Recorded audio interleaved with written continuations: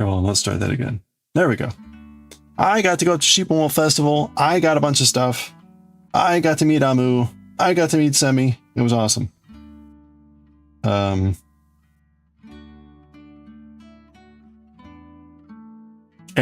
there we go. Look at this. It's not completely set up yet, but I have a spinning wheel now. I got a ladybug. Thank you. A big thanks to Semi for helping me find a place to try them out. But there we go. Although, hold on. There's so many awesome videos here.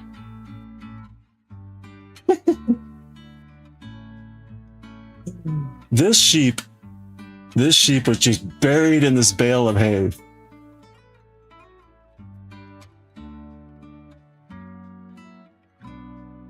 Classic. I'm kind of sad that you can't hear the sounds.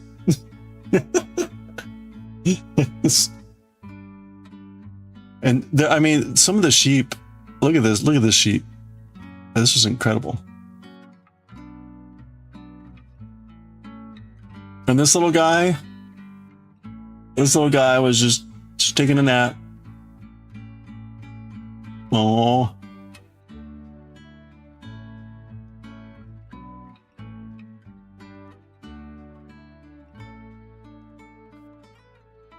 Man.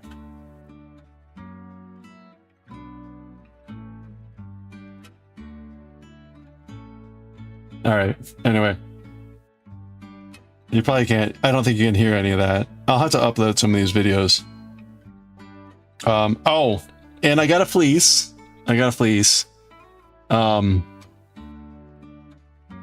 had, so this whole area was just full of like fleeces, and you basically just bought a fleece. I mean, that was pretty much it. So it was pretty wild. So there we go.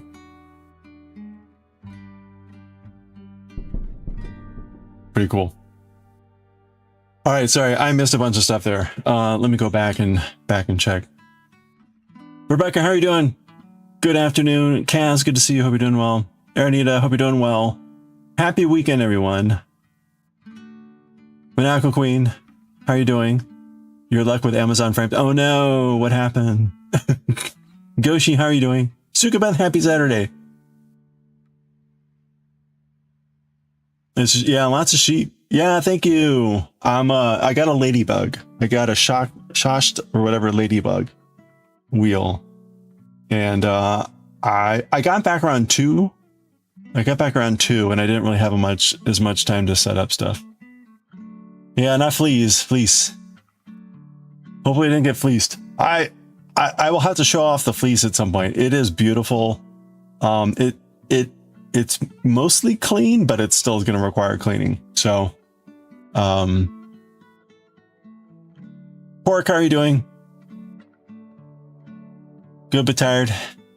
Plastic frames you brought broke as you were putting the prints in them, and they still want you to take them to the UPS store. Oh man. Well, you know, at this rate, you could just accumulate a pile of boxes. You could accumulate a pile of boxes to take to a UPS store, right? Oh man. Okay, did I miss anything else? I think I got everything.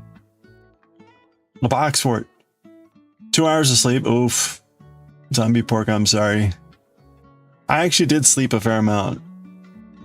Box fort at the UPS store. The UPS store where I live, like I walked in the other day to drop off a package from Kofi Orders, and because I made the mistake when I was buying pirate ship labels, I just assumed that USPS was going to be the cheapest, and lo and behold, one of them, UPS, for some reason was like apparently cheaper, and it's like, you must drop this off at a UPS store. I'm like, oh.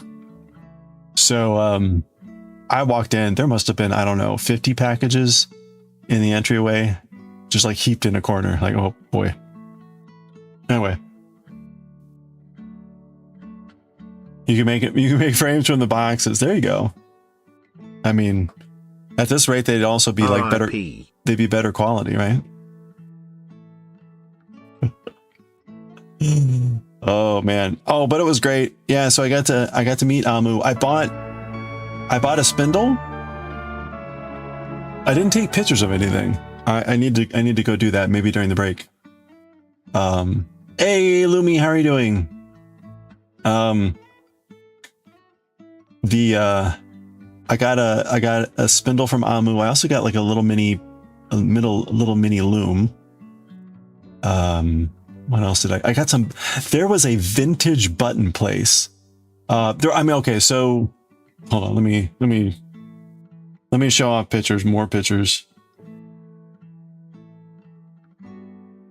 Right, so it's, you know, it's stall after stall of like various, you know, cotton or wool fiber, right? Just it's just continual,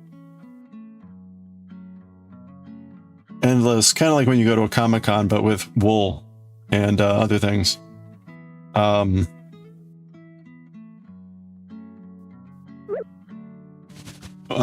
Woodcraft stuff, right?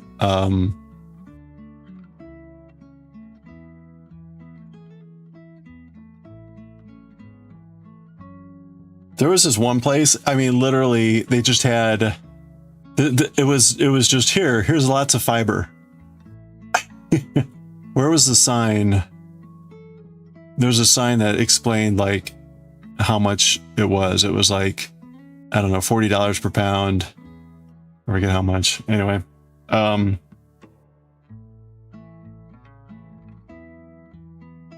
I got there like 10 minutes after they opened, and this is this is already how many cars were like parked out there.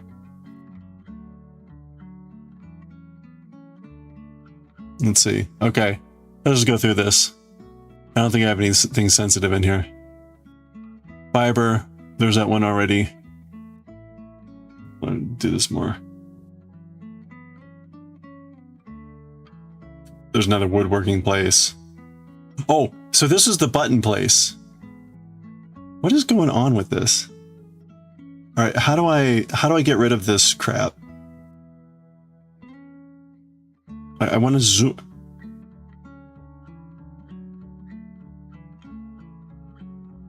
All right.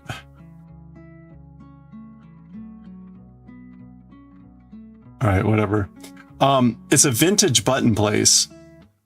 And they had buttons, just endless buttons. Here they're arranged by color, but I don't think I have a picture of it here. But they had stacks of like pearl buttons, abalone buttons. Oh yeah, here we go. Here we go. Look at this. I got some of these. So they had abalone buttons, pearl buttons. I have some beautiful pearl buttons. Victorian buttons. They had a bunch of Victorian buttons. So lots of vintage glass. And the best part is like, they basically say, we don't have a website. We don't do mail order. So it's basically like, this is it. That was amazing. What do we got here? Bead Biz. This is more the typical store also, where there's like lots of just, made stuff from there you go. I think Carrot I think is Carrot Cleric is linked with these people, because I recognize that logo. So right, this is also pretty typical, lots of places like this. This is kind of the fairgrounds. This is the fleece place. So again, you know, a few hundred fleeces in these bags, and you literally, it was kind of organized by whatever, and you literally, the bag would say basically what the breed was, who the maker, then like the total weight and the cost. So you're basically buying the whole bag. And this here, no, that's not there. Hold on. Oh, here. Now I am in line. I'm in line. That is the line. The checkout is at the very end of the room there. It only took like 20 minutes to get through, but it was pretty wild. This is looking back. Okay. Yeah, we saw this one already. Lots of obviously sheep related things. There were only a few potters. There were a few pottery things, a few woodworkers. There was neat natural dyes. A few places selling natural dyes. One place you could buy plants that were natural dyes, or you can buy the seeds for the natural dyes.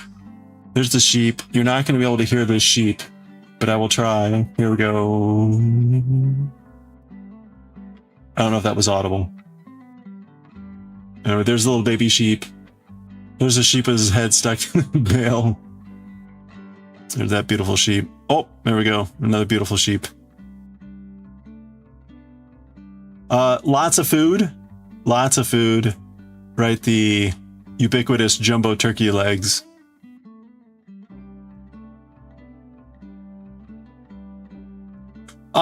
I recognize the name Jill Draper, I think from like patterns or something. So I was like, oh yeah, hey, look, Jill Draper. There was a place that sold, is Hanson Crafts. They sell these little mini spinners, but these are quite expensive. I mean, look at the prices here. Hey, Wincing, how's it going? Right, these are pretty pricey, but they're beautiful looking. This is the Miss Babs store. They had a lot of stuff. That lady looks quite surprised.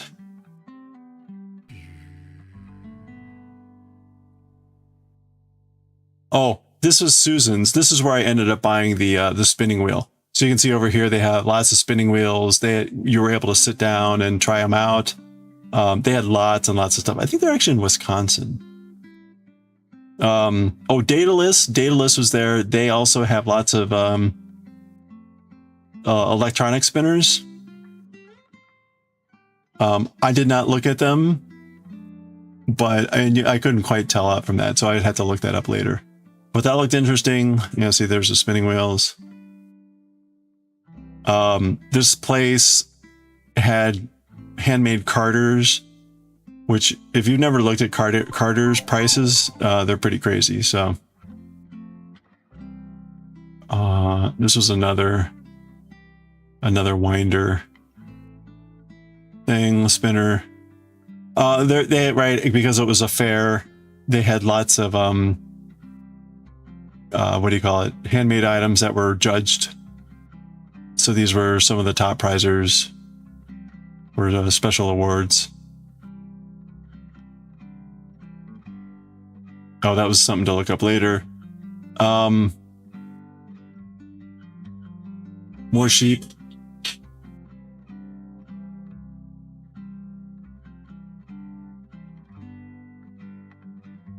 There was a show going on, so these sheep were ready for show, I guess, or something. Little sheep was getting had just been trimmed.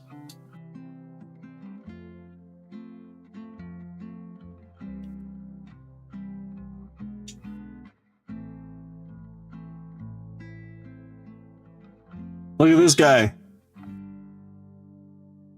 Oh, he's shy.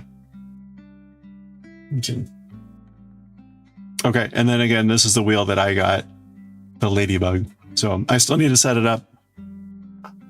But wow, that was fun. That was fun. It was like an hour drive. It was like an hour drive to get there. I spent maybe about 3 hours there, about an hour to get back. So, and a big thanks to Semi for putting up with me. And helping me around. So, and Amu too, of course. Amu also was very gracious and kind and let us dump off our stuff, because I ended up having, like, the fleece was a lot of stuff, like a big bag of fleece, and then later that box with the ladybug in it was huge, and so here I am like, can we drop this off?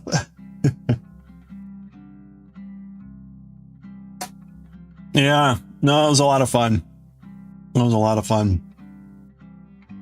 the other fun thing is, right, it's kind of like going to a comic convention in that you're just there with a bunch of people that really like the stuff you like, right? So you can strike up a conversation with just about anyone, and it's just fun. Standing in line or doing whatever, and it was pretty cool.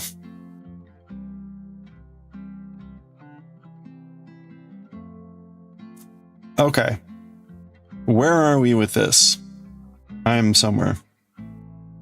Right. My fingers are starting to remember and detesting what is going to come here.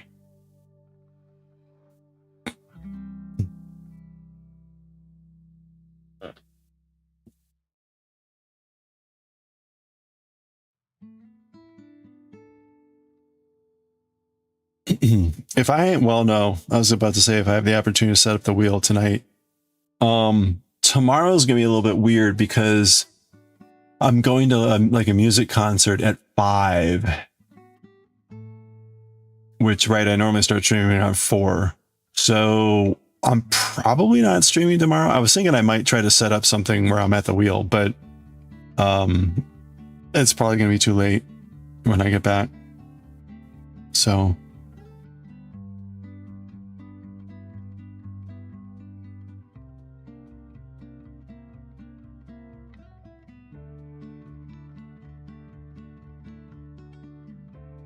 or possibly I might just try to hop on and see what it's like to stream from my phone at the wheel. So we'll see. I don't know.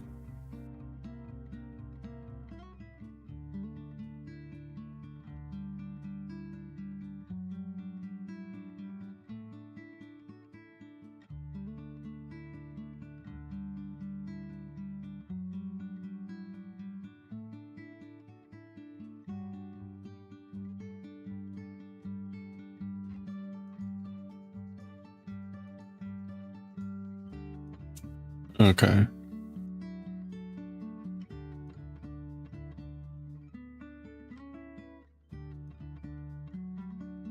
Yeah, but I'll try to take a picture of the fleece that I got. It was a, what do you call it? A Leicester long wool. That's this beautiful dark shade.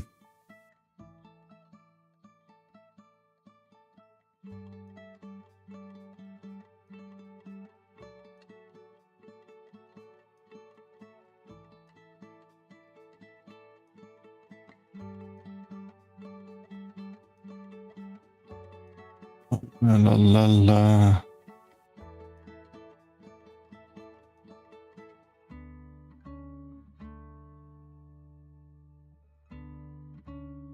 When I was in line, I was talking with the people that were around me for the fleece, and one of the ladies had, you know, been working with fleeces for like 30 years or something like that, and so she was making some comments about it, whatever, because apparently mine is a single coat. I was like, I don't know what that means. And so, but you know, the kind of general guidance was like, I'm going to need combs to, I guess, like mix it or whatever, because it's got a longer, I think a longer staple length or something.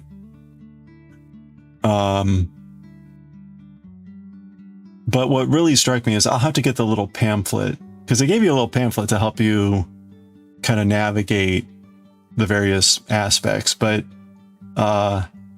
the sort of wide range of like quality, the amount of, you know, vegetative material, right? Because like they're shearing off a sheep after the end of a year of growth.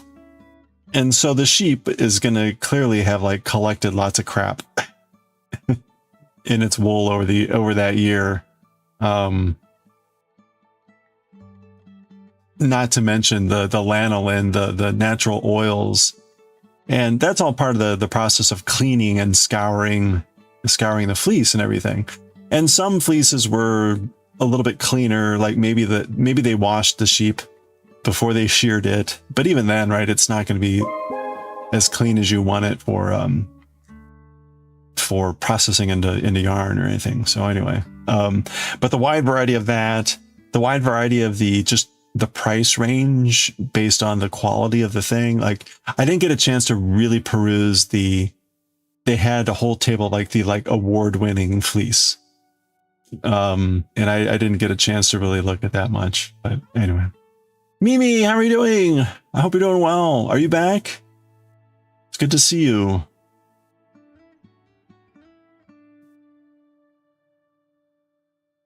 You really started thinking about beginning to do a study along stream as you started during this. Oh, yeah. No idea how to start setup. If anyone can give you a good video. Oh, gee. You know, I don't know of any like good tutorials. I mean, maybe someone else has some stuff. I just kind of kludge things together with OBS and whatever. So I don't really have any good like, hey, go check out blah.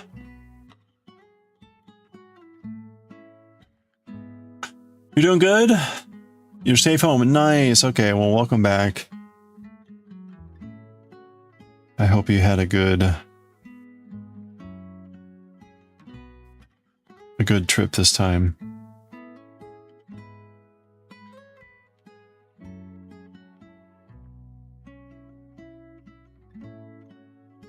I was just showing off my pictures from, I went to a sheep festival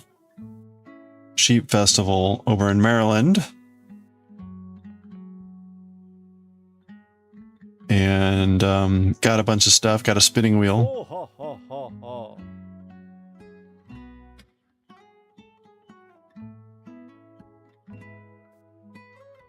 Got a fleece. I also got a Turkish spindle.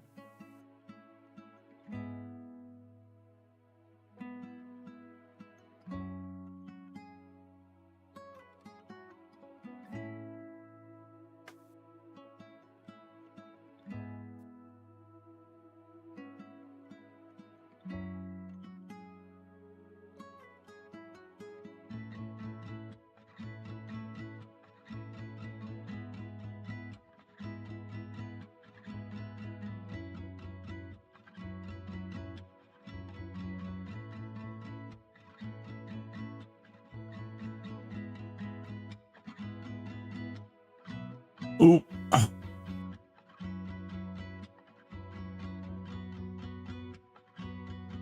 So you know what? I'm already out of water. So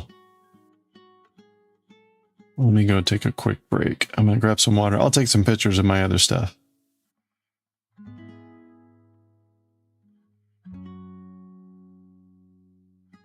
It's funny, you know, I'm thinking of like, what did I look at when I was starting up streaming? I didn't really look up much. I played around a lot with OBS to figure it out. There were a couple videos that I looked at for things like lighting and microphones, but otherwise I just looked at, I just kind of fiddled with everything. So I don't have any good pointers. I will say, if you look on, maybe it's in suggestions or maybe it's YouTube, I forget where, I posted at least once or twice the video for the microphone. It is well worth looking at the video for the microphone. It's how to set up your microphone properly. And I say that because I go to a lot of streams that don't know how to set up their microphones properly. And that's both generally and specifically, you know, people that when they yell really loud, it like crackles and breaks and pops and does all this stuff because, again, they haven't set up their microphone correctly. And as much as I probably get complaints that my microphone is too loud. The point is that you can turn it down. So, as opposed to, I go to other streams and I crank my settings on my computer up to the maximum, and I can still barely hear the person. So that's the last thing you want is to be in that. It's better that people need to turn you down then they not be able to hear you even if they've cranked everything up to maximum, which again happens to numerous streams that I go into. It was a good trip, but tough. Missile alert for 21 hours and 12 minutes. Oof. Ugh. I'm sorry. It's sad to say too that with everything else that's going on, that even though things are still terrible in Ukraine and still going on, it's almost like it's like third on the list of world crises right now, which is crazy to say. Hey, Senu. Yeah, thank you. I hope you're doing well too. I appreciate the lurk. I'm gonna take a quick break here in a second to grab some water and take some pictures of the other stuff that I got at the fair. Oop, oop.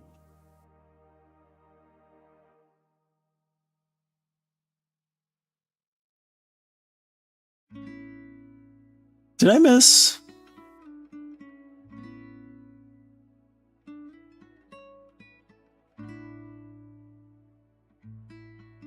Did I miss Starbuck? I can't remember. Starbuck might not be around. Okay.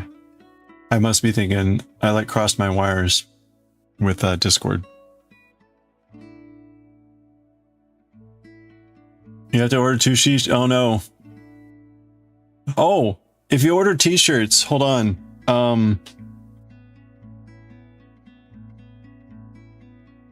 I think it's 15% off if you use that code. I think that's the code. So use the code. If that doesn't work, let me know. You think I could ask in case you know something not very tech savvy? Thought to, yeah.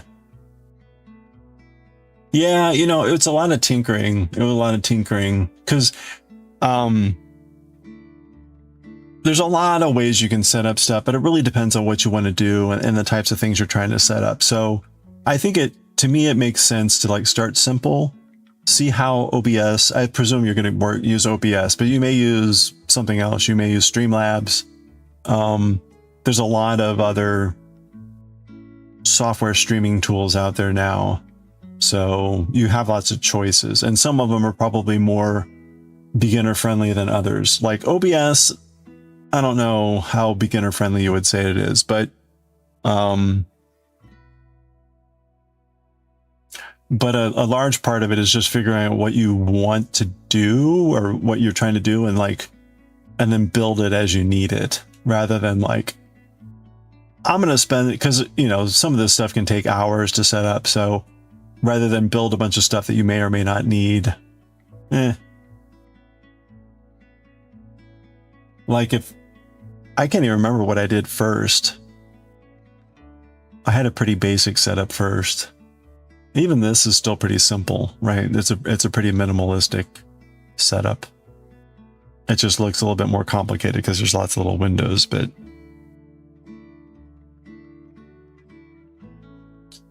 let me see if I can find at least that microphone video, because I think that is absolutely worth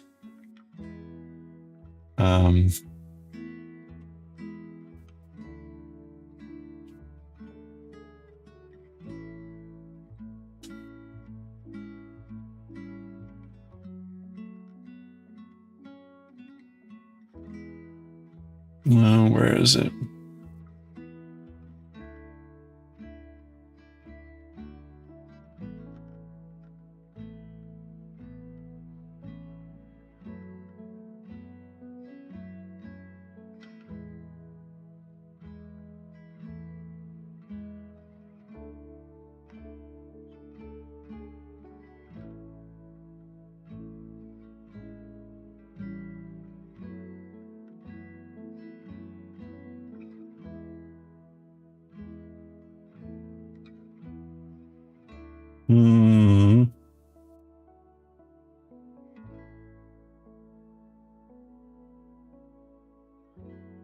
Oh, there it is. Okay.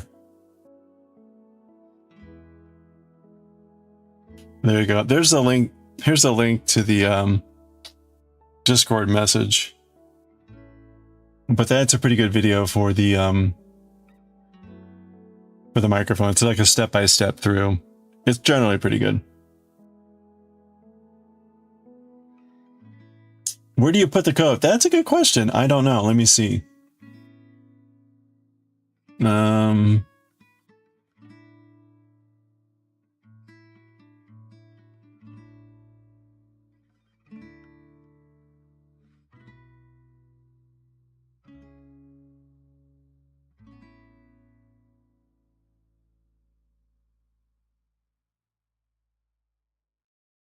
When you go to the checkout,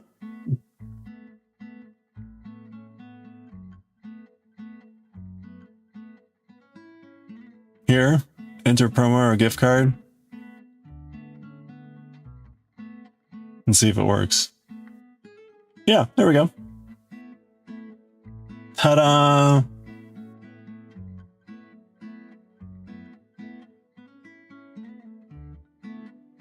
There's a new t-shirt, by the way.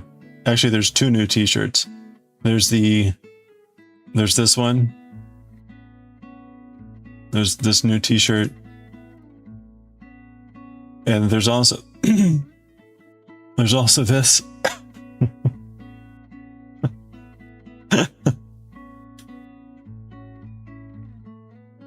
So again, there's a story about Beethoven going to Pest to play a horn concerto that he wrote with I forget who the horn player was. What was the name of the horn player?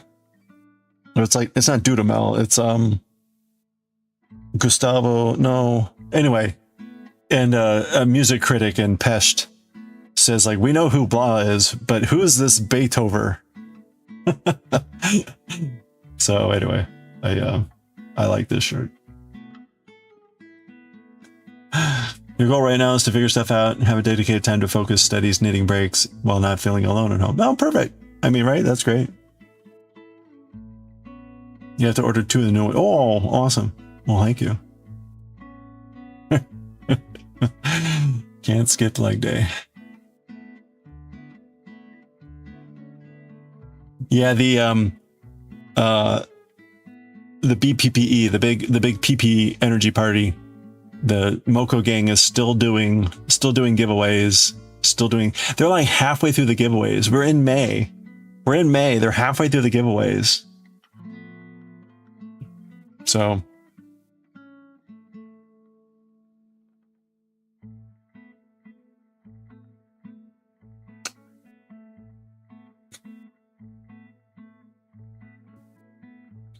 excuse me.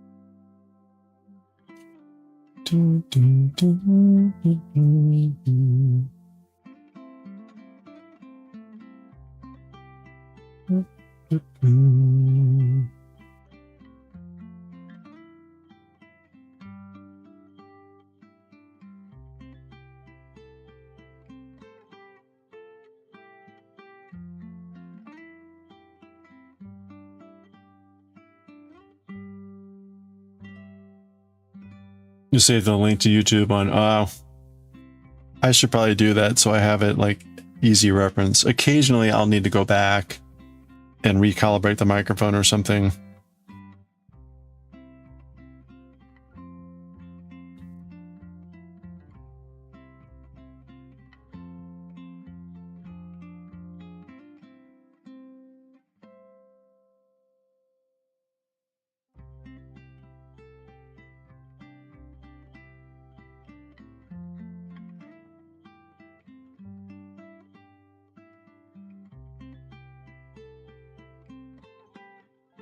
Oof.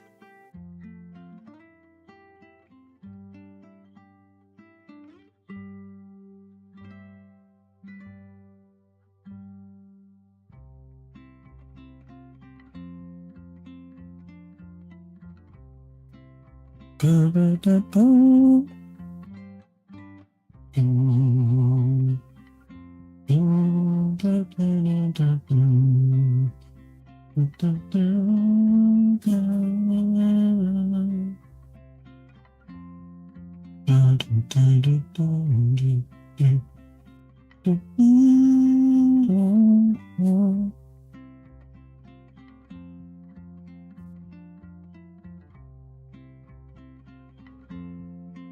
a little bit.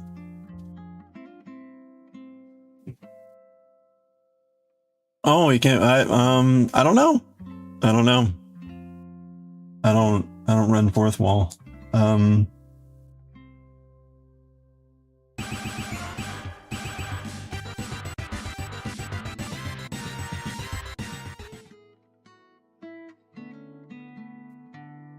I'm not sure. Hey, Starbug, how are you doing? Excuse me. Thank you again for your help. It was great to meet Amu. I did not give her a noogie, but thank you.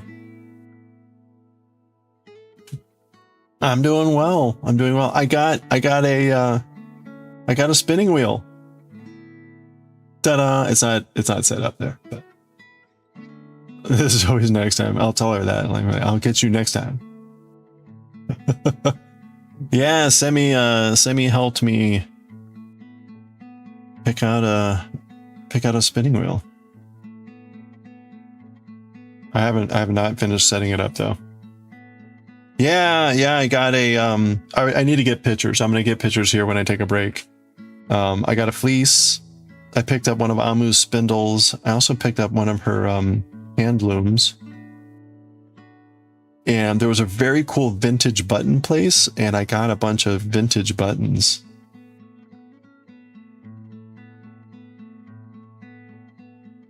We gotta unwind our yarn here. It was very cool. Lots of videos and pictures of sheep. It was just fun to be around where you're hearing the sounds of the sheep.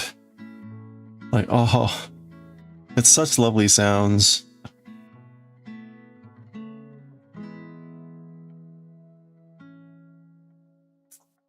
I got a fleece. I did not get any like processed fiber, but I picked up a fleece, so. I try to put in some extra hours each day to get ahead of studies, and you're gonna be board game. Oh, board gaming con, nice, okay. Bring your laptop and do assignments while you're there. Nice. Oh, that's cool. You made an update and it worked. Oh, nice. Okay, cool. Well, thank you. You've got a loom, an Amu loom, a loomamu. That's right. Don't eat your fiber. You spend most of your time chilling with the sheep. They were just so fluffy and cute. And also, you know, the other thing is, right, so obviously they're shearing a lot of the sheep there. So a lot of the sheep are wearing like blankets. So after they shear the sheep, right, now obviously they've lost their coat. And it was pretty cold there this morning. Right, we were probably like 50 degrees this morning. So it was pretty cold for May.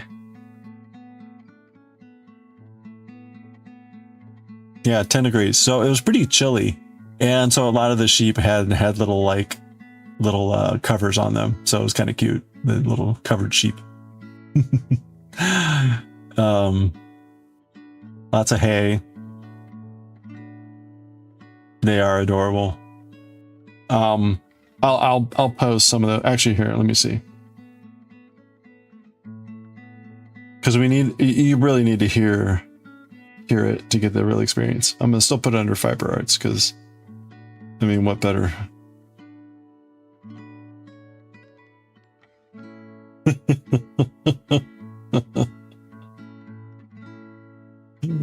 My favorite is still this sheep that had it was literally just buried in the middle of a bale of hay. All right, here we go.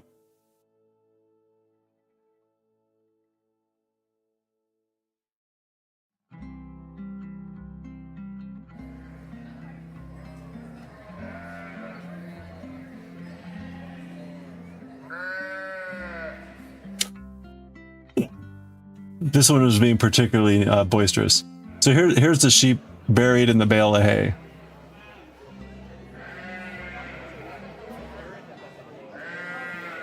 It's like right in the middle of the thing. It just...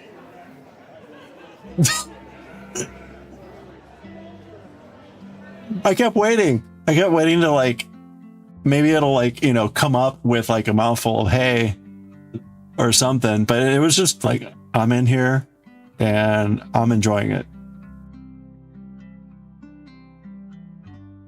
Oh, growing your nails will give scratches. I bet that's they bet they love that.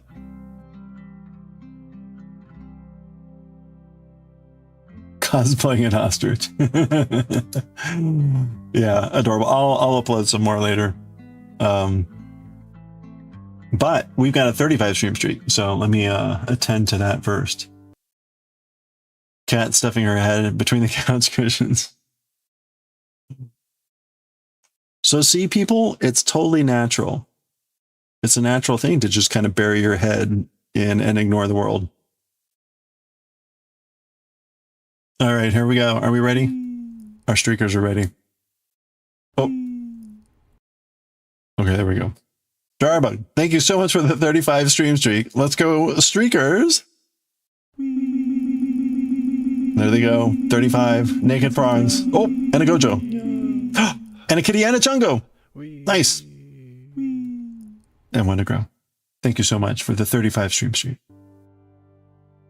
Very normal.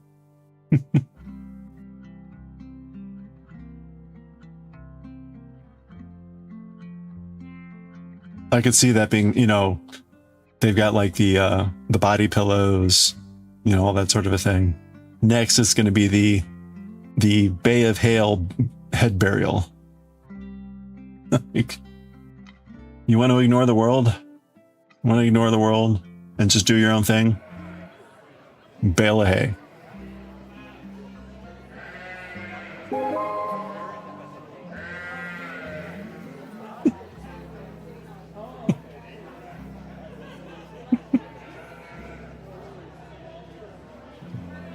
Oh man, okay. I don't know why that makes me laugh so much. Bale of hay. Nordic, how are you doing? Wait, the Bay of Hail. Bay of Hail? Hail of Bay?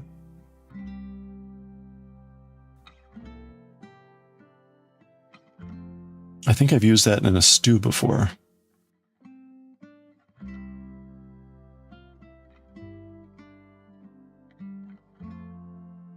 The Bay of Hail. You could use one of those. Exactly, see? In fact, probably the reason it's not is it's like it's like too real.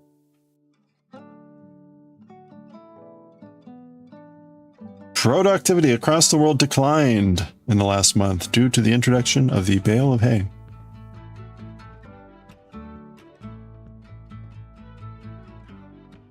Markets crashed as everyone stuck their head inside a bale of hay.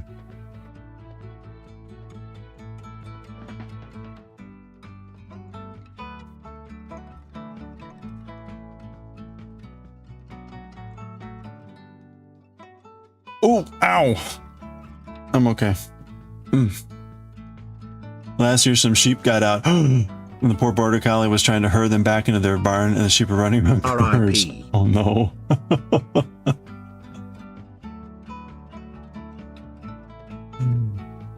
Oh no. Sheep were everywhere. I wrote a story for work. We needed like a scenario type of vignette story. And I use that line somewhere where a shepherd comes over a hill, does something. Sheep were everywhere. That was even before. That was like, I don't know, 14 years ago I wrote that story.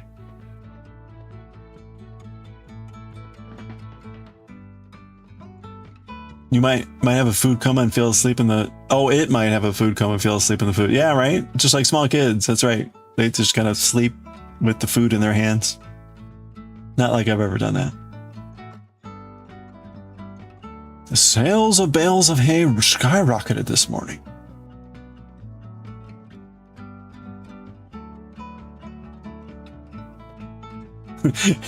and then the market strangely got quiet as trading stopped.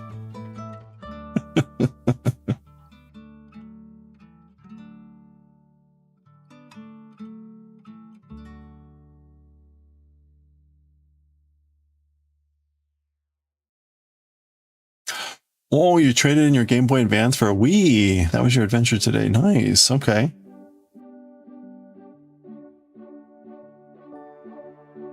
Is there a particular Wii game that you're hankering to play? It was an even trade. Nice. Okay. Well, that's cool. That's wild to think, though. Like, a Game Boy Advance equates to like a Wii. Wow.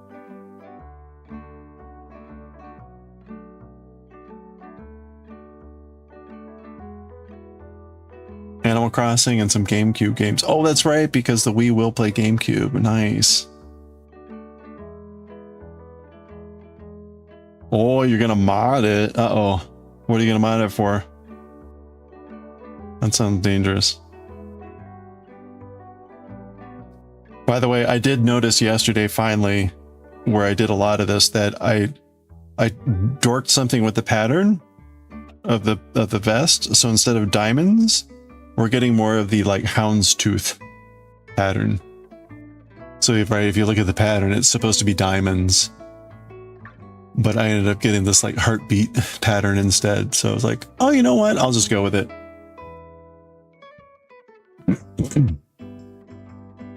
Not dangerous, easy as long as you follow instructions. Soft modding's easy. What is but like, what are you gonna mod it to be able to do?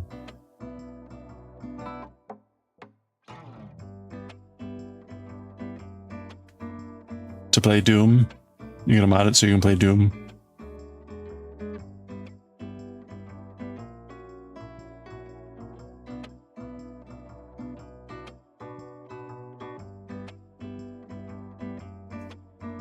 Oh, to have the Wii and then oh wait, I thought the Wii played GameCube normally.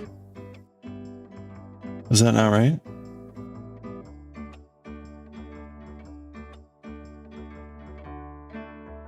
It does. Oh, but you mean you're gonna mod it so it has like access to the entire library? Store game. Oh, got it. Yeah.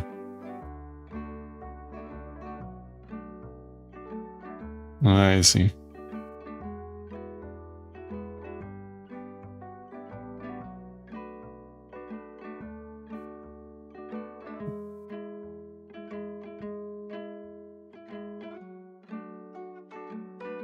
Re-obtain the games that you used to have. Oh, yeah, that's good. See, for me, I never got rid of all that crap. In fact, like, I'm looking right up. Let me take a picture of what's up in the corner of my of where I am right now.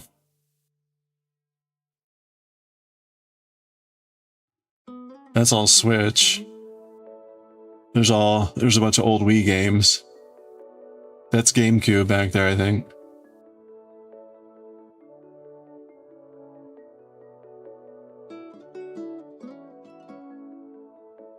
You had to sell. Oh, cost of moving. Yeah. Ugh. Yeah, I should go through at some point and like catalog everything so I actually know what I have.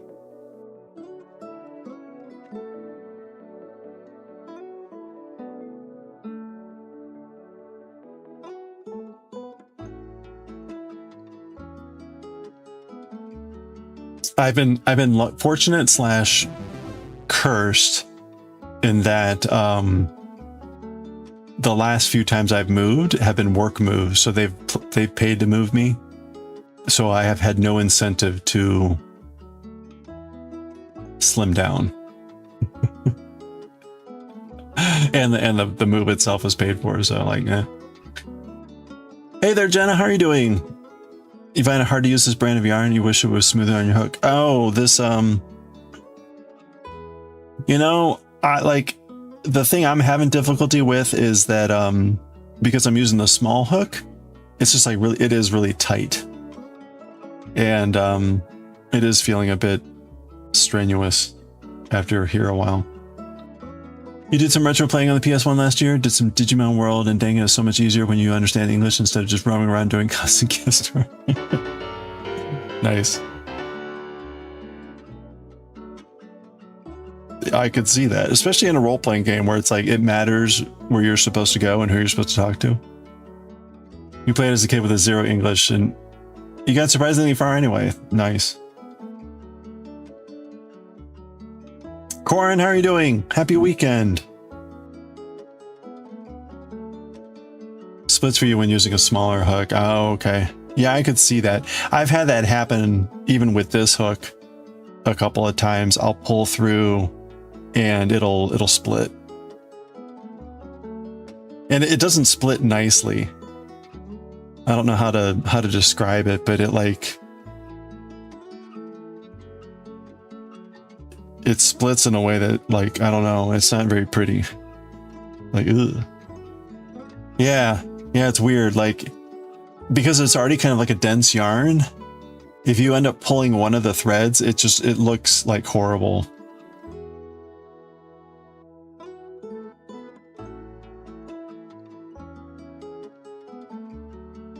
Like, I think with other yarns, there's sometimes where, like, if you had split the yarn, you can kind of get away with it and move on.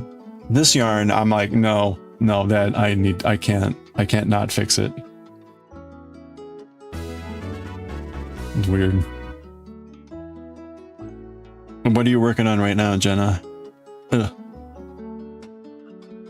This is my first time working with this yarn, doing this amigurumi, so it's been going okay.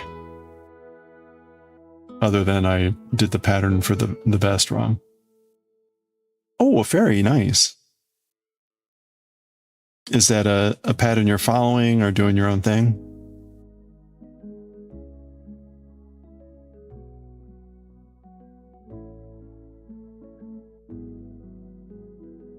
Oh, you're following a pattern. Okay, cool. If you got a link to the pattern, feel free to drop it in chat. It's always fun to see what people are working on. This is a free pattern on Hobby's website. Moonlight Crochet 89. Okay. Oops. Yeah, cool. Thank you. Corin, how are you doing this weekend?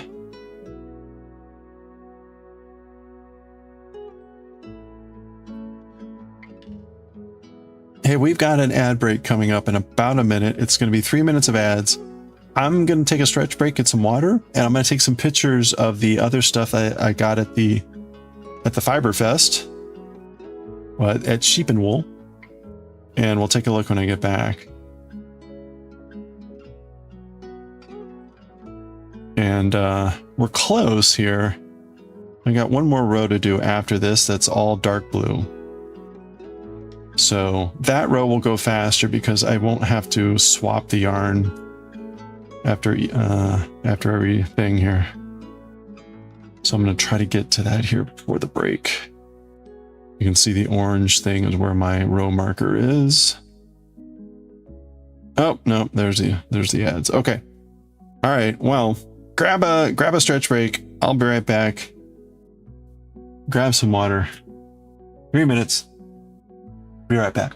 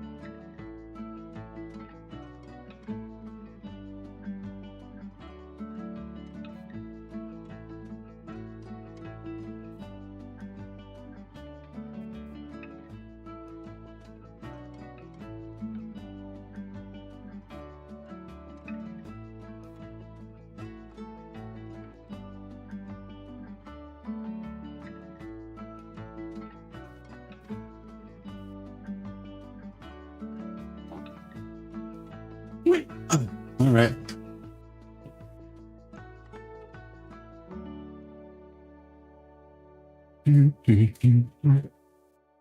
Okay. Let's see if we've got Ravelry.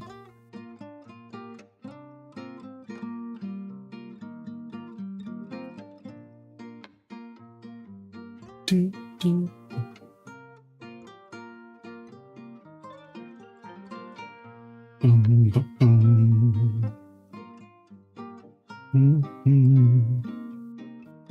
Do, do, do, do, do, do, do.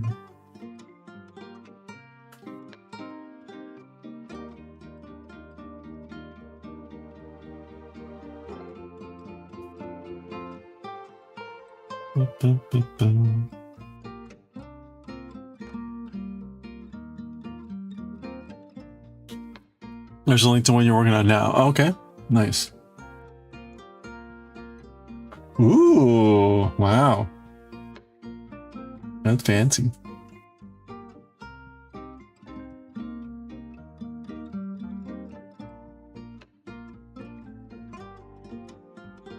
That is very fine.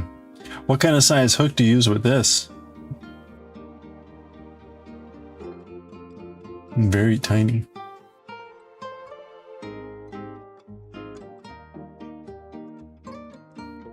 Oh, 2.25? Okay. I think that's just like a size smaller than what I'm using right now. The wings just look really, really,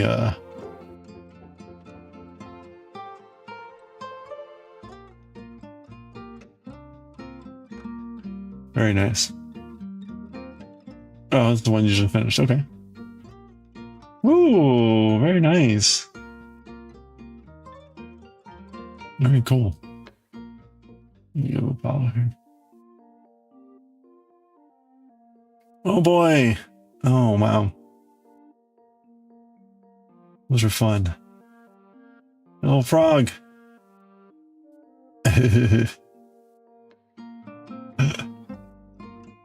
That's awesome. Yeah. You make for friendship work. Oh, that's awesome. Oh, these are adorable. Oh, that's really cool. This is frozen stuff. Little giraffe. Oh. Oh, these are all adorable. Oh, and the fairy is wild. Very detailed, very cool. So what yarn are you using then for this one? Is it this yarn, or did you find a better yarn to work with?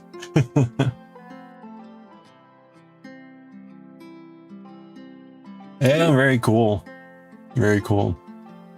This, I think, I don't do a lot of amigurumi as much as whatever, but... Oh, okay, you're using Catania. That's what I used for this. I kind of liked that yarn. It's just a little bit more pricey. But I found it easier to work with, I think. This yarn is okay. It is thicker. At least at this size.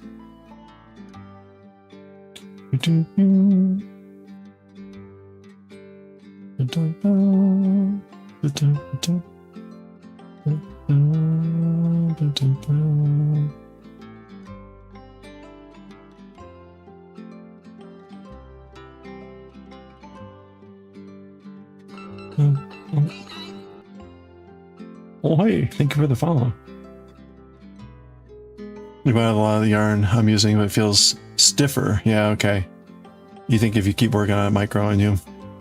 Yeah, I guess, you know, TBD.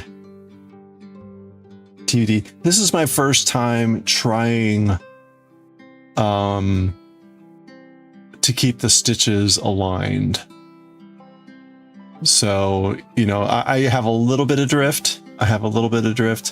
But it's not as severe as it normally is. So This is my first time really trying to keep stuff straighter, and it's working pretty good. Like with this, I don't think I really tried very hard.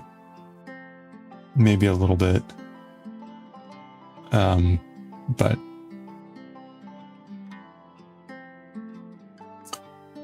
yeah, we'll see how we're at the bottom. So I've got to do now one row of complete dark blue, which will be a lot easier.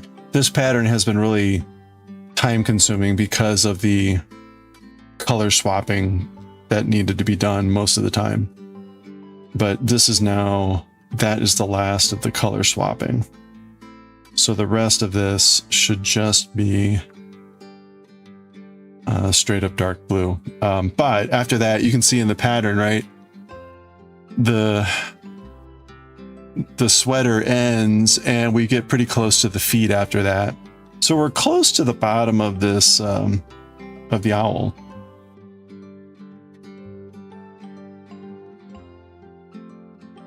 Or so I'm like trying to convince myself.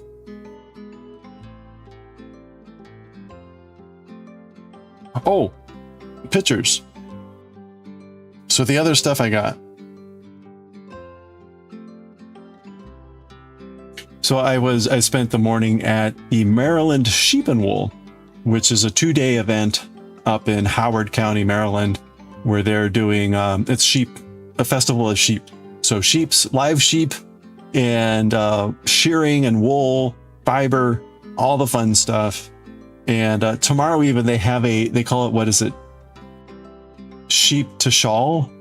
They have a sheep to shawl contest where people compete and literally they shear the sheep, they process the wool, they spin the wool, and they knit a shawl all on that day. And it's a contest not only on time, but then also like design and everything else. So that's tomorrow. And I will not be up there for it, but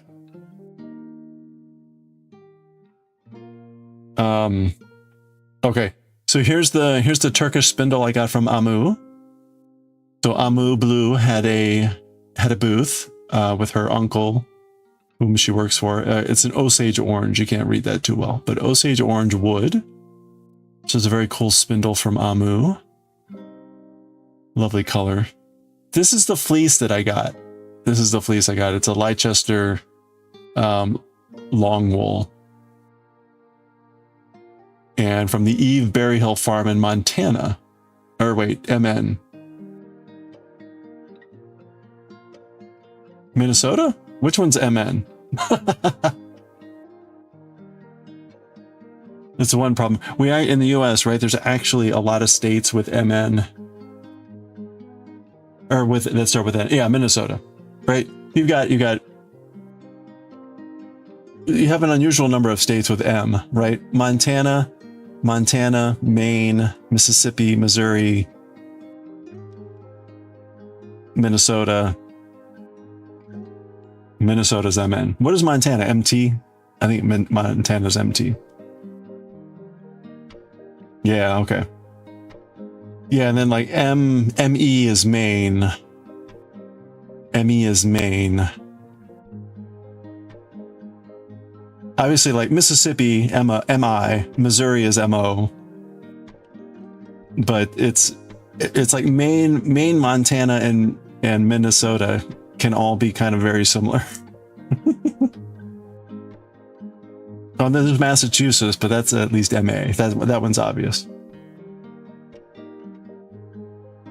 Oh, that's right, and Michigan, right? So there's like 7 or 8 states. So I also got this is a hand loom from Amu. She dyed the yarn there too, so it came with some stuff she's made. So we may be doing the hand looms, and also here's the buttons. They say ooh a lot. Here's the buttons. So there again, this is a vintage button shop, and so they're pearl buttons on top. I think this is abalone, and this may have been either another pearl or I forget what, but Yeah, they're very pretty buttons. They've got that mother of pearl shiny glossy quality to it. So yeah, it was a fascinating little booth with all the buttons. So there we go. The fleece I got is like, I don't know, 6 pounds. Yeah, it was 6 pounds.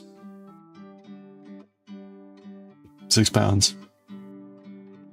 So I paid a fair amount for it, but it's a huge amount of wool.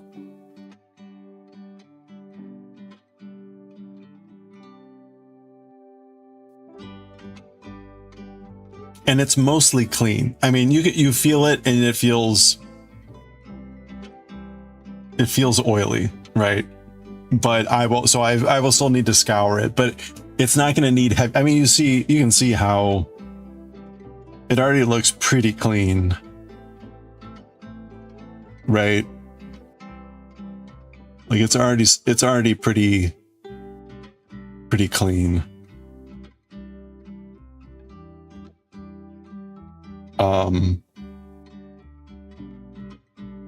But I will definitely need to clean it further. But I don't think it will be as bad as a typical cleaning job. Like I saw someone, it was like, oh man, this, you'd be picking out material for days.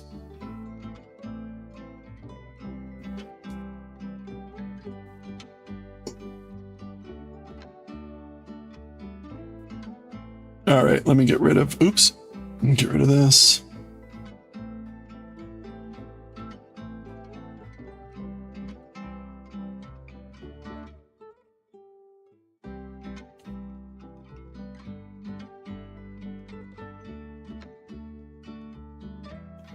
When your Alma got to Mole and asked you if you wanted to help her clean it, and you said, no, you're not doing any pooper scooper jobs.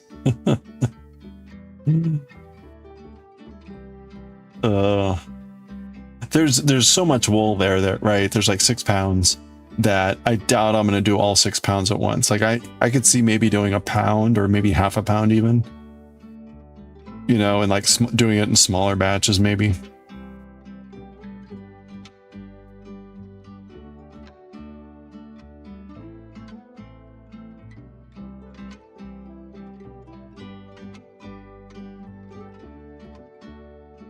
I already have a fair amount of fiber that I had bought last year when I had just gotten into the Turkish spindles. So I've got plenty of fiber to be spinning on the wheel at the moment.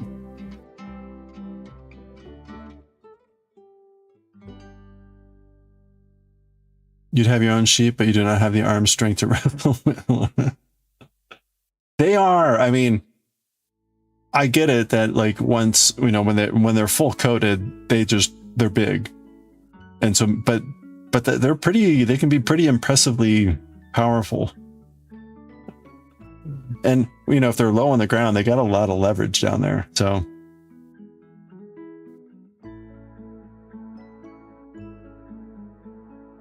Oh, speaking of Star, apparently there's some sort of there's a big festival up in Vermont in September.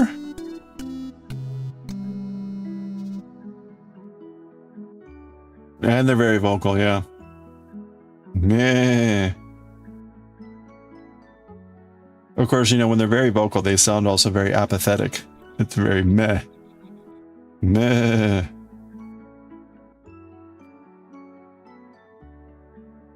Ganologic, how are you doing? Yeah, apparently. No, I don't know. Someone mentioned like that there's a really good festival up in Vermont. And they said September, but I forget the name.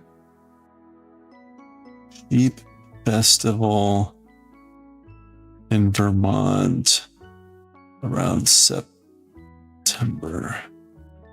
Vermont Sheep and Wool Festival.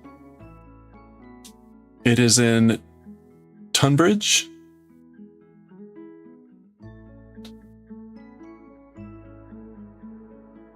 Oh, it's gonna be October.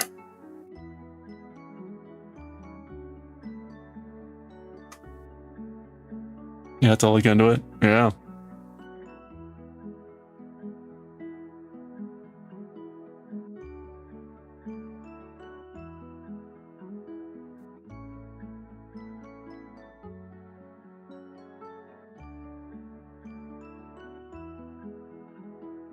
I think they said it's like it's smaller than the Maryland one, but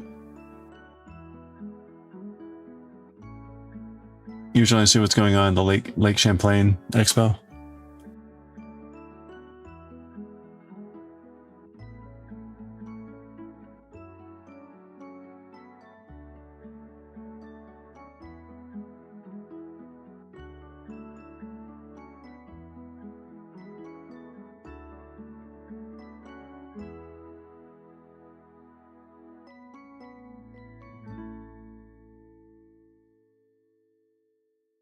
Sorry, I'm looking at the website. You have to see where that is. I don't know. In Tunbridge.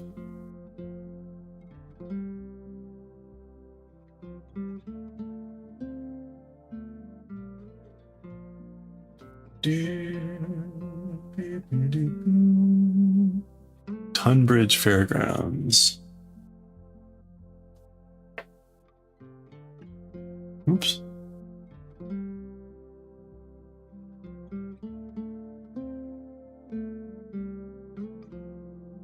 It looks like Tunbridge. It's kind of in the middle of the state. Yeah, it's kind of like in the middle.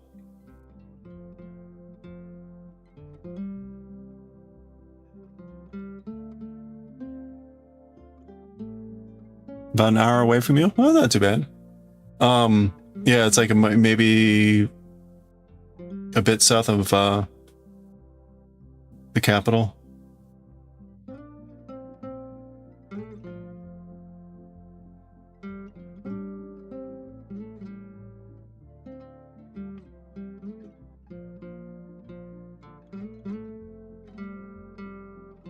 Montpelier. I have to see that wouldn't be too far for Mr. Starbuck to drive to. Yeah, you know. October, starting to get cold. Probably pretty nice.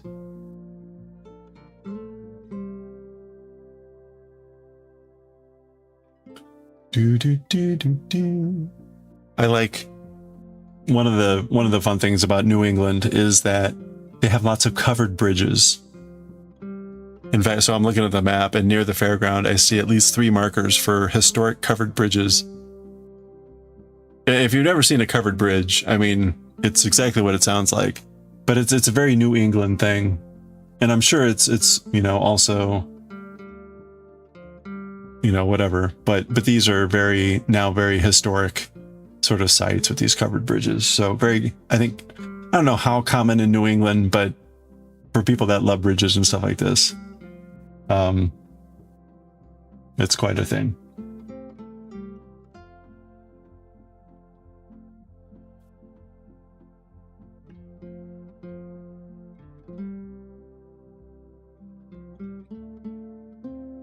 There's a few of those around there. Yeah. I'm zooming out and I'm seeing more of the covered bridge markers. They're everywhere.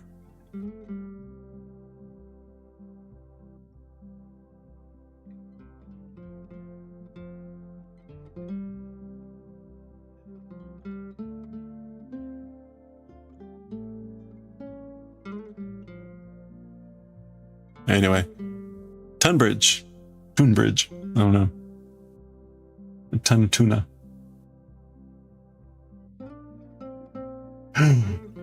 Gotta do my comics. There's 2 fiber festivals in reasonable distance in Ohio. You might have to travel to. Usually don't. I usually don't. You do people, yeah. Yeah, you know, like I've been to a fair amount of like Comic-Con type of things. Those to me are they're always indoors, right? Because it's a lot of art and other things, and you need to be protected indoors.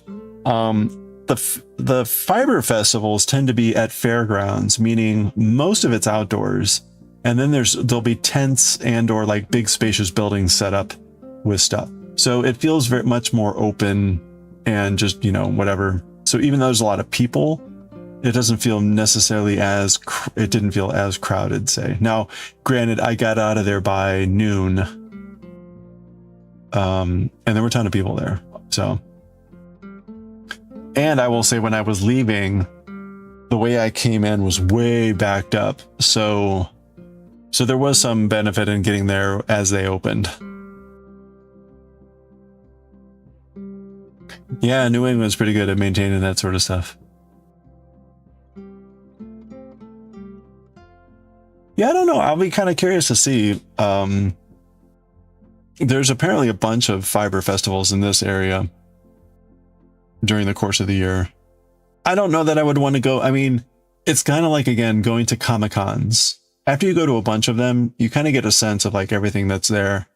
And the sheer volume of what you're inundated with is for me overwhelming. So even like at this fiber festival, right? It's just countless things. And it's just like, okay,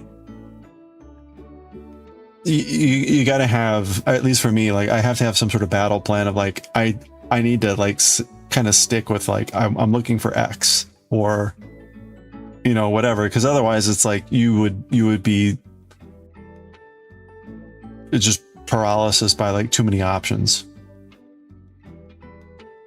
And then also the added problem of then having like a billion things that you'll probably never get around to doing if you aren't very specific about like, I want to get this to use X, or I want to have this to do something.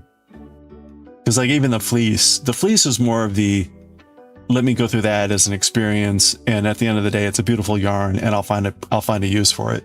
But I don't have like a specific project that I'm looking to make with that. So that's a little dangerous, but.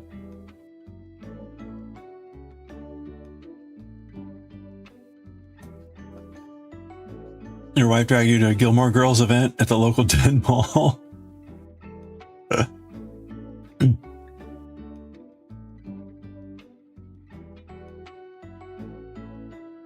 This one just sold you on going free kid crafts, learning macrame techniques to make your rainbow. Yeah, okay. Pontoon boat rides. Nice. There you go.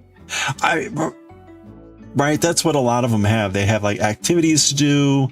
There's just plenty of stuff for families and other things too. Typically, I'm more of the like, I just wanted to get in there and get out, so that was good for me.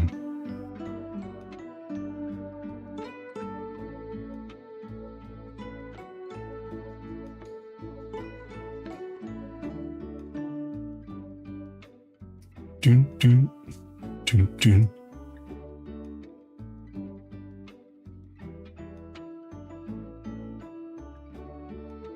Bum, bum, bum, bum, bum, bum, bum, bum, bum.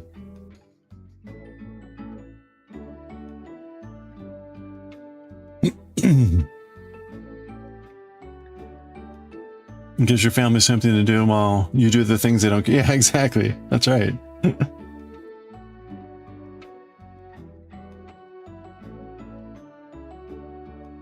Well, it was also kind of funny to go to a show where maybe I'm making too much of it, but I felt more invisible. In other words, right? It's like, I'm a guy. And so it's like, oh, surely you're not here to actually be looking at this stuff. When I was talking with someone, I had the thing of fleece with me, and they asked me like, oh, are you the designated carrier, you know, of the thing? And I said, no, this is actually for me. And then we got to talking. But anyway, right, there's still that sort of assumption of like, oh yeah, you're the Sherpa to carry all the stuff for your partner. But what that also means is you can kind of, I feel like I could like more look at stuff and not be like pestered. Yeah. You know that more guys are crocheting. Yeah. I've been like, I grew up crocheting, so this has been always like a thing, but it is nice to see it becoming more of a more popular again. I think everything like this has its ups and downs. I'm sure we had a bump during COVID where everyone kind of got into various things and then dropped it. But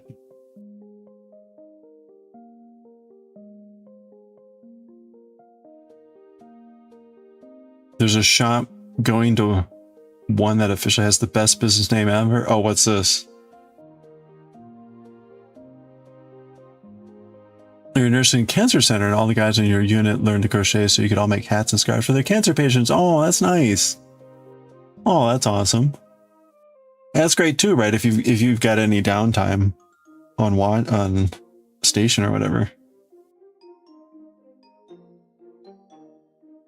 It's nice to be able to give to people something like that too.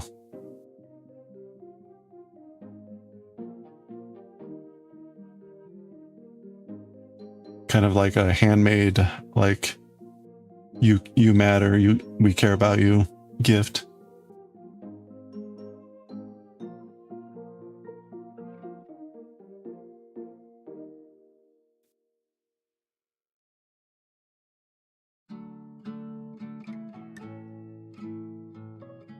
It's always been my lament, right? I shave my hair, and I'm always like, why did guys' hats go out of style? You know, like hats nowadays are largely like baseball caps. Like, why? What happened?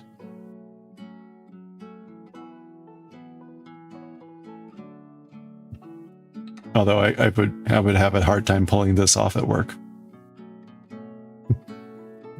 Fitness inspired yarns. Their logo is a sheep lifting a weight, and their business name is "But Did You Die?" But did you die? That's awesome. Nice. Very nice.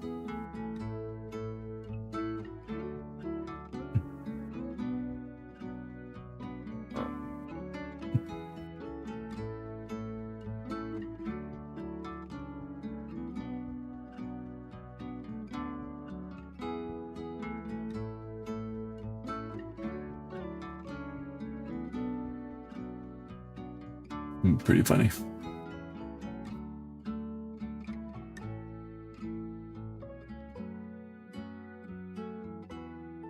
GG's.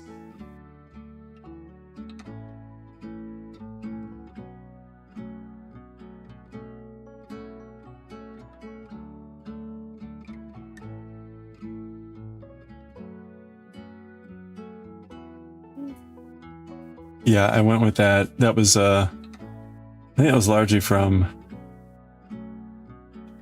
chicken. So we had Art Womble made that art last year, which is the coach bird. So right, the whole coach thing, right? This guy, the coach tiger. Art Womble made the bird version of it last year or 2 years ago, and we got this.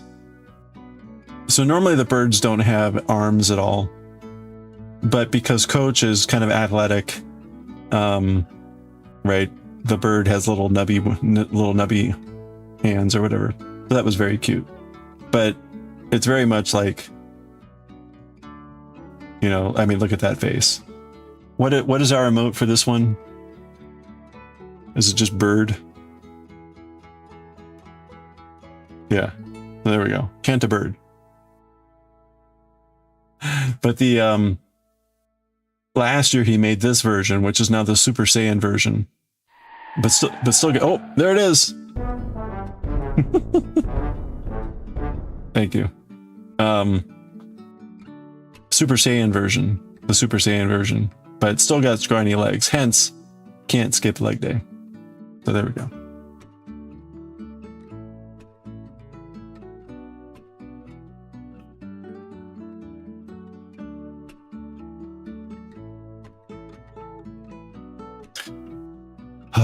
Crushed by my Coachabo.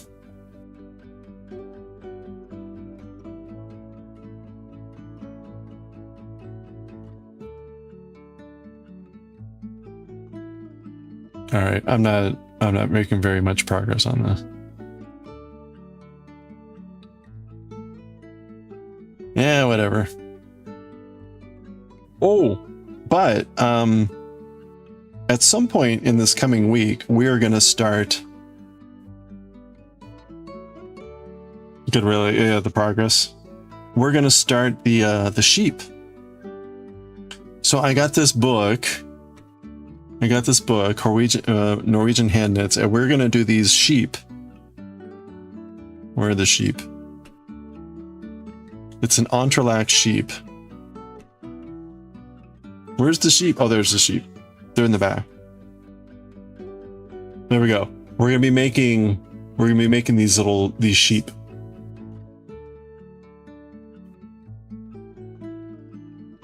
Or we're gonna try. So at some point this week we'll start trying to make this sheep, I think. I haven't done entrelac before, so this will also be first time trying to figure this out.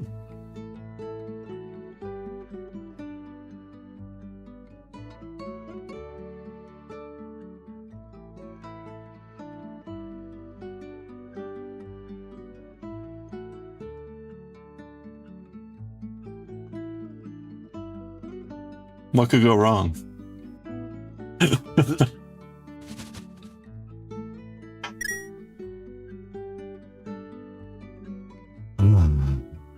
You put up a new progress picture. Oh, nice. Hold on. Oh, we'll check it out. So did you get your other ball of yarn in? Oh, it did arrive. You can now complete the project. Oh, you know what? I think I can see. All right.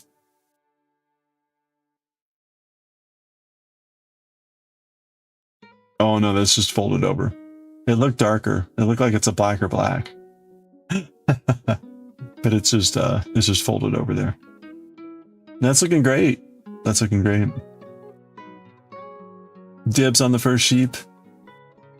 We'll see. We'll see how it comes out. You may have to donate it to the House of Horrors or something. Yeah, it's just a shadow. Now it's looking great. So you're like replicating the pattern, right? So you've got basically this left to go. Like this part of the pattern left to go. I think this is knitting.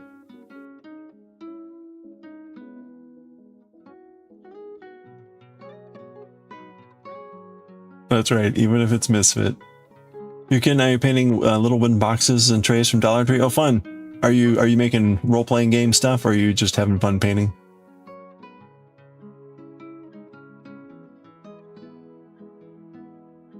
Really, a long day.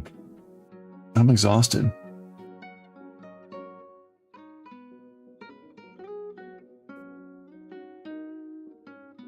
Maybe we should get knit. Hey, you know, you can just try to pick it up. I picked up knitting like a year and a half ago. The hardest part is just trying to keep doing things. I don't have any of my knitting projects around here.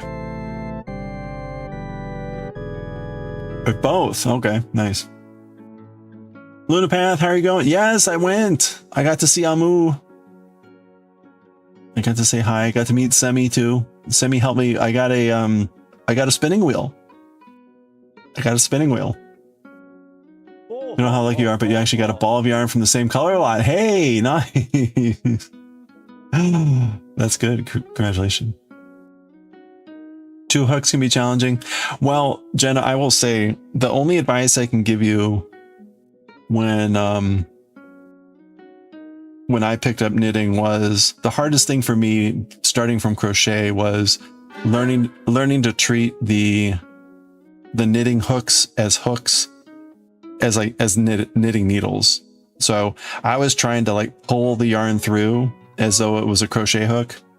No, knitting was very much about angling the yarn and letting the needles guide the yarn through rather than trying to drag the yarn through with a hook. So I can demonstrate that better when I'm knitting, at some point. But that was like one of the biggest things for me was like, oh yeah, no, stop trying to treat them like there's hooks on the end. That's not the point of knitting. So, hey book nerd, how you doing? Yeah, this is a hobby pattern. Welcome on in. Yeah, this was available on Hobby. They got me with one of their emails about like, have you seen these free patterns? You only have to buy, you know, $40 of yarn to make it. So here we are.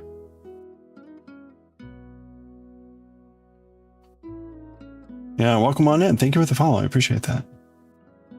Are you working on any projects at the moment? You made a dice tray with your Twitch name, okay. Painted some boxes look like rustic wood to hold decks of cards. Black boxes for the wife's Funko collection, nice. And some gifts for the in-laws, nice. The rustic painting, that's a classic technique.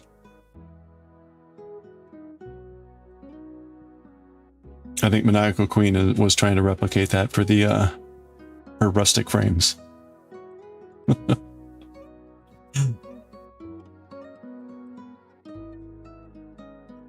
Oh, you have this pattern, okay. It was like, this looks so familiar, I haven't tried it yet. You're hoarding patterns, okay.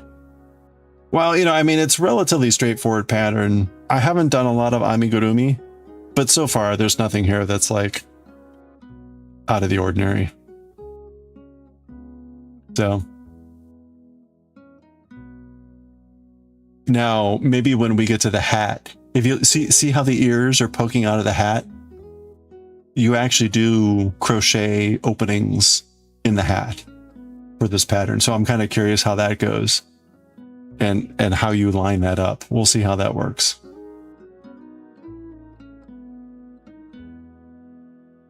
You're not the only hoarder. Yeah, no, that's definitely not a uncommon problem.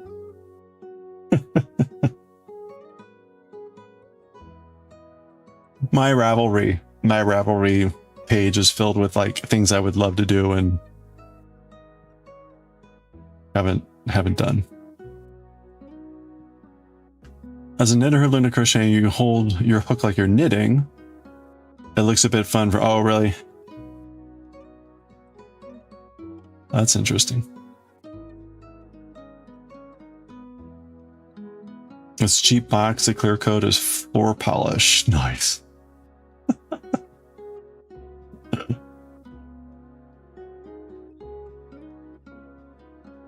You're making loads of plushies for a charity event. Okay, nice. Helping with the UK. You've been making emotional support crayons. Okay, you saw a quote. It said broken crayons can still color. Aw. Oh, that's awesome.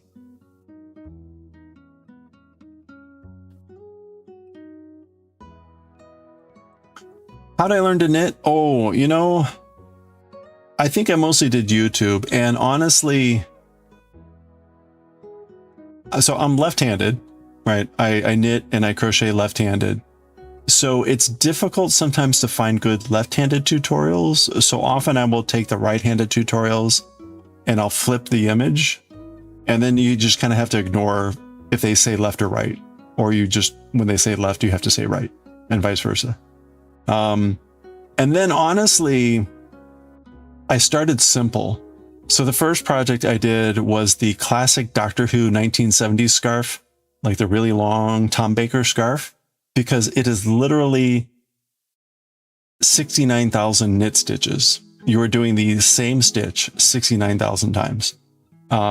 So that was a great training ground to just get used to garter stitch, which is basically just doing the knit stitch over and over and over and over again. What was also good about that was I eventually would make mistakes, and I had the community here to be able to help me out to learn how to fix knitting mistakes. So one fun thing about knitting is if I have a mistake down there in crochet, right, I'd have to unwind all the way back to that point. In knitting, I could actually, once I got to this point, I could undo the stitches vertically, fix that stitch, work back up and continue on. So that's mind-blowing if ever you've just done crochet. Now, the benefit to crochet is if I have a stitch back here that I goofed up, I can quickly rip back and go, right? So if it's in the same row, crochet is much faster. Knitting, if I had to undo, that would take forever. In fact, it would probably be faster knitting to work around, be above the stitch, go down, fix it, and come back up, rather than just like try to work back, because it's so slow to undo stitches knitting. But the point is, I would recommend starting with a simple, like just knitting project, then do a project where you work in the purl stitch, which is kind of the second major stitch, and then just kind of go from there. Because once you learn knitting and purling, you're basically then just playing with those two stitches, with a lot of other crazy stuff in between. So I didn't feel like I needed a lot of tutorial videos for knitting, for whatever that's worth. I did cabling after that. Cabling is where you swap the stitches, but even that, it's pretty basic once you get the simple stuff down. So you had to buy a tablet for your patterns because your folder was too heavy to lift. Wow, that's awesome.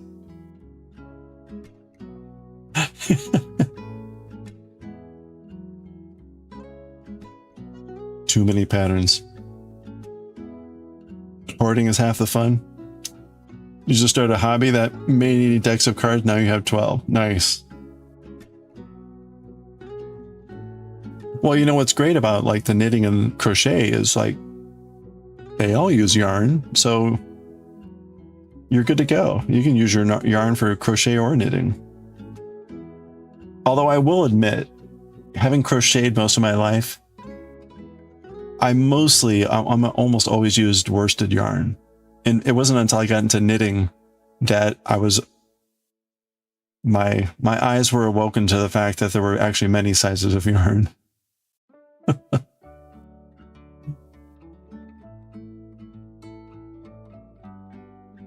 Like I kind of realized, like, yeah, there's other sizes of yarn, but I would just go grab the worsted and be done. But now it's like, oh yeah, I've got lots of yarn that's of different sizes and colors and whatever. So like this yarn. This yarn's much smaller. You learned to crochet on YouTube about 15 years ago. You love the videos those videos are out there. That's awesome. And they're still out there. You made a lot of washcloths when you finally started knitting. Yeah, that's a good common project, right? Washcloths are nice and short. They have a purpose.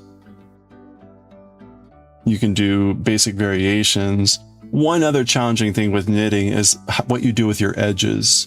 If it's not like a circle like this. And so that can also help you get familiar with the different ways to end your edges and stuff like that. That's usually a big thing in knitting. Especially if you're not going to be sewing them together or something like that. So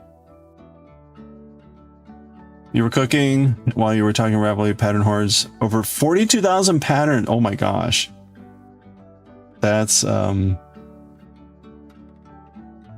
lot of patterns. Problem isn't too many patterns. Yeah, it's not enough storage. There you go. Yeah. I'm definitely hurting on storage right now. I don't have a good like bulk storage place for stuff. So I've got two of those wall hangers with pockets for yarn and stuff. Plus other things.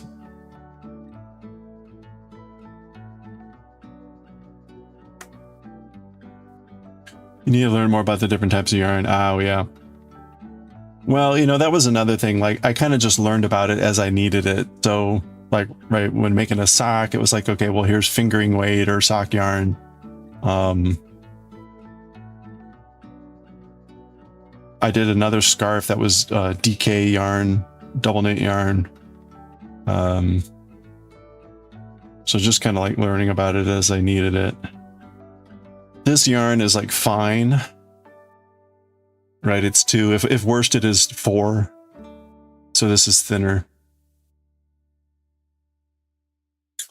You found a super easy, clean edge, knitting edge video just today? Oh, nice. Okay. Oh, okay. There it is. Monaco Queen put it in Discord. There you go. Right down here, Facebook.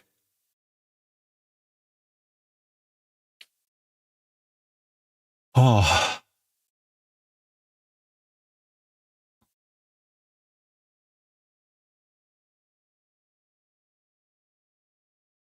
Oop. Let's go back to the top of the OST. You hate Facebook reel links. I'm always surprised when I see that. Like, really? People post videos on Facebook? Or like, people post training videos, tutorials on Facebook? That's weird.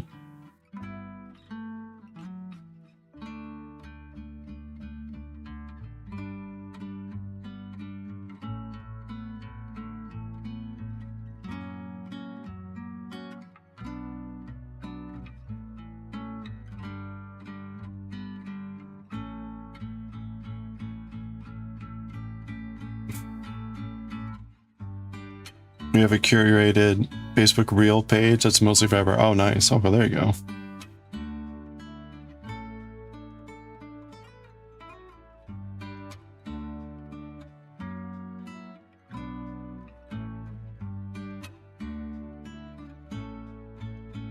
Oh yeah. So speaking of, we watched an episode of Japanology yesterday, and I did get hit with a bunch of copyright stuff, but it was only the audio. And so it was sort of as I feared, which was the music that they played ended up getting flagged by YouTube. So if we want to, I don't have a good solution with that, because Peter Barakan talks through those things. We could look into see if there's like closed captioning. Actually, here, let's take a quick look. Facebook has more to the creator than TikTok does, so they just post on TikTok, YouTube. Oh, they post on all of them. Okay, that's wild.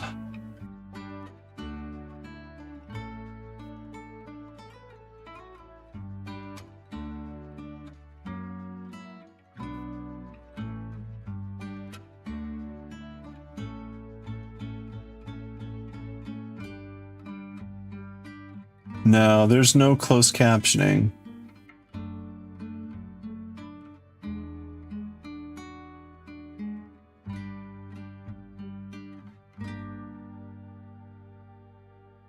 So if we want, so Corin pointed out yesterday that they have put on archive.org all of Japanology.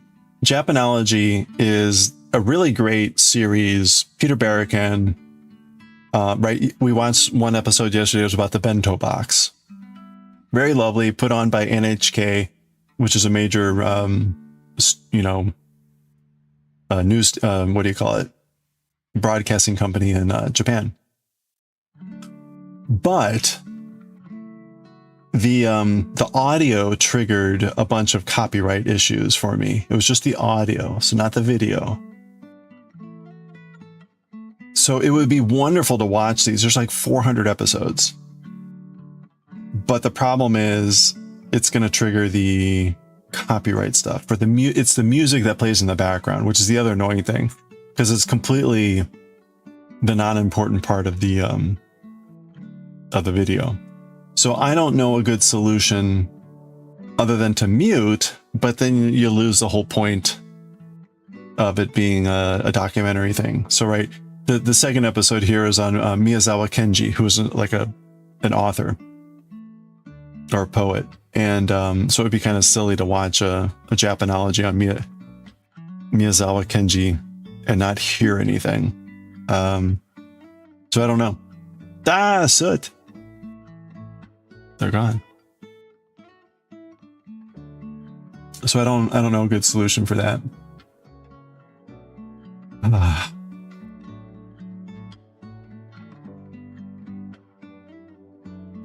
Sadly.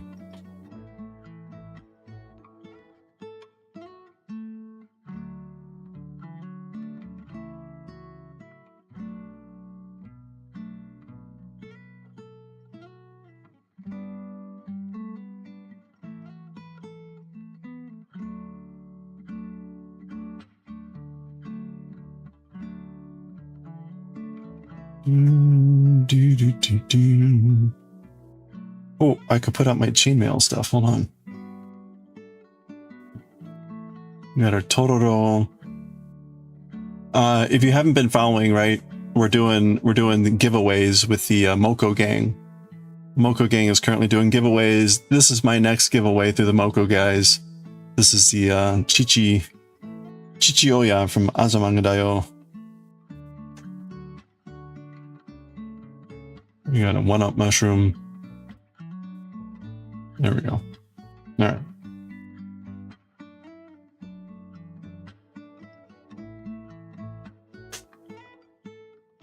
Yeah, usually try to have a little stuff out here.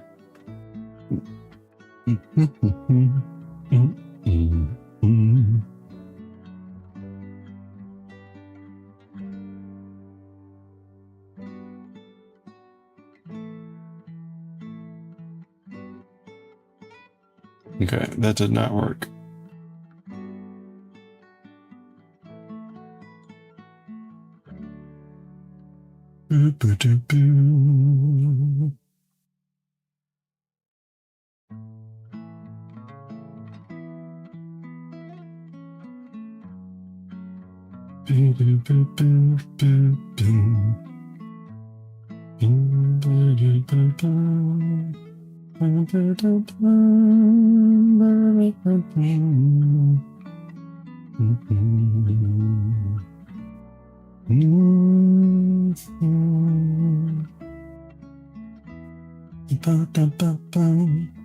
All right, that's the last stitch for this sweater. So we're officially done with the sweater. This is the back of the owl where we've got the disconnect, but you don't see that because you don't look at the back of the owl. Okay, so we're done with the sweater. We're done with the sweater. So where do we go next?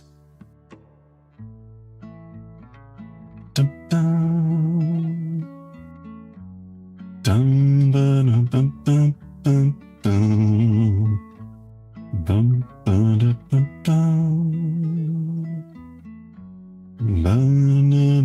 dun, dun, dun. Okay, we're going back to the brown.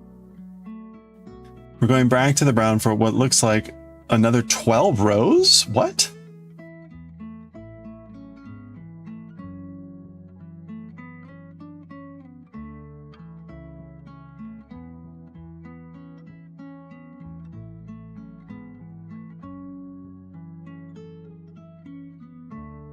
Wait a minute, what?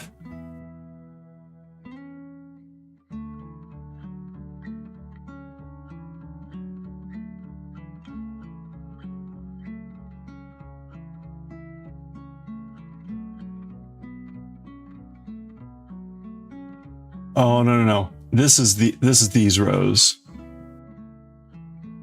Yeah. This is the color rows. Okay, I was gonna say, that's not right. So these are the color rows. Okay, then we go back to the gray or the brown, and we're only in the back loops. Okay.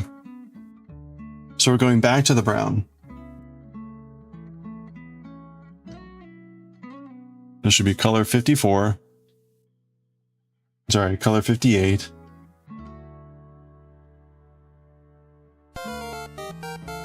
Yeah, color 58.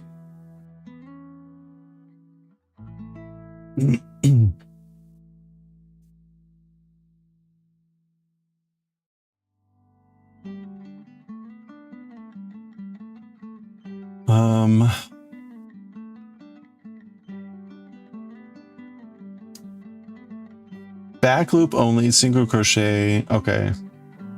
All right, yeah, so look at this. We're already on like decreasing. So we're going to do a round of back loops, and then we're going to start decreasing. And then we stuff the head. So actually, you know what I should do first is I should tie off my loose ends. You have a dirty trick that might help with the audio. You have a droning synth sound that used to help. Oh, really? It's just like a in the background or something? How noticeable is it?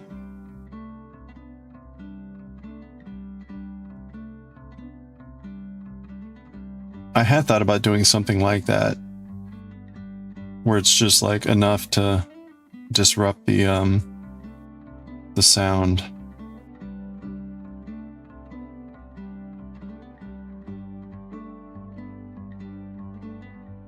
All right, you know what? I'm going to... I should have been tying in these ends as I went along.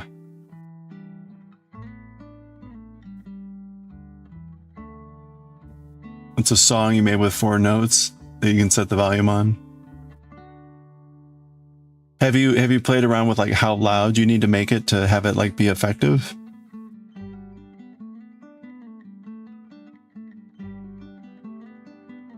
That's what I'm wondering, is like how...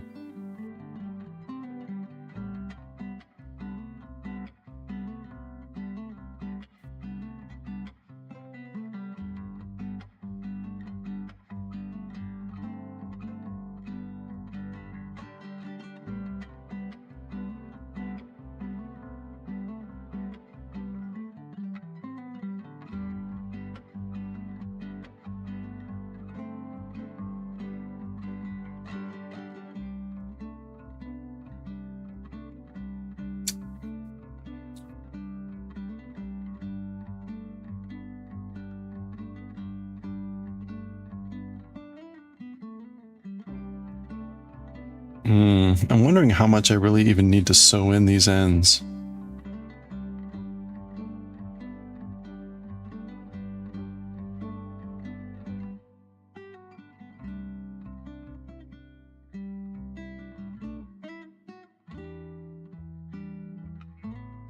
Alright, you know what? I'm gonna go ahead and do it, because I'll be paranoid if I don't. Oh, alright, we got an ad break. I'm gonna grab some water. I need to get a stretch. Grab some water, I'll be right back. Good time for a stretch break.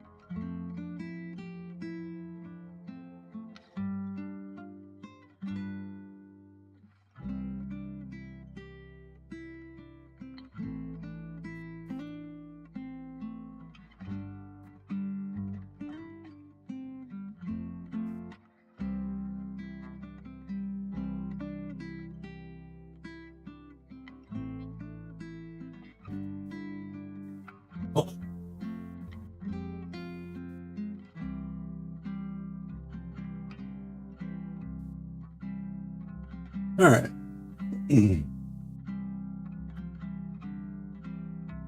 All right, so it's 6 o'clock. Let's see. We're, let's see how bad these, all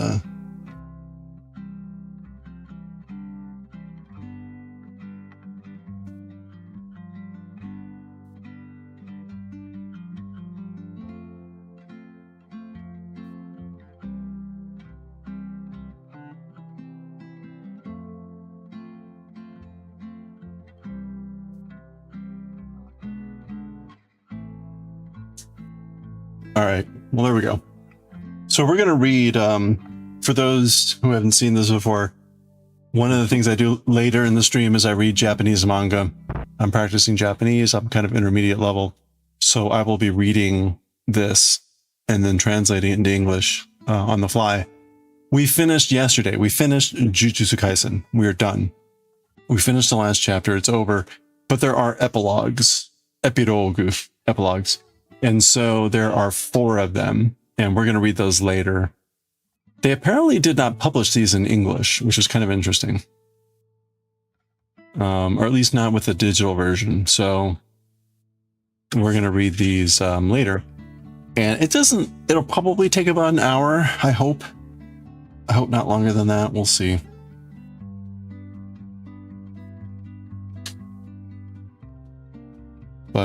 And then we'll also be reading some other manga as well. But we're finally done with Jujutsu Kaisen. We've been reading that for a while.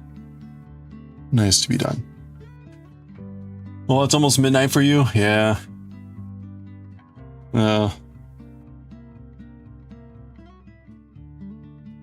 That's pretty late. I usually go for like another 3 hours. But for the folks in Europe, that is, it gets pretty late.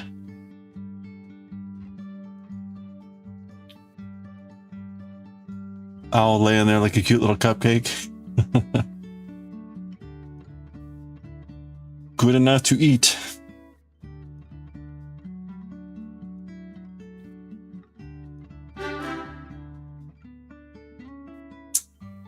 Rovelia, how are you doing? Happy weekend.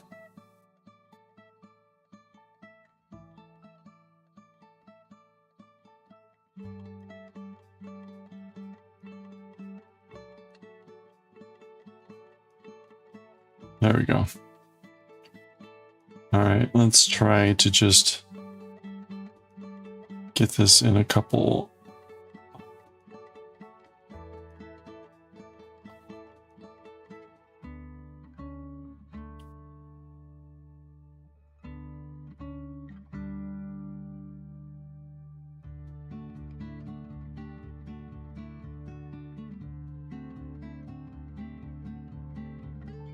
Okay, I think we're good there.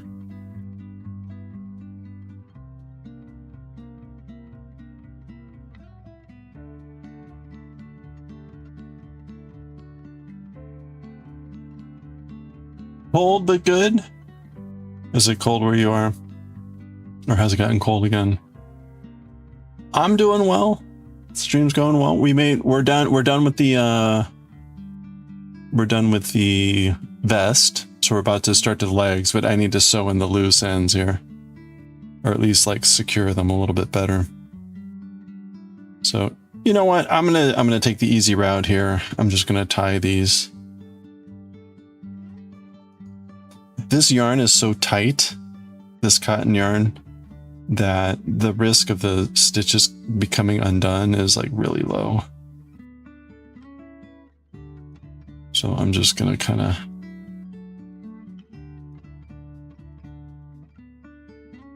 getting cold, heading into winter. Oh yeah, okay. It's funny, we're technically in spring, but it's gotten really cold here. This morning it was 10 degrees Celsius. And actually it started cooler than that. It warmed up to maybe like 15 Celsius. But it's pretty cool for May.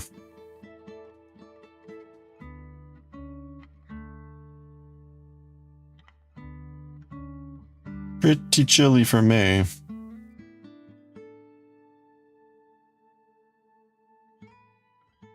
Can I say no, or I mean, maybe I could, but it's really difficult because it's so long now. Like I could kind of do that. Even this is tough. It's just really, it's very, right. It's not flexible at all. It's very inflexible. So.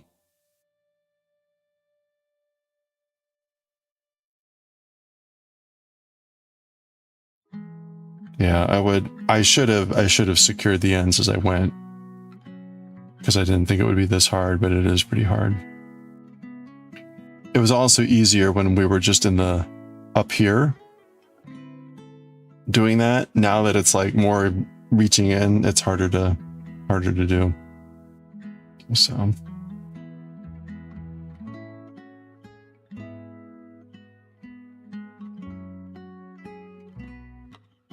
tricky owl, yeah. Warming up for the day? 11 degrees, okay. You're kind of starting where we were.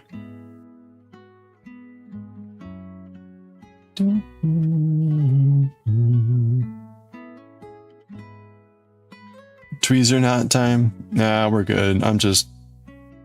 I was trying to sew in the ends. I'm just gonna knot the ends together. It's fine. The knots don't need to be overly thought out here, so actually I'm about to switch over to the brown, so let me do that. Yeah, exactly. Like they're not going to be visible, so I don't need to be very overly cautious about them or overly careful with them.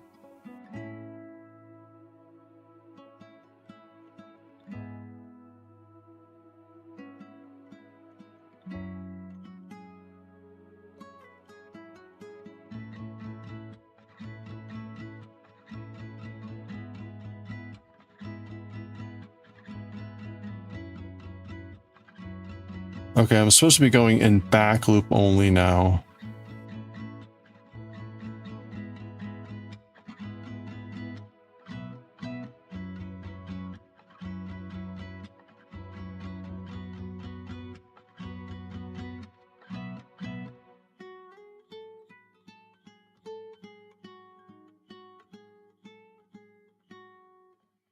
Okay. So I can now cut the dark blue yarn. So that is done. I think we're done with this color now.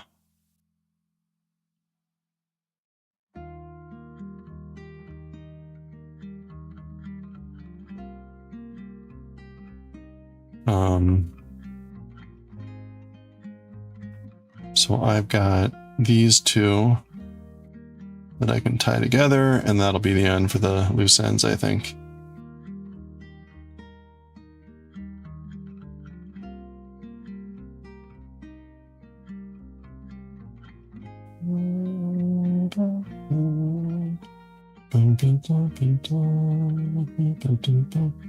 Yep, there we go. You can see we got a lot of... I didn't trim the ends inside at all because it doesn't matter.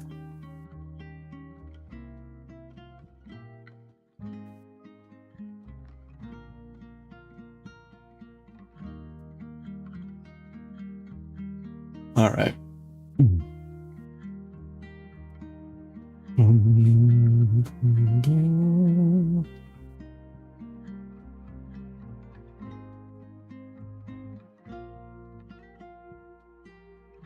It's funny. So there is a trick. You can see, right? We're doing in the round. We're doing in the round, which means, right, when in crochet, when you're going in a circle, you've got two options when you come to the end of a round. You can you can end the round and like slip stitch into where you started so that the two ends of the round are at the same level. But when you do that, you typically get some sort of scar looking thing form. I'm trying to see if there's a good example. Do I have an example of the scar? I do not. But you'll end up having a noticeable ridge where the rows start and meet when you do that. The other option is that you go in the round, meaning when you come around, you're just building on the previous row. You're building on the previous row. So you're just spiral. It's actually just a spiral that keeps going and going. The problem with that is your rows technically end one level above where you started.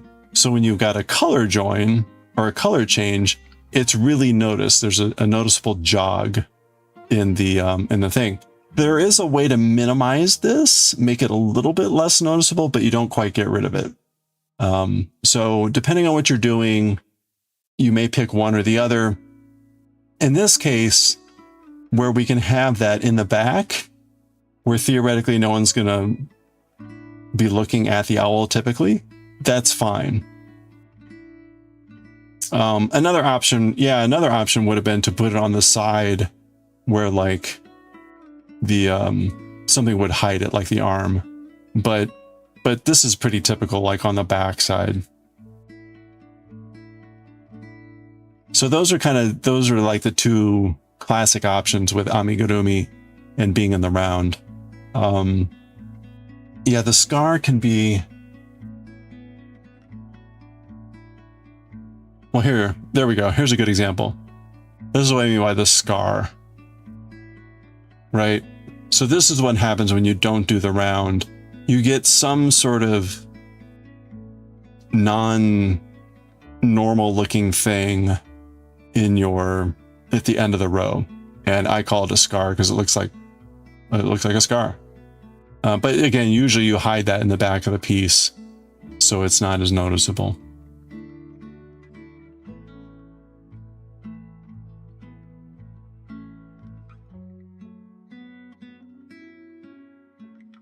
But this is in the round.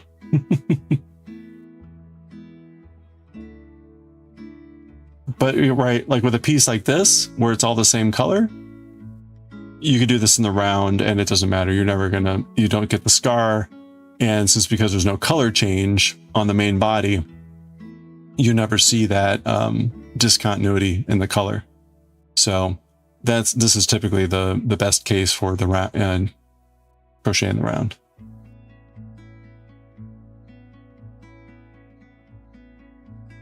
There's probably some other ways to try to minimize that scar. I just haven't explored that much from a, like, what are the options out there?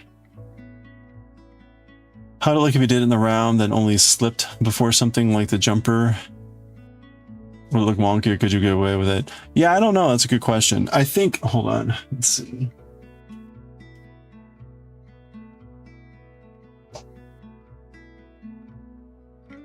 Oh gosh.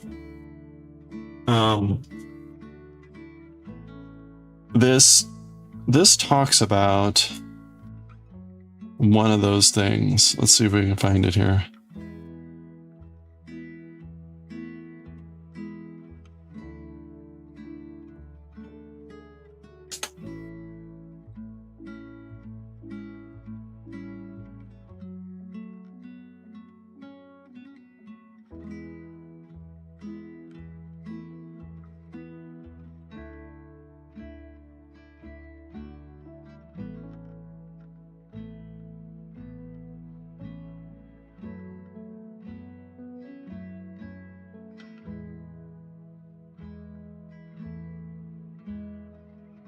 See, like, there's little things like this that I'm less familiar with. So, like, what I'm doing now is a back loop round only.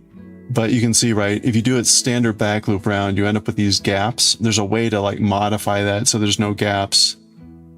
So that's something I might consider doing. Let me take a look at that when we're done. Yeah, here we go. Here we go. Perfect stripes. So there's the joined round. So that's the typical problem you get when there's a joined round. But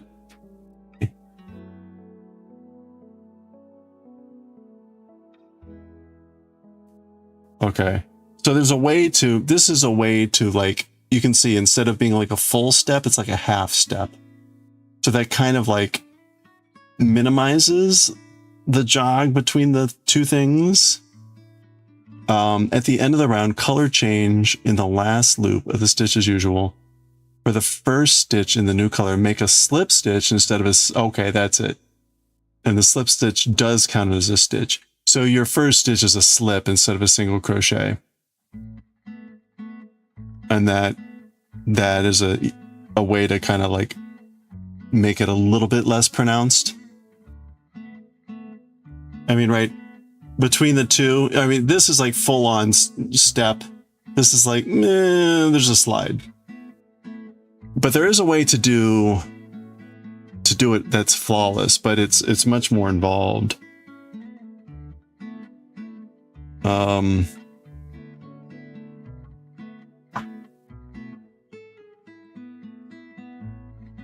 I'd have to look at this more to see how hard this is. Honestly, this looks like you're doing the invisible join. Yeah, this is June Gilbank. This is the lefty version. There is a righty version, but it's got some neat tricks and tips in it for things. See, like this too, I probably could have done this so that you don't get this sort of effect going on, which you can see in what's going on.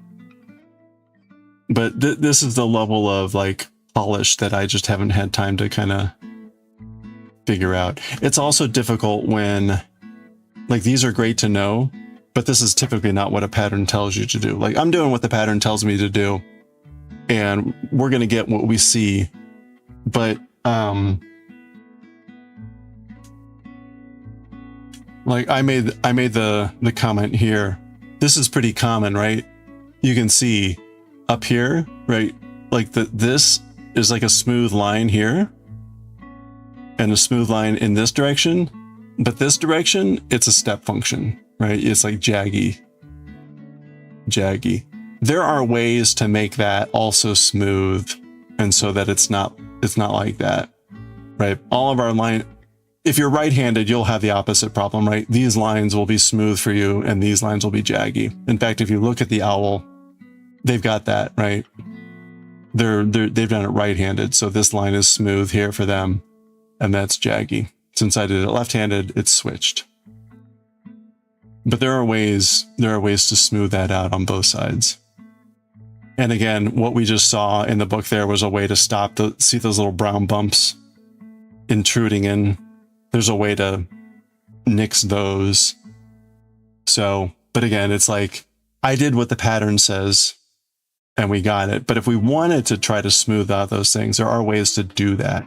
You just have to, you have to know and incorporate those. So I kind of expect to learn those with time, but at the moment, not so much.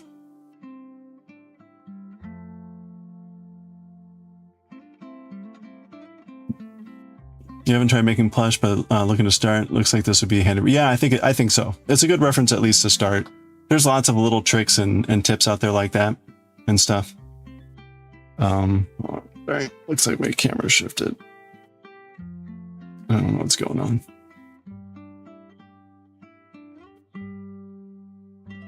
There we go. Always kind of like slowly shift this way. It's quite small. It's not super noticeable. Yeah. Well, also, right, I don't think this would be too hard to like do again and to play around with the pattern. And ultimately, right, those will come down to preferences and whatnot. Hey, Plo, how are you doing? Actually, hold on. Let me look at that. Let me look at that back loop only thing. Where was that?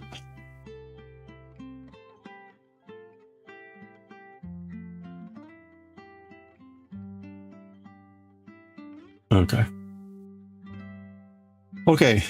Back loops you can use to replace a single round of stitches worked in back loops on any amigurumi.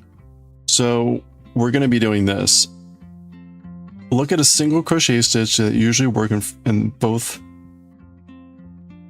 Looking at a usually work in both the front loop and the back loop, right? Tilt your work forward to see another horizontal bar behind the back stitch. Oh, the back bar. Okay, to make a modified back loop, work each stitch into both the back loop and the back bar. Oh, okay. So see, that's pretty straightforward.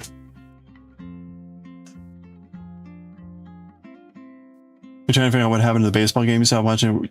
You were down 4-3 in the 7th and you won 11-4 in the end. Oh, wow. That's quite the swing.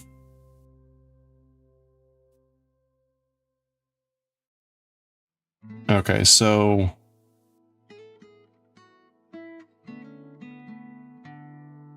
normally, in case that wasn't obvious again, normally a back loop only is just the back loop, right? But they're saying you go into the back loop and the back bar, which I don't know if that's going to be really easy with this. Like,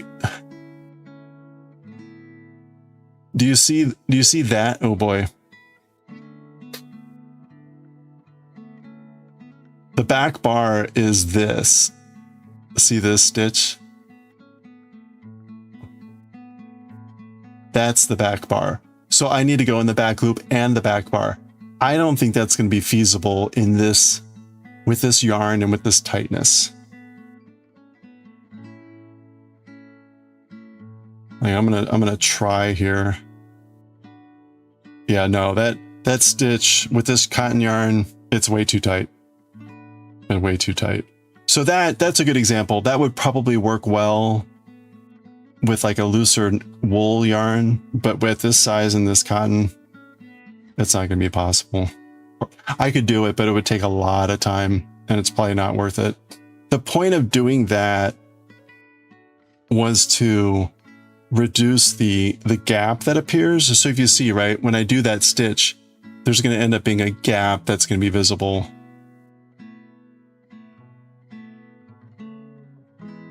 Right. It again, because this is cotton yarn and it's pretty small, that gap will be pretty small anyway. So I don't think it's going to be an issue. If it were wool and like a thicker yarn or whatever, it would be probably worth doing.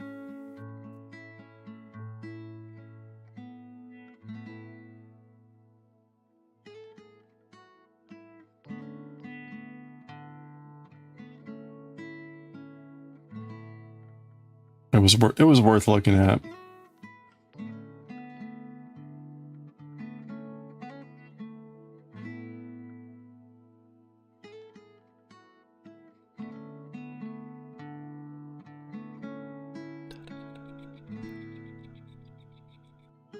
You never thought about how left-handed crochet is so different?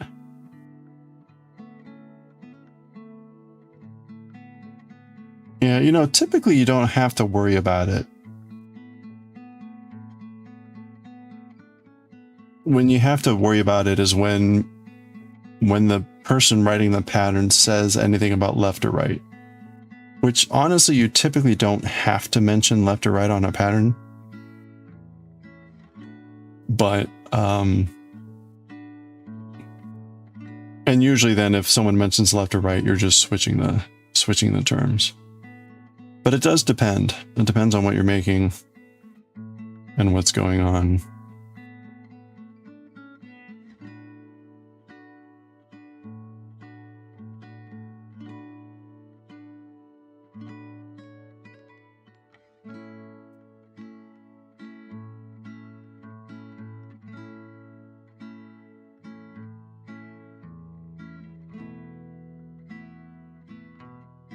But yeah, it usually doesn't matter because what happens is if a left-handed person follows a right-handed pattern, they will end up with a mirror image of the pattern. And for the most part, that doesn't matter,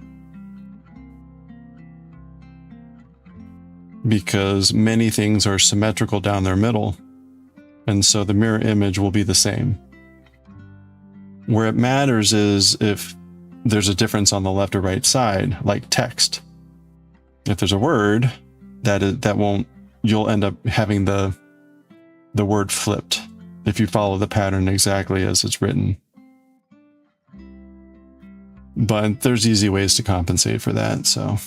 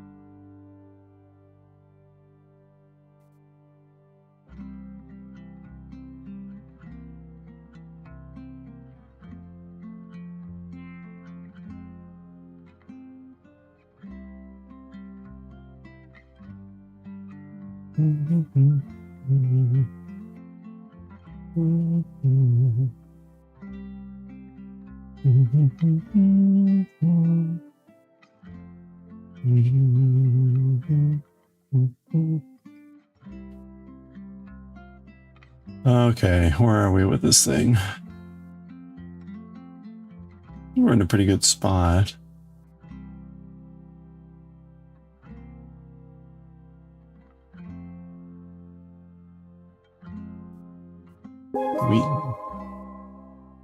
Doing a little cleanup here. Hey, Veranza, how are you doing?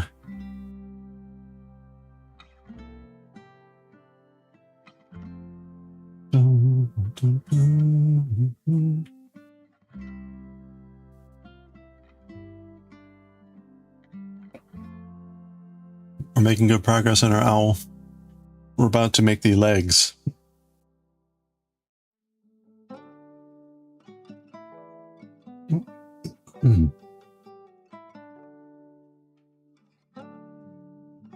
Owl is cute, yeah. So I picked up yarn to do 2 of these patterns. One is the owl, and the other was a squirrel. We'll probably wait a little bit to do the squirrel, but the owl was a good, a nice, cute.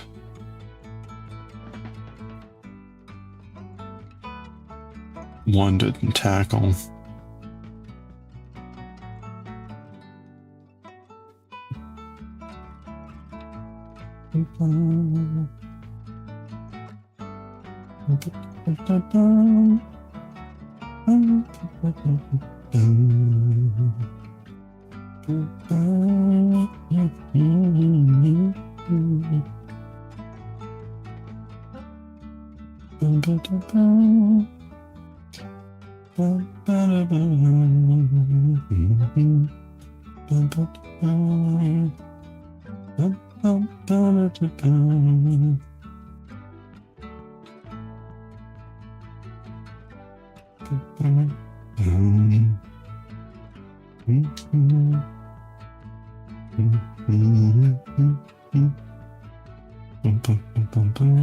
Oops.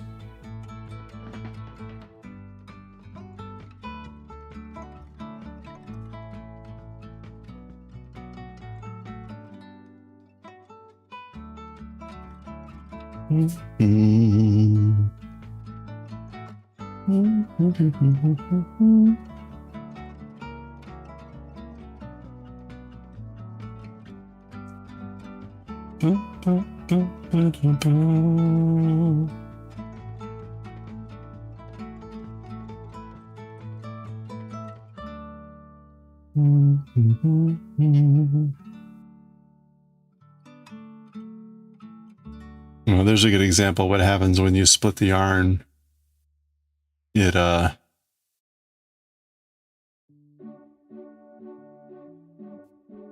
really annoying.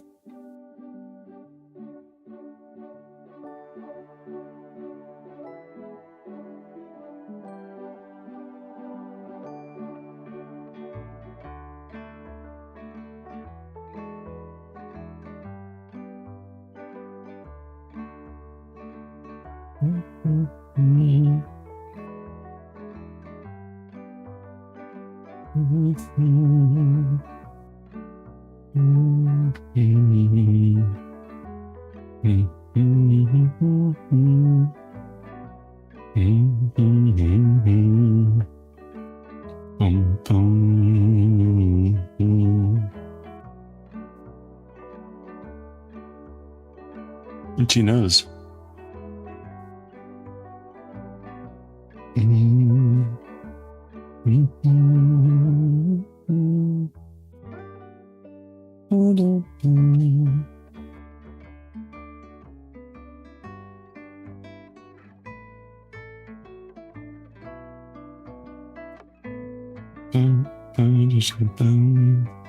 One funny thing about working in the round also is in spiral round is that technically your rows aren't straight. They're not level. They're all spiraled. So they're all even your horizontal lines are slightly at an angle. What that means is if you put two eyeballs on in the same row, they're technically going to be a little bit askew, which, you know, if I really accentuate it, it makes it obvious. But it is one other annoying thing about spiral is the placement of items is going to be slightly slanted. If you don't look at it too hard, you don't notice it. But if you look closely, it's really obvious.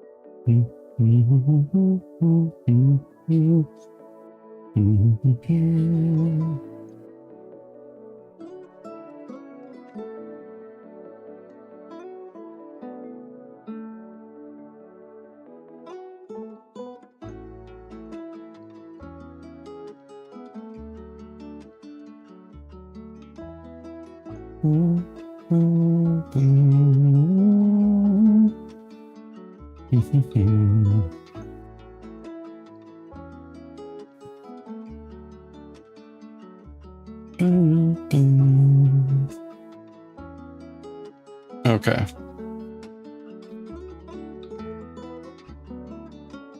All right, we've done our back loop only row.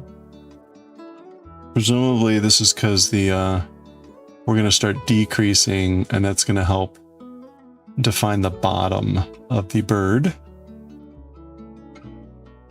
So where are we here? That was row 35. Now we're going to do 7 stitches and then decrease. 7 stitches, then decrease, and we'll do that 6 times. I guess I will also endeavor to do an invisible decrease We'll see how that goes. So we're back to our full stitch. So that's 1.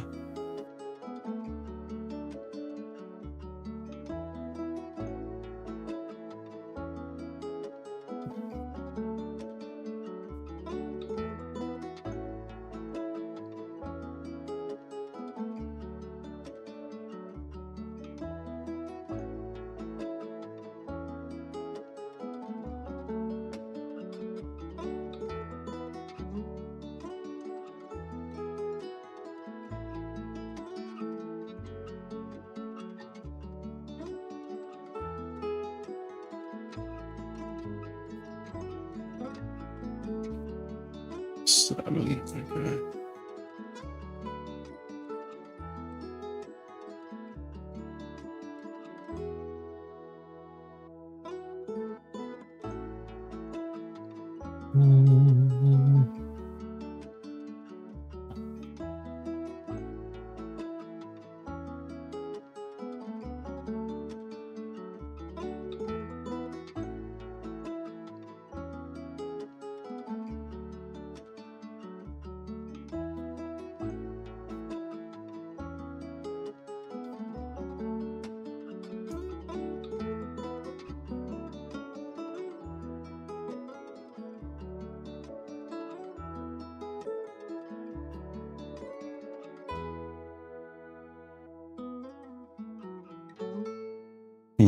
Interesting.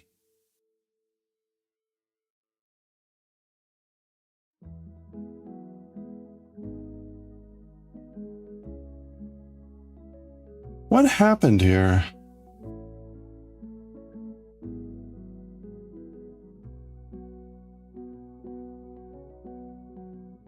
I feel like I got off on the jog.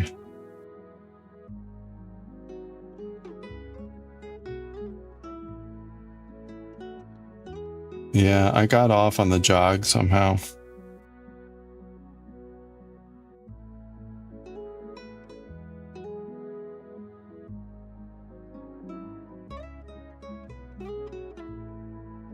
Yeah, it's fine, whatever.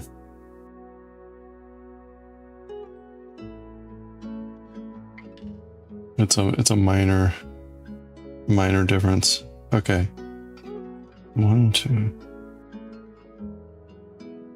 I'm gonna call this 7.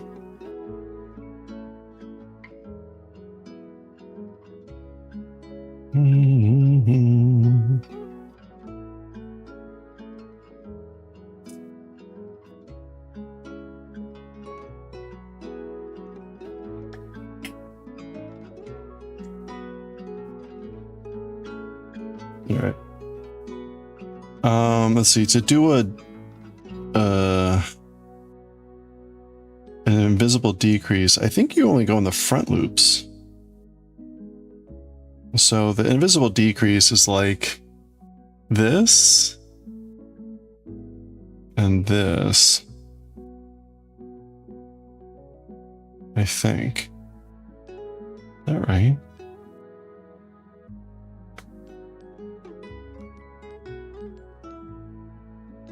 I think that's right. It's really awkward with this yarn, but we'll do it.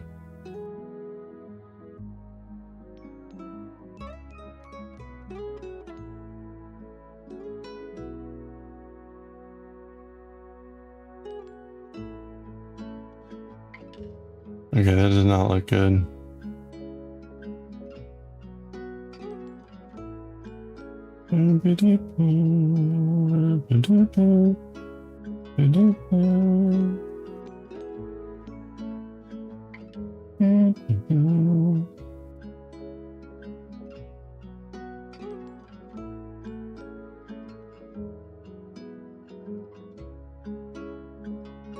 Oh, come on.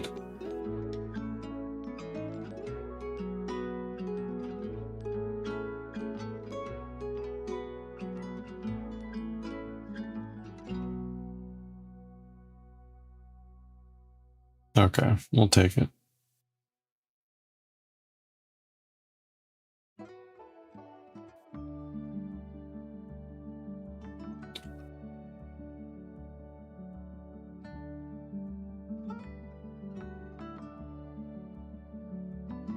I'm having a really hard time today with this.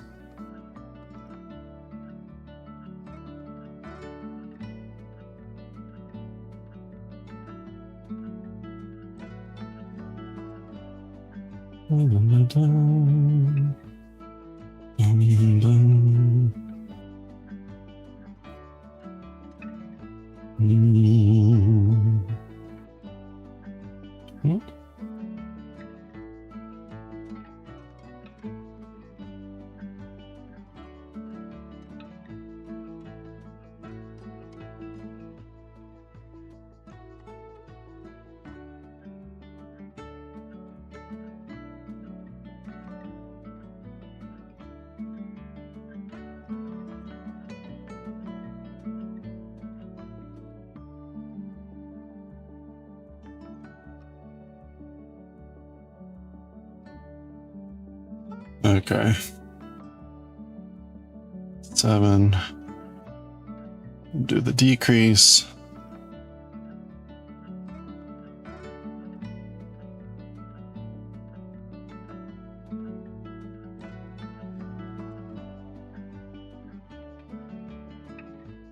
Ooh, that's a really difficult pull through here.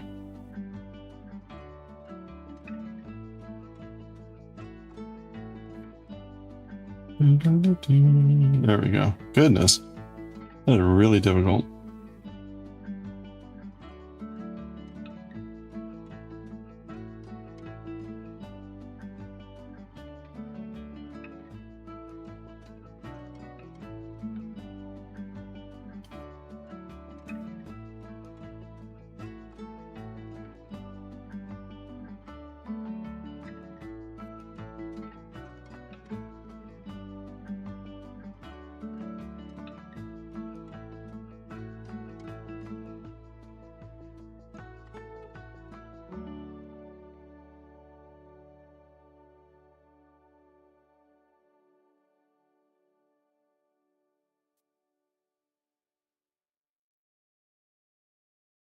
Okay. Another decrease.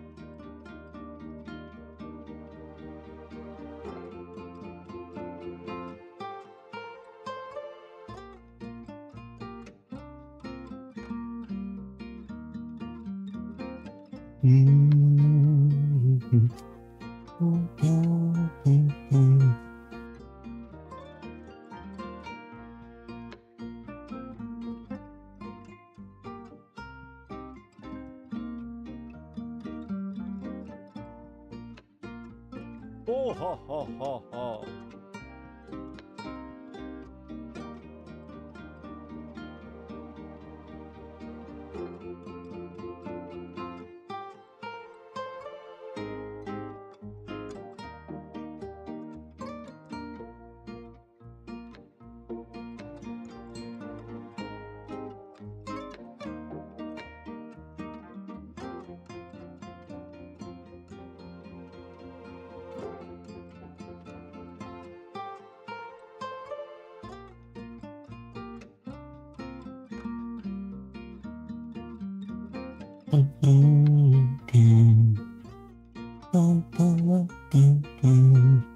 Boy, I hope I've been doing that right.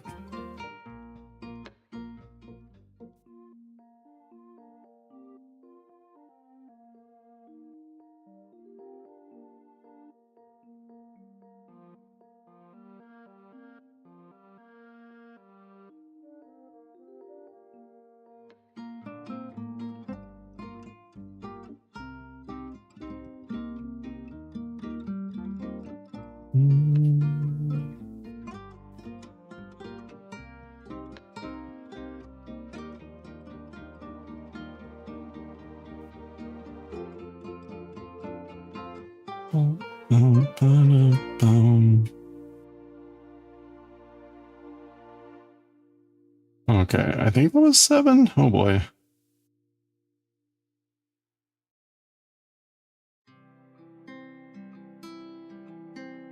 Well, yeah, okay. You can see the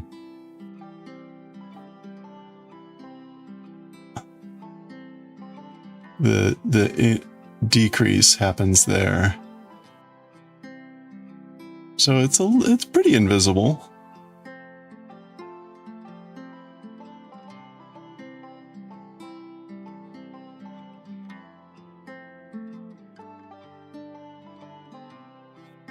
So let's just double check here. I'm about to decrease again. That'll take out these 2 stitches. 1, 2, 3, 4, 5, 6, 7. Take out 2, and we're back at the beginning. So that's good. Means we're got the right number of stitches. It's a little bit hard sometimes to see, like when I do, right? So I'm about to reduce these 2 stitches to 1. So I've gone through 2 stitches. I'm gonna pull through here.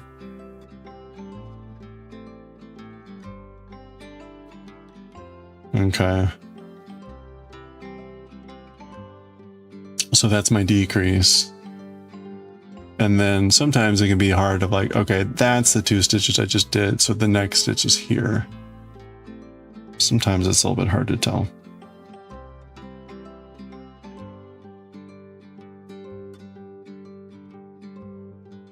One.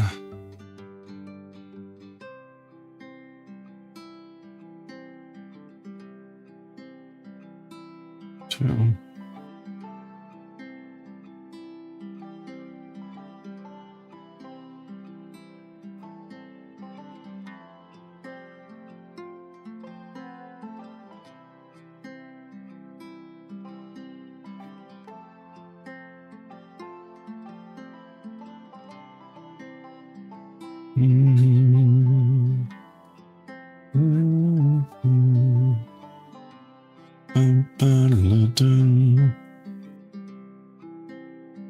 Okay, so that's 7.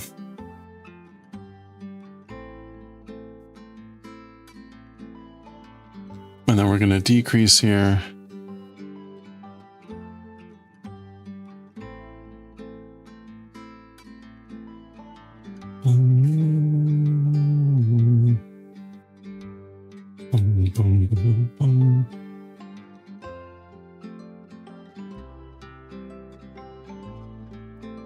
Okay. So that was row 36. Row 37 here now is just a single crochet in everything. And then we got a row of decreases again after that. So we got 2 more rows to go here.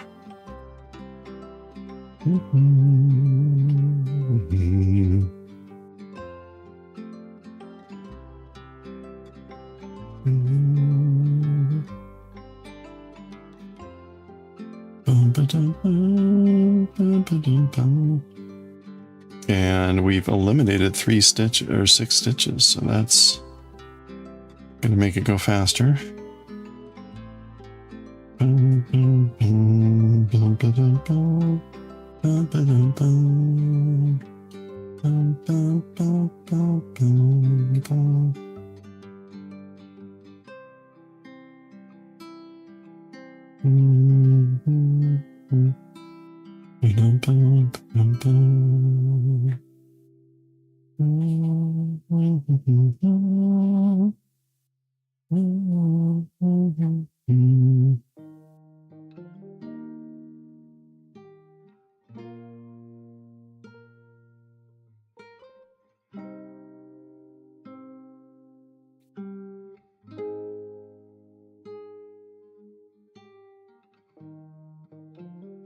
Ugh.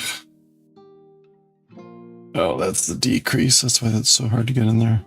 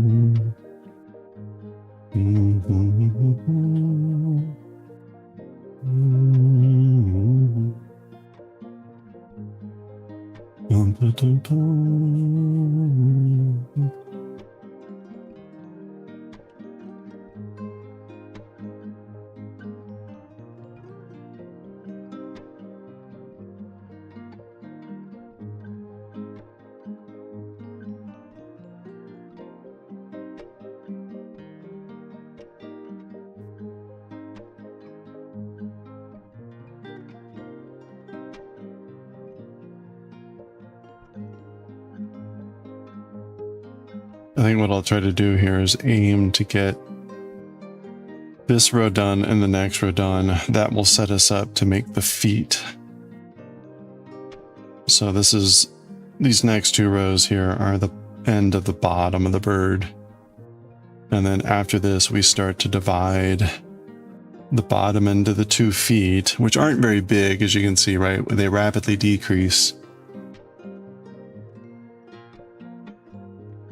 And then get ended in the feet themselves. So I don't think it's really much after this to finish off the feet. Then after that, we're making the wings and the ears, and the scarf and the hat. And that's it, so.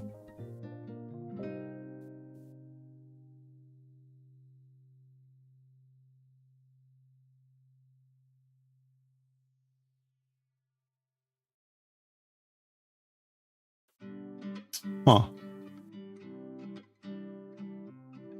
I'm looking at the yarn that I got. I'm trying to figure out what the one yarn is for.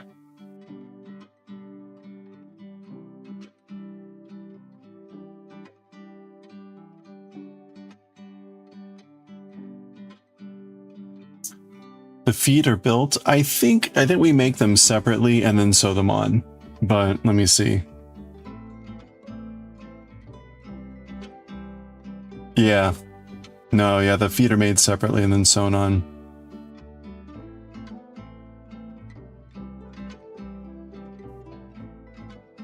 So the legs will come to little stumps.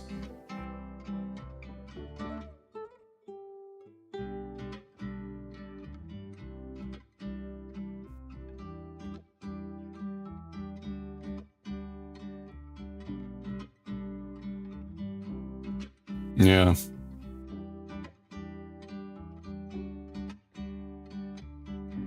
Hello there. Whoa.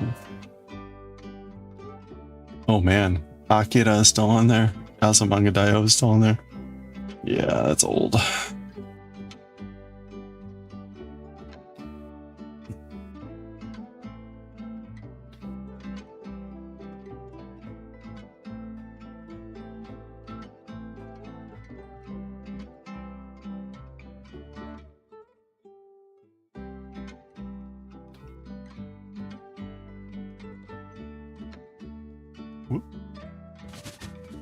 Oh boy.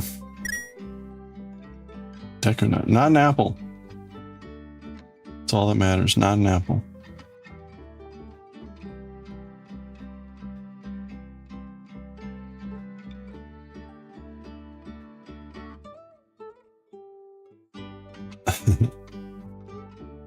Oh man, another ad break. Okay. We got another break coming up. Nani?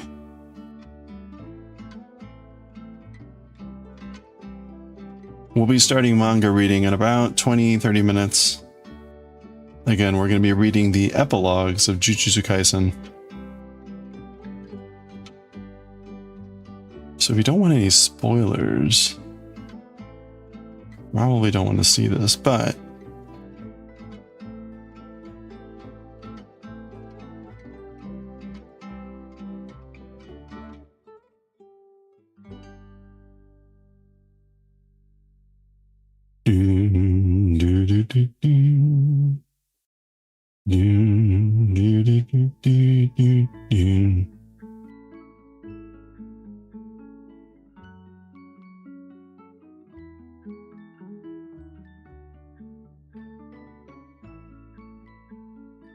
oh, all right. Wow, that was fast. Okay, so there's the ad break.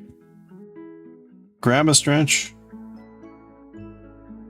We'll finish off the next row when I get back, and then we'll probably be in good shape to read some Jujutsu Kaisen. So grab some water, get a stretch. Be back in 3.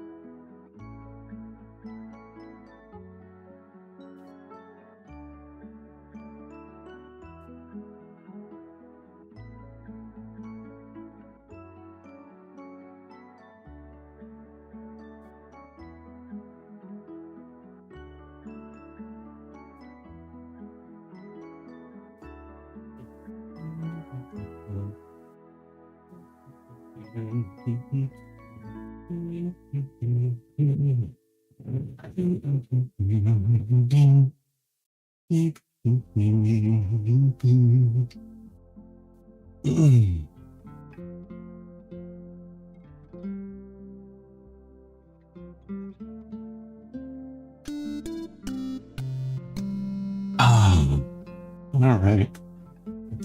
Hey, Bandit. Happy weekend. I'm doing well, thank you. Hope you're having a good weekend so far.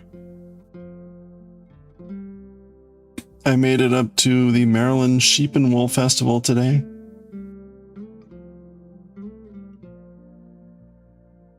Lots of great pictures. We got some great stuff. Hope you're having a good weekend. Do do do do. Bum, bum, ba, dum, bum.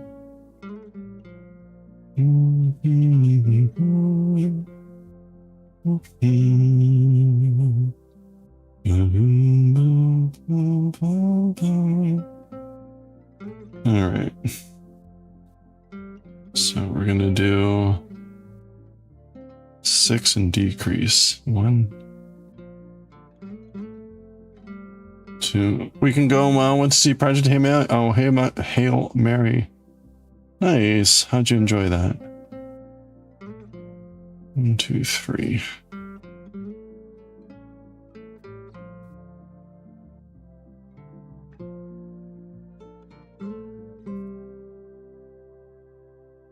Heard generally good things about it. Okay, 1, 2, 3. We're gonna do 6 and decrease. 1.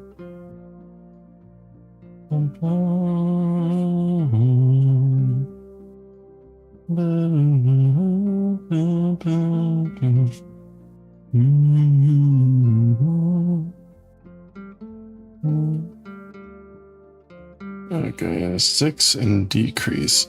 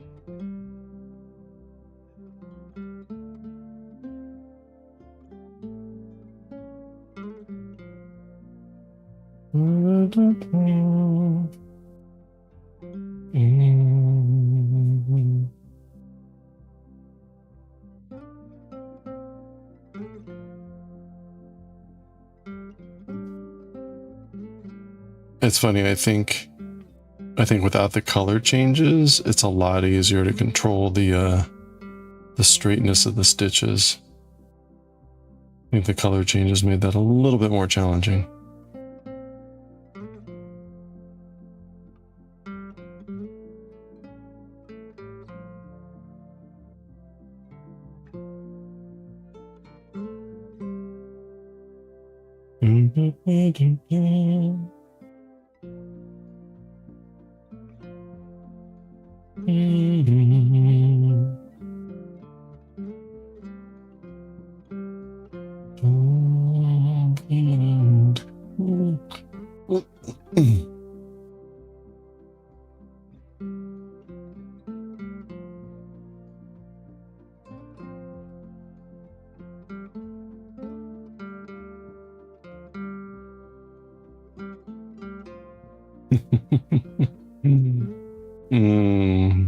Or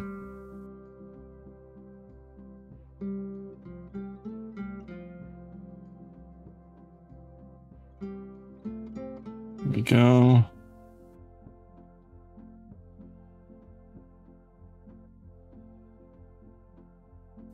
All right, another decrease halfway there. Oh.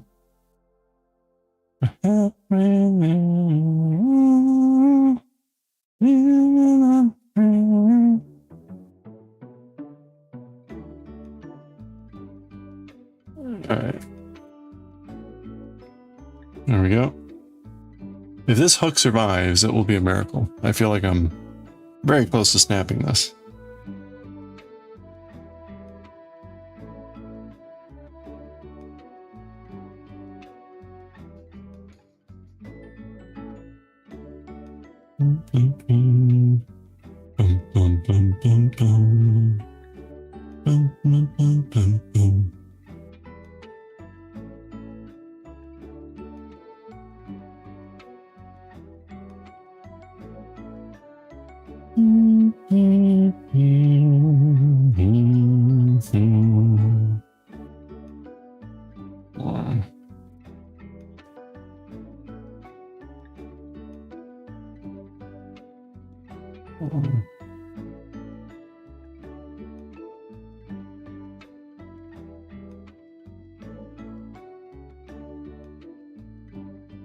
What did I snag? Come on.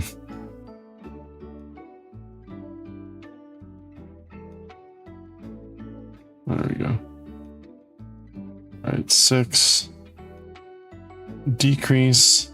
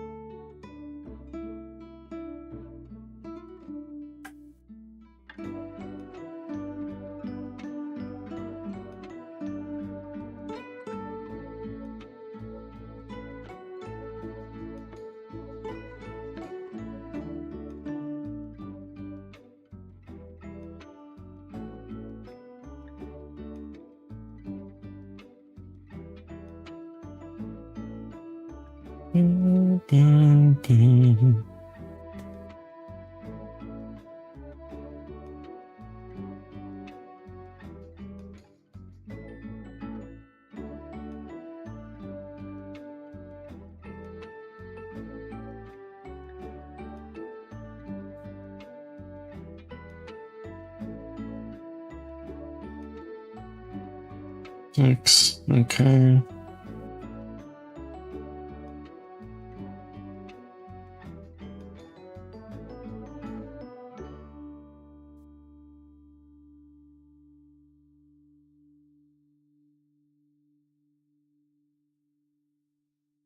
Okay.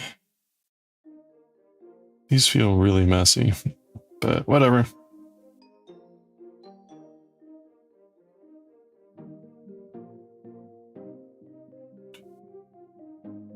Oh, this is the last one. Okay, good.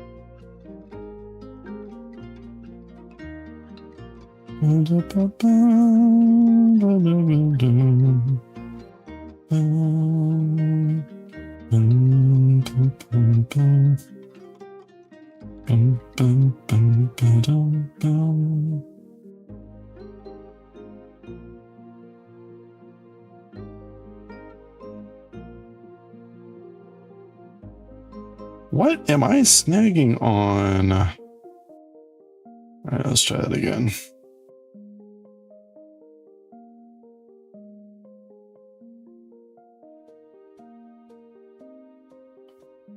All right, there we go.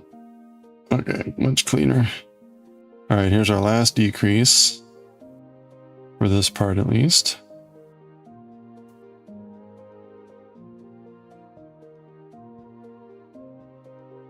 There we go, and there we go. Okay, there we are. That's the end of row 38.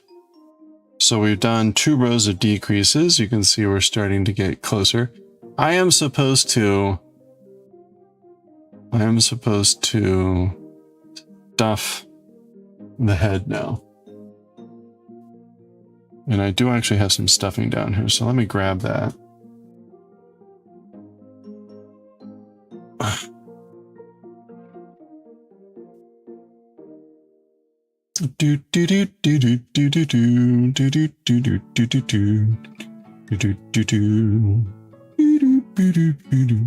Okay.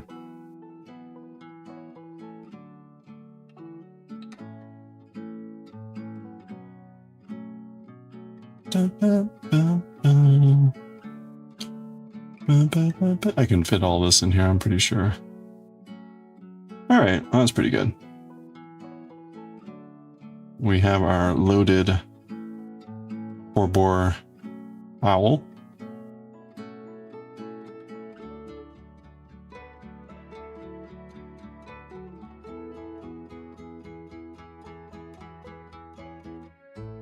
I feel like I should get more in here to round him out a little bit more.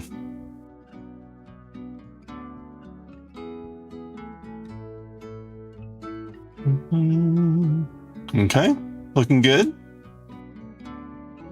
Looking nice and pill-like, like a nice cylinder.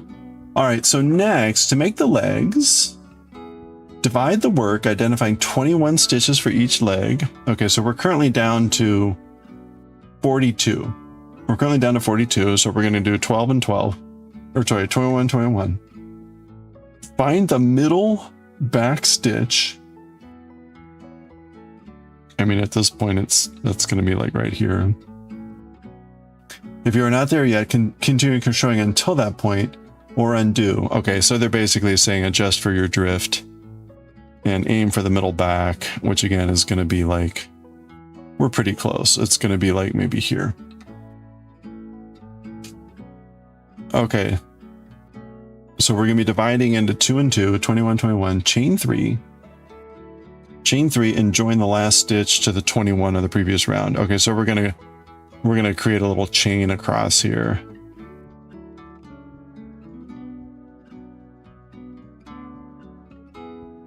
Yeah, so that'll join that in the round, and then we'll keep working that. That'll be 21 plus the 3 chains for 24 stitches, and then we'll decrease. That'll be 1 leg, and then we'll come back and do the second leg. Okay, that makes sense. That's largely how we did this sort of a thing too. So that's a pretty standard technique, I think. Yep, coming out pretty well. The pattern here is a little bit different, as we discussed, but I like the difference.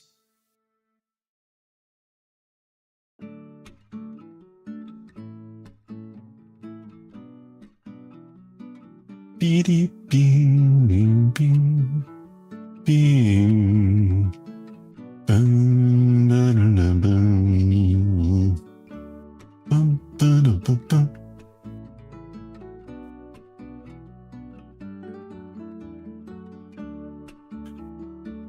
Okay, and then stuff the leg firmly.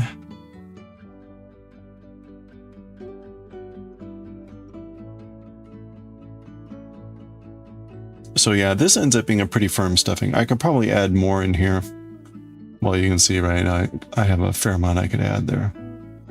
So I'll have to get more stuffing up from upstairs. Okay, we make the feet, ears, wings. There's the beret, the pom-pom, the scarf. So it's all pretty straightforward. Coming along pretty well. But we're gonna pause there. It's 7:30, so it's time to read some manga. But looking pretty good. We started around here, so we made some pretty good progress. We see that seems to be our distance. We can do like that much. I probably could go faster, but whatever.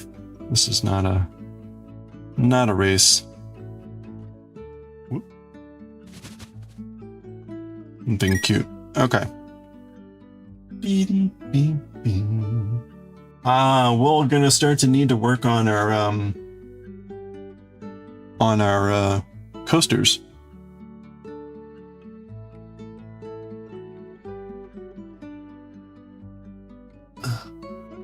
Let me pick out the 5 for April. So we're going to be doing our giveaway. We did our giveaways. I need to turn these into coasters. So this will be 1, 2, 3, 4. We'll make that 5. So these will be the 5 that we turn into coasters for April's giveaways. That's a big one. That might not end up fitting in the envelope. Did I do wraps? Wait, WMR? What's that?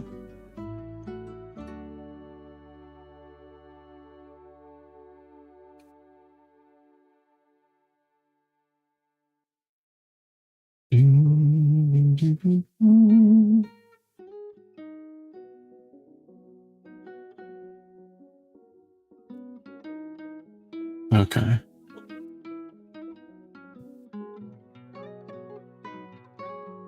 Oh, where's my... Oh, I did. And it's going to be next week. It's been approved. It's going to actually hit next week. The funny thing is, I did discover that they decided apparently... So they tell you the amount that you asked for and the amount that you're actually going to get refunded. And I can tell that they did not accept my write-off of the energy credit for the heat pump. So there's a $2,000 difference in what I asked for and what I'm getting in a lesser amount. So they did not give me the $2,000 credit. So I'll be in, they said they're going to send a letter explaining. So I'll be kind of curious if it was like missing information or whether they think I misapplied the credit or something like that. But that's unfortunate. It was a massive bill. It was a massive bill last year. And the idea that I could get some small amount of that money back was kind of nice, but apparently not. So sad. That was one of those. I was not expecting to pay that much money for a heat pump. Sort of a thing. But here we are. I guess I could maybe appeal, but we'll see. Yeah, I did not write off the bathroom. I did write off the pump. Well, again, there's a specific form you have to fill out for an energy credit for the heat pump. And you're limited to like $2,000 basically. Or at least I was, because whatever. But I maximized what you could write off. And they did not accept that. So did not accept that. Sad. Okay, we're gonna be reading Jujutsu Kaisen. We finished the story yesterday. But we are now going to read the epilogues. There's a series of epilogues, little stories, to like, I don't know, give little snapshots of stuff. They're each like maybe 2 or 4 pages. So we're gonna read that. The epilogues are not available in English as far as I can tell. On the Jump website for English, these are not available. Maybe they'll get published in May when volume 30 gets published. It's not clear. So this is unseen material, at least for the English stuff.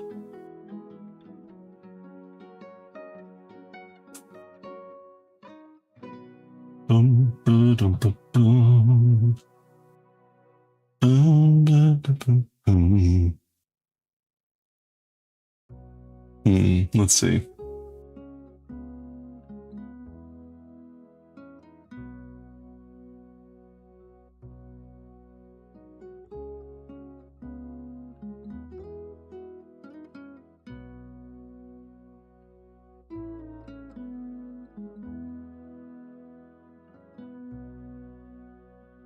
Okay. So I have no reference to go off of here, which will be interesting. But this will be manga.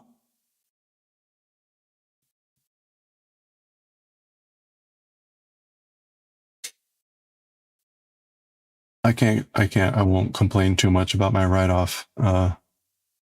This year, I got a lot more back than I thought I was going to be getting back, so I'll take it. This is epilogue. Okay. And Fushikinako no Kyuu-chan, we'll read that in a little bit. If you like cute kitty cats, ridiculously cute kitty cats, that is Fushikinako no Kyuu-chan. All right, this is volume 30, epilogues.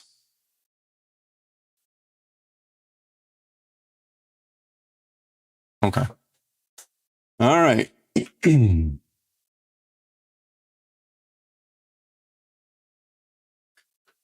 the camera down. We're starting to record. Woo, I almost hit stop streaming. That was close. All right. Are we ready? I think we're ready. All right, let's do it. Here we go.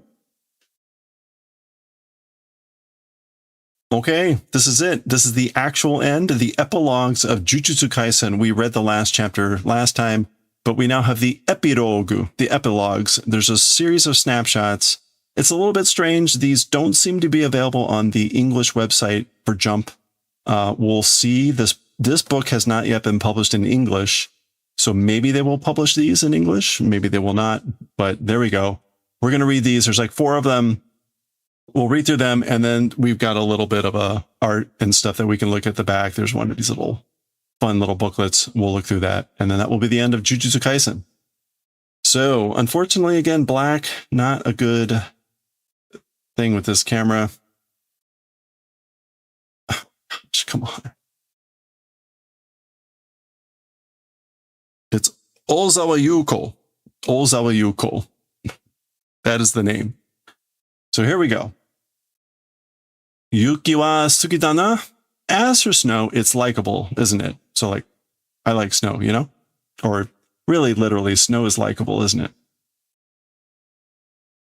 Hanabi to ka umi to ka chisai koro to chigatte dondon tokubetsu ja nakunatte kero ja nakunatte kukero. Kukero. Anyway. This appears to be Itarori saying this. Fireworks and the ocean and things like that, small time, differing, bit by bit, special, I guess like, janakonate ku, I guess that's teiku kedo. It's, my janakute. Janakonate. Bit by bit, not being special.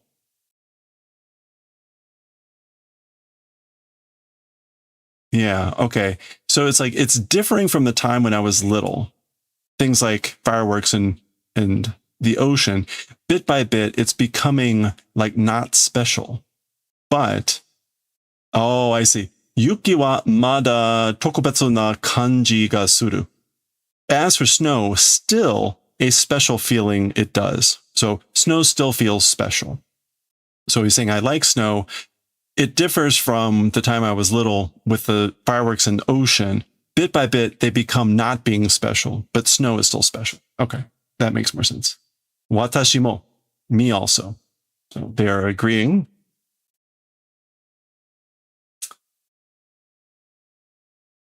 Do we know who this is? Oh, there you go, Ozawa Yuko. We can see that better. I should also say up front, I probably will miss all the references here. This is going to go into some deep references to things that will probably be obvious to a lot of people, but I will not remember because we've read this over the course of a year. I've been reading Bleach and other series. I don't remember the little details, so I will likely miss whatever is going on in any of this stuff. And it would really help, camera, if you would like just focus.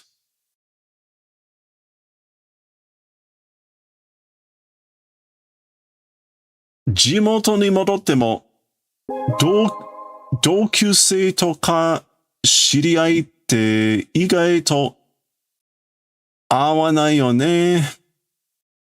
Okay. Now this person is thinking this. Jimoto, like to the place of origin?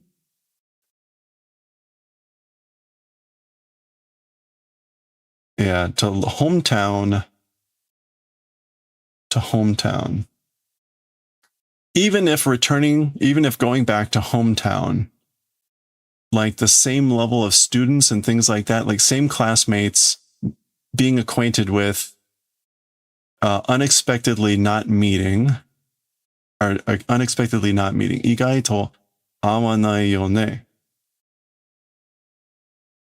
Even if returned like to hometown, it's like not unexpectedly meeting acquaintances that are like the same level of classmates. Ma atte mo achi wa watashi te wakanai ka? Well, even if meet, as for that direction, it's me not understanding. Okay, so basically, right, even if I do run into someone that I know, that direction, they're not going to understand it's me. They're not going to know who I am. Okay. Hey, have a good night, book nerd. Rudy, how are you doing? Good to see you. Semi. All right, you know what? Let's just start over. Everything. We had like, how many hours? How many hours of whatever? This is just life. Thank you, Semi, so much. How was the rest of the festival? How did things go? Thank you so much for all your help.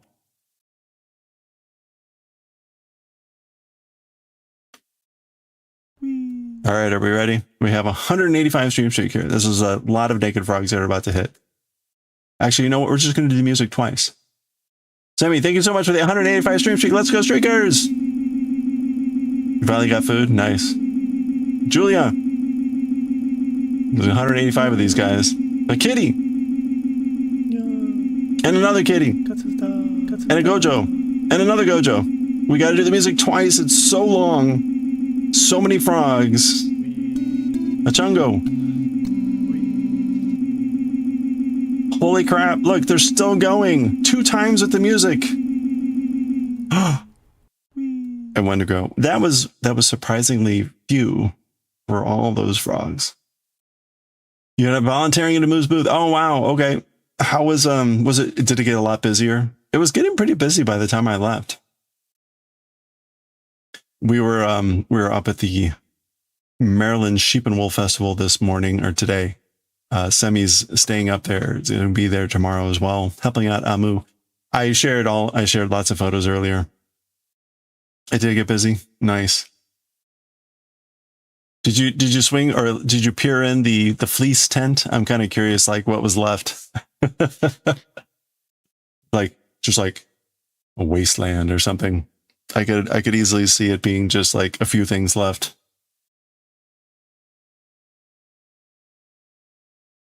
That was pretty crazy. When I left, so I left what, around 12? I left around 12, right? Or maybe like a little after 12.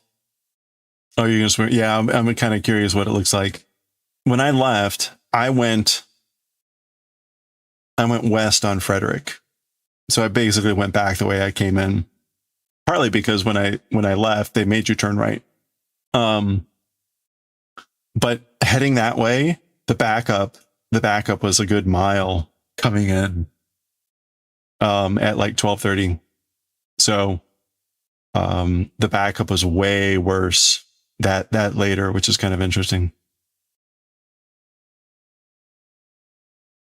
If the fin you saw is still there, you might buy it. Nice. What are the chances? I mean, if it's still there, it was meant to be. That was a lot of fun. Again, thank you so much, Semi. I really appreciate all your help and your forbearance in following me where I wanted to go, giving me advice. Oh, but that was very cool. That was so much fun to just see all the cool stuff. And I have not fully set up the wheel. I'm going to try to do that here after stream. But I'm going to attempt to get that, give it a little spin. Give it a little literal spin either tonight or tomorrow. So I think the other thing I'm going to maybe try is to figure out how to set up here with the setup, and then like set up my camera upstairs, so maybe I don't have to get the wheel down here and try to cram it in my already way too tight space where I stream. So actually, you know what? I'm just going to start this whole thing over. Do do do do do do do do do do. And get rid of this video. Delete. Okay. I've got 30 gigs. We're fine.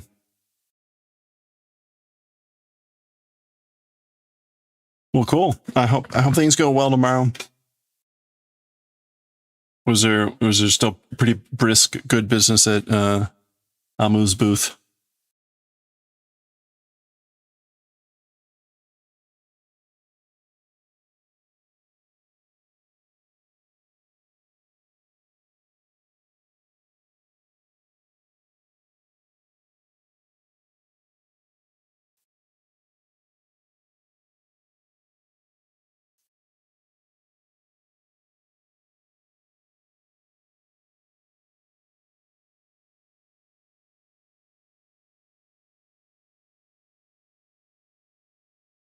Okay.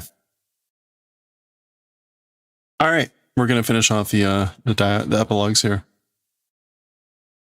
I wish I had a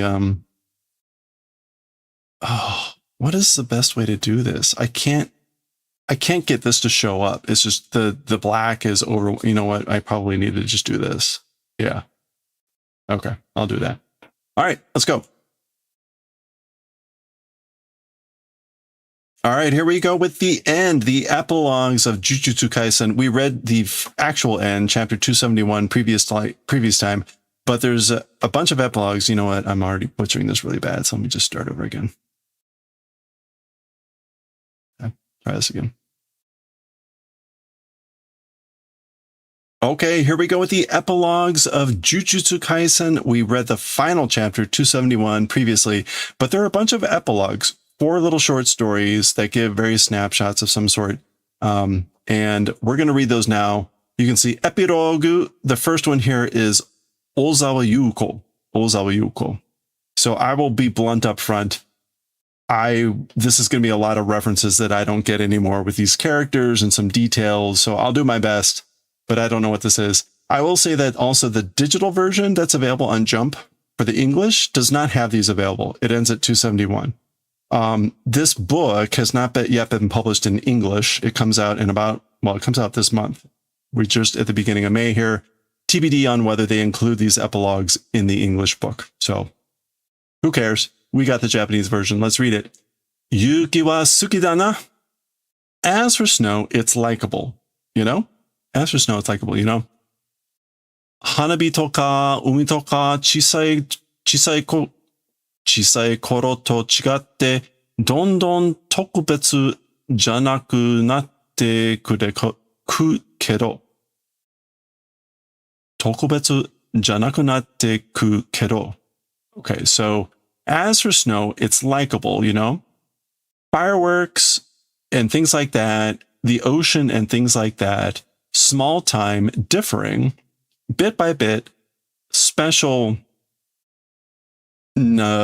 becoming not special, and going, iku, kedo. So this is Itarori saying this, basically saying,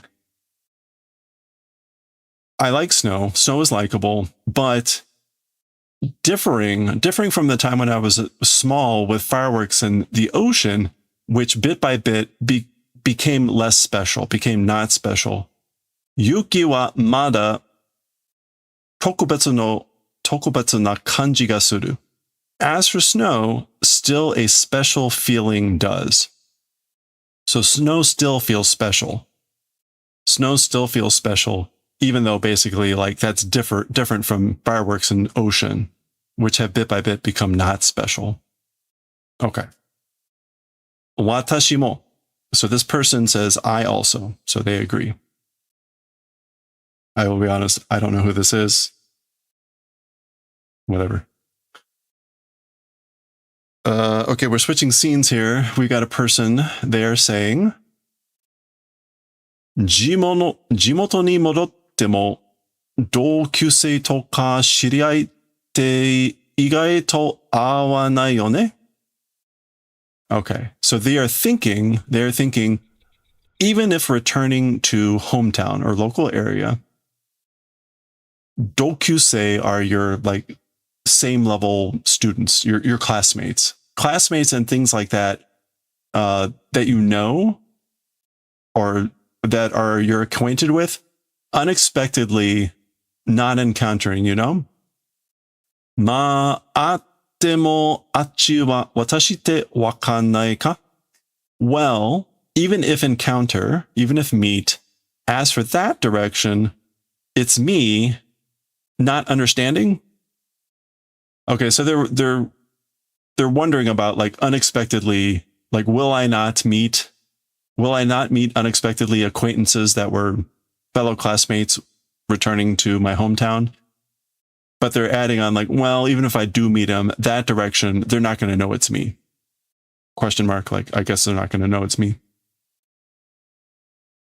Shouchu awasete nantonaku kao ga wakaru hito ga zendai ni wa 200 nin korai iru no kana? Okay, so like combined shouchu. I guess that's like, this is probably supposed to be little school and middle school. Somehow the faces of understanding people in Sendai, it's about 200 people, I guess. Is that what shouchu is supposed to mean?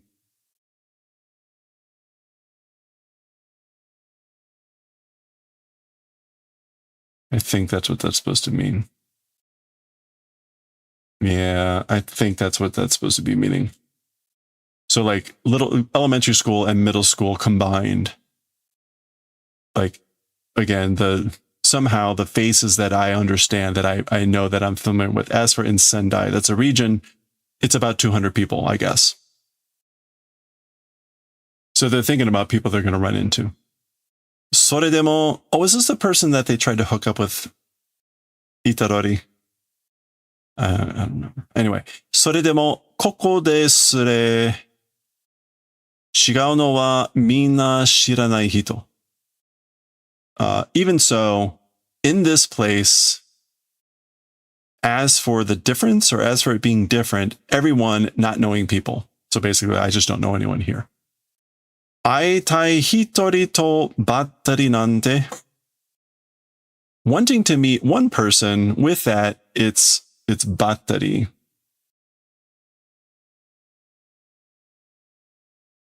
Prominently, persistently? No. With a crash, unexpectedly, suddenly?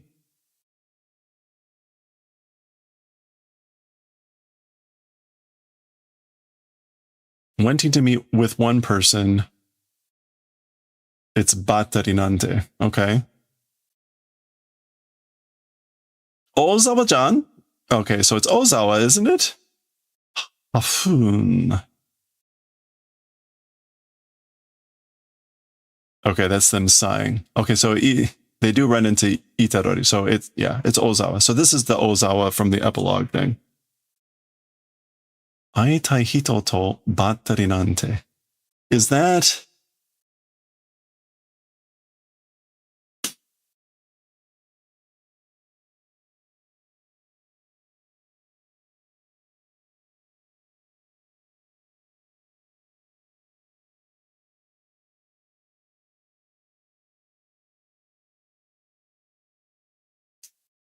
Yeah, so nante is normally like, how could that be?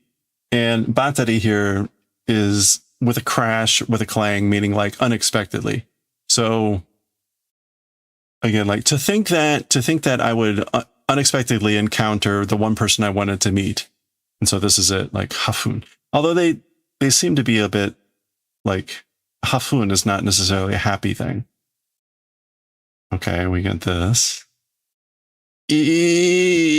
Itadori-kun, kaete itta no?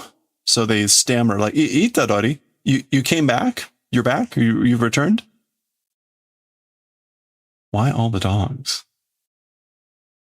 Anyway, Tokyo deru toki, ji-chan chi hotarakashi datta kara sa, nanka moromoro sumasete kita? Kigu. Okay, so this is Itadori explaining. So this is Ozawa saying like, oh, like you've returned?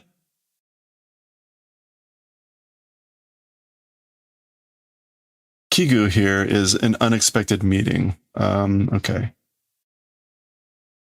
So the time of departing from Tokyo, Gramps' house, Hotarakashi.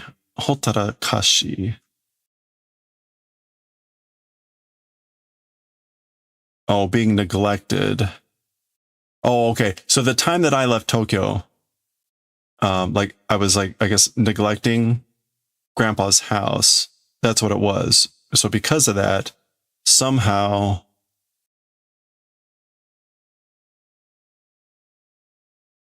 Moro, all kinds of things. Oh, I guess this is like starting to finish, or have come to make finish. I've come to finish off various things. So I guess when he left a bunch of things unfinished. Now he's like gonna finish a lot of different things. So again, Kigu, again, chance encounter.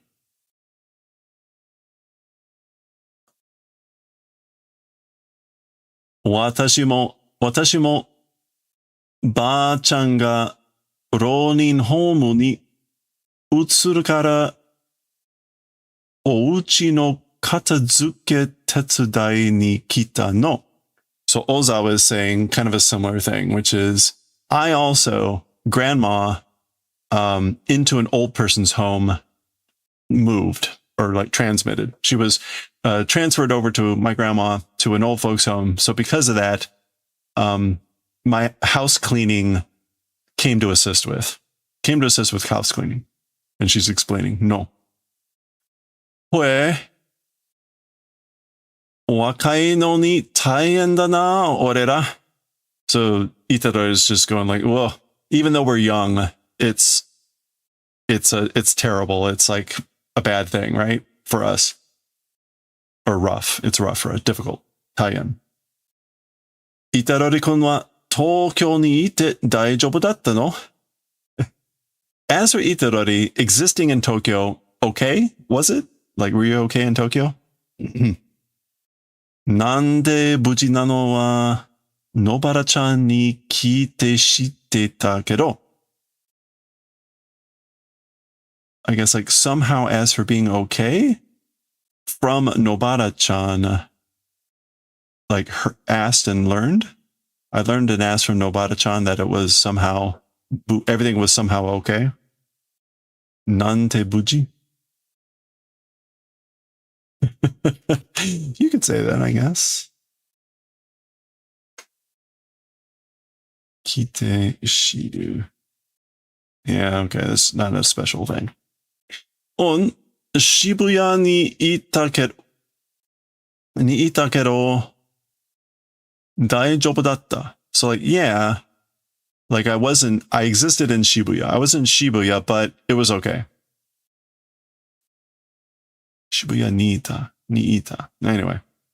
それは聞いたないんですけど、顔を怪我はそれかな? Okay, so this is Ozawa thinking, as for that, didn't hear. So I didn't hear that, or maybe I didn't ask that. And unfortunately, Kiku can mean to hear or ask, but didn't whatever. As for the face's wound, that thing, or that, I wonder. So she can tell, right? He's got some scars on his face. And so she's wondering, as for the wounds on his face, was it that? Maybe Shibuya. Bakushin Domannaka-jan? Oh, the center of the explosion, was it in the exact center? So she knows what's happened in Shibuya, and he mentioned Shibuya, even though she asked about like Tokyo. Anyway, Ozawa wa, as for Ozawa, meaning like, how have you been? How's it been for you? Watashi wa machi da dakara. As for me, it's Machida, which is like town field.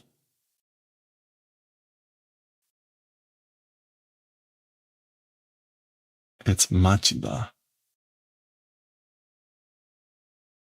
What would Machida mean as like saying you are Machida?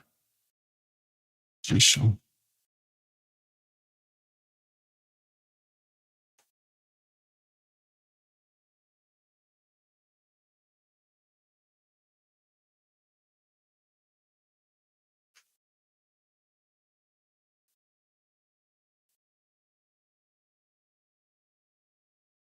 Okay, as for me, it's Machida. So maybe this is more about Machida as an area of Tokyo? Oh, okay. So maybe like this is like, Shibuya was like, and then they were in Machida. And so maybe that is a way just to say like, I was fine. Maybe Machida was not affected in all the stuff that we read. That might be what that means. It's definitely like a location. So this is Itadori. Haha, sasuga nazo no toshimachi dashi. And this is Itadori laughing. As expected, the riddle of the metropolitan Machida town. And then, So, yeah, I don't know. We're getting to be a little bit weird with whatever they're trying to say here. The riddle, the puzzle of the the town of Machida City. Anyway, なんて本当は釘崎に聞いてたから知ってたけど、大沢が無事なこと。In any case, somehow, as for the truth, as for the reality, from Kugisaki, heard because, so I heard the reality from Kugisaki and knew that Ozawa was the event of being okay, so that you were okay. Gyun, tension. Iya ochitsuke, no, calm down. So, in other words, like getting excited, I guess. The tension's increasing. Like, oh, you know, he heard about her from Kugisaki, that everything. Anyway. So now they're telling themselves to calm down. Itadori-kun kara kita to wa hagiranai. As for hearing from Itadori-kun, as for that, not limited. So as long as you're not hearing it from Itadori-kun, I guess. Ah. Oh, okay. Yuki-chan. Okay, so they're stepping outside, I guess. It's snow, isn't it? Like it's snowing. Yuki wa marasuki. As for snow, is it still likable? Okay, so we're whatever we saw here at the very beginning, I guess, was maybe like an earlier scene. And so now we're getting a little bit of a flashback on Fushigi to Mada Tokubetsu.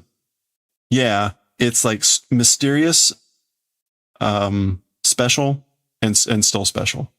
Fushigi. Wondrous. It's still wondrous and special.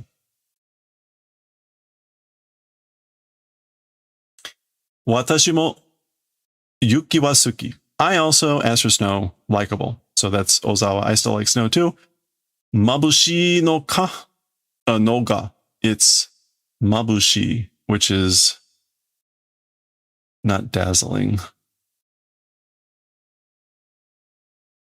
Oh, it is dazzling. Dazzling, radiant. Toku ni tsumoru to, especially when it accumulates, when it builds up. Wakaru? Yuki damaru, daruma tsukuritai yo ne? I know, I understand. Snowman, Yuki daruma, want to build, you know? Like, I want to build snowmen. Daisuki na hito ni niteru kara? To a super likable person or to a person that I love, resembling because. Okay, so I guess this is Ozawa looking at them saying like because he's resembling somebody I love, a person I love. Ha, ima itadori ga otona no kaidan no mae ni tatta kiga suru. Okay, so now we're flashing to Kugisaki and Fushiguro, and Kugisaki is saying, laughing, like, ha. Right now, Itadori, adult stage of mae ni tatsu.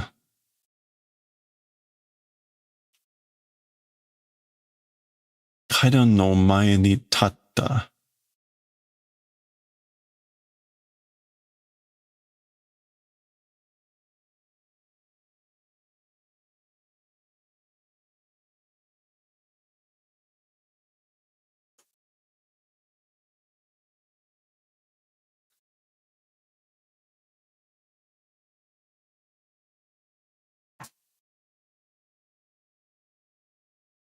Okay, and then kigasuru is to have a hunch. So like standing before the stairs, before the stairs of being an adult. So I guess presumably this means like, you know, oh, like he's might have a relationship with someone. Kigasuru is to have a hunch, or that's what it feels like. I guess this is just a little aside. This is the end. This is the end of this epilogue. So we're just getting like we're getting a hint at the type of relationship that might happen, but a goofy reaction at the end here. 家の相続の話なんて子供には、俺たちには縁ないもんな。Okay. 相続. inheritance. Talking, or a story of the inheritance of the home or whatever. As for to us, but he says children. As for to oretachi, as for to us, it's a en-nai thing.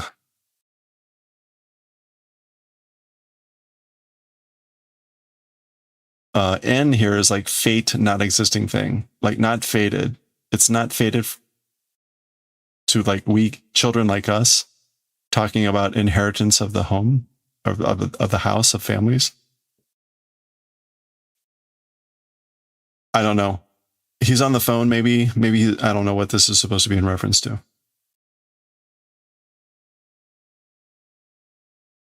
All right, hopefully these stories aren't all gonna be like that. That's the end of that one. Next one, Epilogue Panda. Epilogue for panda. Panda da. Oh, it's a panda. Kawaii, cute. Dame da yo, katte ni sawaccha. It's no good, you know, randomly, freely, of your own will, touching. So like, don't touch it. Sore, oji-chan no takaramono dakara. That thing, Gramps' treasure, because that was like Grandpa's treasure. Takaramono te horo kawaii kana? Even though it's the extent of being a treasure, it's a cute thing, isn't it? Tokobetsu na jugai dattan datte. It was a special jugai, and we haven't seen jugai in a while, but it's this term for this cursed corpse. It was, or so they say, or so I hear. Ge jugai yappairanai. Yappairanai. So, a cursed corpse. Yappairanai.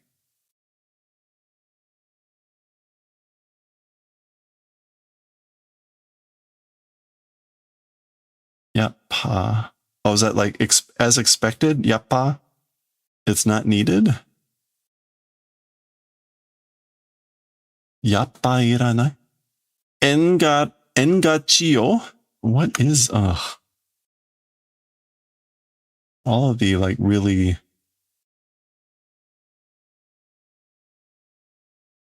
colloquial stuff. Crossed fingers and words said to call someone to avoid as dirty. Engacho. Crossed fingers and a word said to call someone to be avoided as dirty. Okay. Oh, okay. To cross one's fingers to ward off dirt. Engacho. Okay, so yeah. Oh, what? A cursed corpse. Yappai.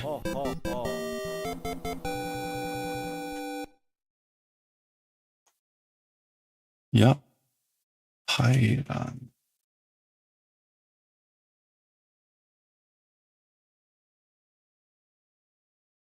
I guess, like, yeah, as expected, it's not necessary. Like, yeah, as I thought, I don't want it, I don't need it. And then that's like, ooh, gross. Oh, you idiot.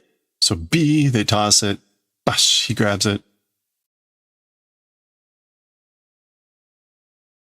Koitsu seikaku warui na. This guy. Meaning, like, this is now Panda talking and pointing to her. This person is, say, like a bad personality, you know? This person has a bad personality, seikaku warui, or bad character. Honto ni Yuta no mago ka? Seriously, Yuta's grandchild, Mago?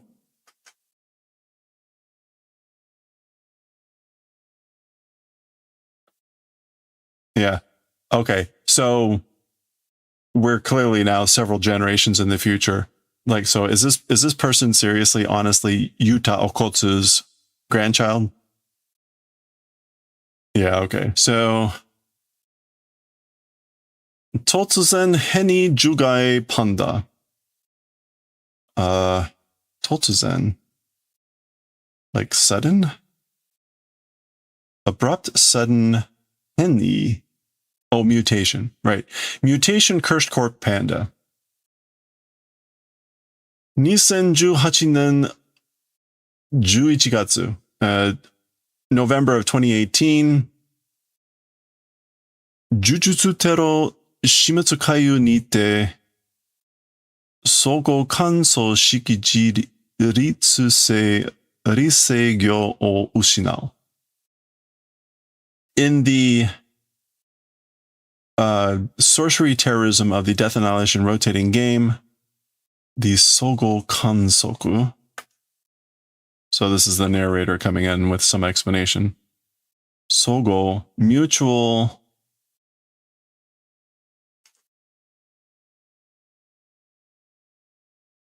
kansoku, like observation.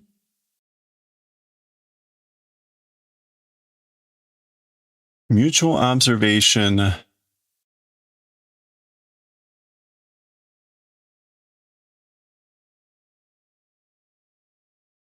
style of jiritsu.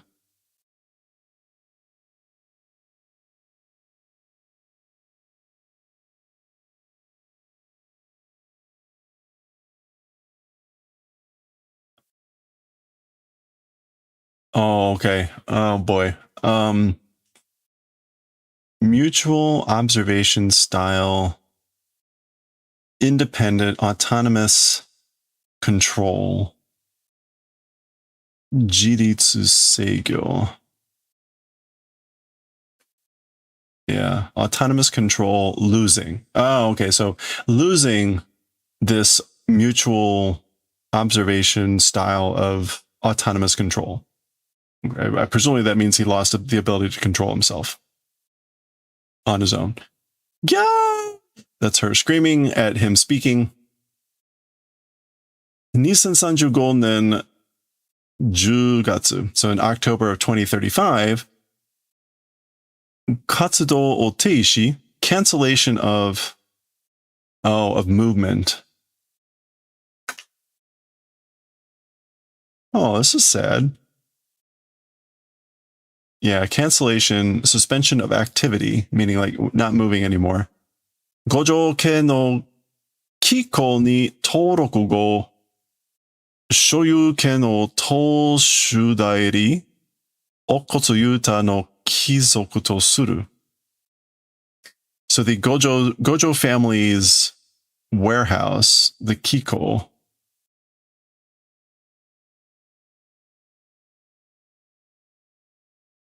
where is Kiko here as warehouse, like storage facility or something? Oh, this is a word that we never really saw. But yeah, this is like in the storage facility of the Gojo family. Torokugo. We haven't seen that word in a while, but I do recall not finding it. But we've seen this in the past in this story. Registration afterwards, later registration into the storage house of the Gojo family. Shoyuken, like possession rights.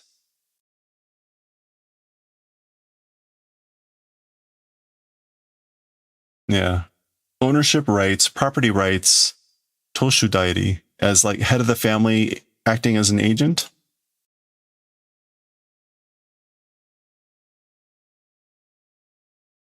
Yeah. So the acting reagent, head of the family, doing, I guess, ownership rights, presumably of Panda, and doing as Kizoku, inheritance? No, just belonging to Okotsu Yuta. Okay. All right. Urusei, shut up, you're noisy. Nisan Hachigo nen, in the year 2080, imamade tamani ugoku. Up until now, occasionally moving.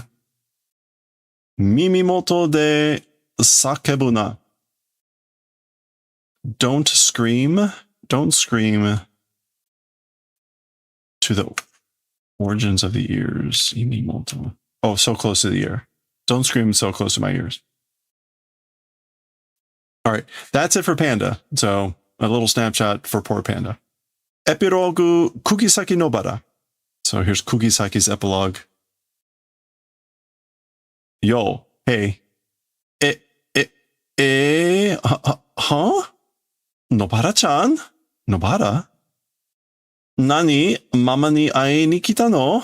What? To mama came to meet? You came to meet your mama? So I guess this is Kugisaki's mom. Chige wa boke. It's different, you idiot. Yuigo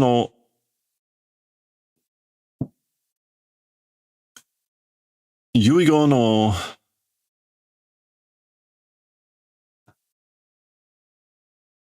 naigashi.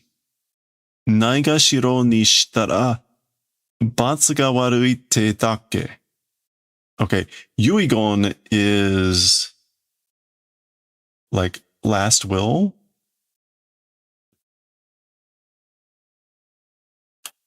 Yeah, last will, last request. Naigashi.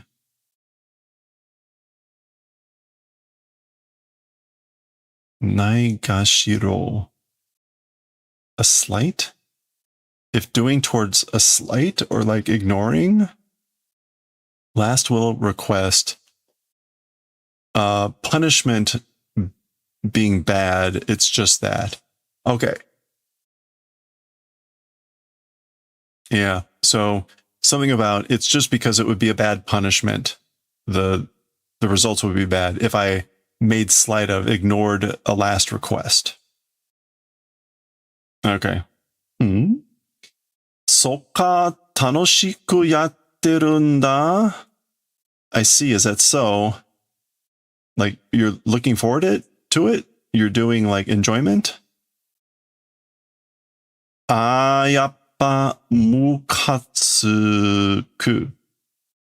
Oh, as I thought, it's mukatsuku. Oh, I'm getting angry. I'm getting sick. I'm feeling offended. How long is this one going to be? Ugh. All right. わからねえことわかんねえままにできるのは私に興味がないだからだ。Oh, sorry. からだ。Okay. Not knowing event, not knowing while that is as it is, as for being possible, to me, interest not existing, that's why. Okay, basically, I have no interest into it as much as is possible, like not knowing as it is and just not knowing. Presumably that's Kugisaki thinking this. Nobara-chan, Jujutsu shi naretan ne? So Nobara-chan, you were able to become a sorcerer, weren't you? 私は才能なかったから、おばあちゃんは野原ちゃんばっかり構っていたもんね。As for me, talent did not exist, so because of that, as for grandma, only Nobara-chan kamate, it was that thing, you know? So kamao, only cared about? Yeah, okay. So this is her mom, and she's saying basically, I didn't have any talent. I had no talent, meaning as a sorcerer. So because of that, grandma only cared about, it was the thing of her only caring about Nobara-chan. その喋り方やめろ。お互いいくつだと思ってんだ. So presumably, the Yuigon last request or whatever is Bachan's last request. Okay, so this is Kugisaki responding, that way of talking, stop. So stop talking that way. Mutually, at what point? Ikutsu. Thinking. I'm thinking it's mutually when. At what point? あんたになかったのは術師じゃなくて親の才能だよ. By you, as for not becoming, sorcerer it isn't. Parents' ability it is, you know? あなたに nakata no wa jutsu shite nakute oya no saino da yo. Okay, I guess she's trying to correct her mother on something. To you, as for not becoming, so maybe like you not becoming a sorcerer, it's not a sorcerer, it's the talent of the parent. You know? I'm not quite getting that. Okay, this is just menu items on the restaurant that they're at. These are like fried skewers and is it komochi, shishamo? Can't quite make. Okay, anyway. Watashi wa anta ga itte mo inakute mo jujutsu shi yatte ta yo. As for me, you, even if existing, even if not existing, I guess like being a sorcerer, you know? Oh, I guess this is maybe Kukisaki continuing. Like me, even if you existed or didn't exist, I do sorcery. I'd be a sorcerer. Anata wa watashi ga inakattara jujutsu shi yameran nakattaro? As for you, me, if not existing, sorcery, a sorcerer, I guess like wouldn't have been able to stop, right? Yamera nakatta, right?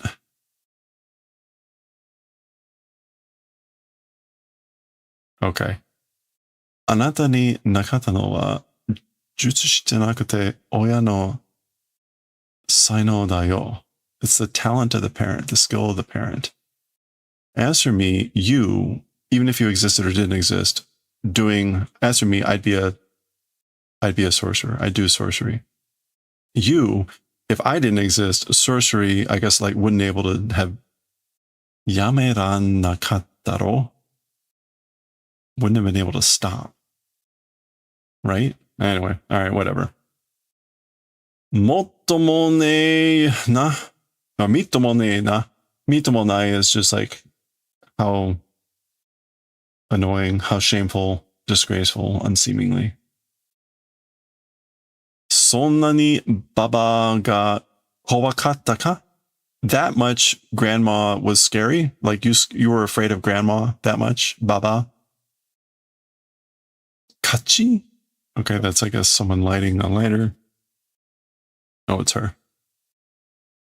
Iitai koto sondake? Wanting to say event, just that. Is that all you wanted to say? Okay, so clearly this is not a good relationship. She's blowing out the smoke. Fu.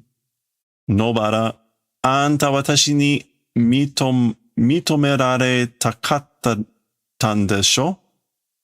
So Nobara, you, by me, I guess like not able to recognize, right? Not able to mitomeru, to confirm, appreciate, recognize, admit, approve. It's kind of have all these meanings. Like you not able to be recognized by me, right? Not able to be approved by me.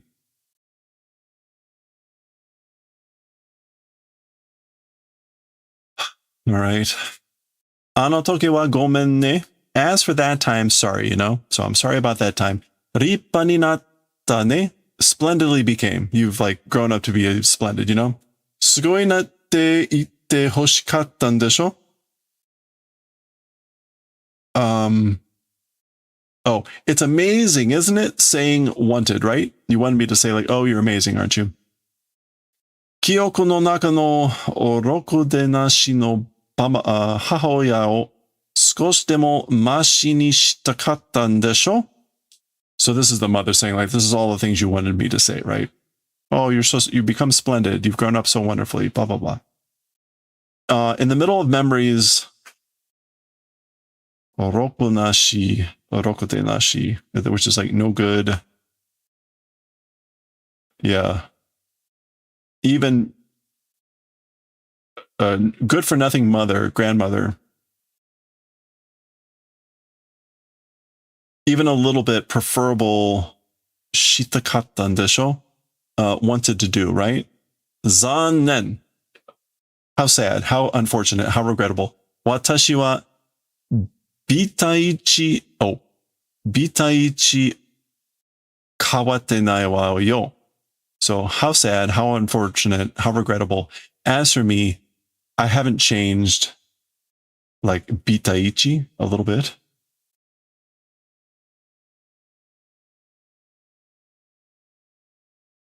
Bitaichi.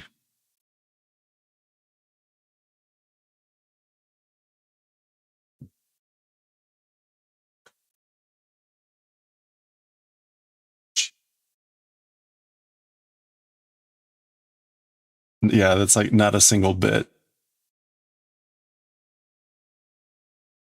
Yeah, okay. So basically, yeah, I haven't changed at all. I haven't changed even a little bit. Bitaichi. Oh, oh. I don't know what that bull sound is supposed to be. Kanamochi taburakashite. Okay, kanamochi is just being rich. Taburakasu?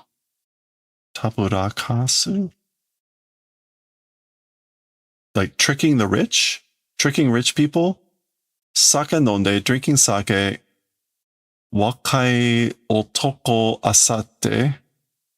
And young men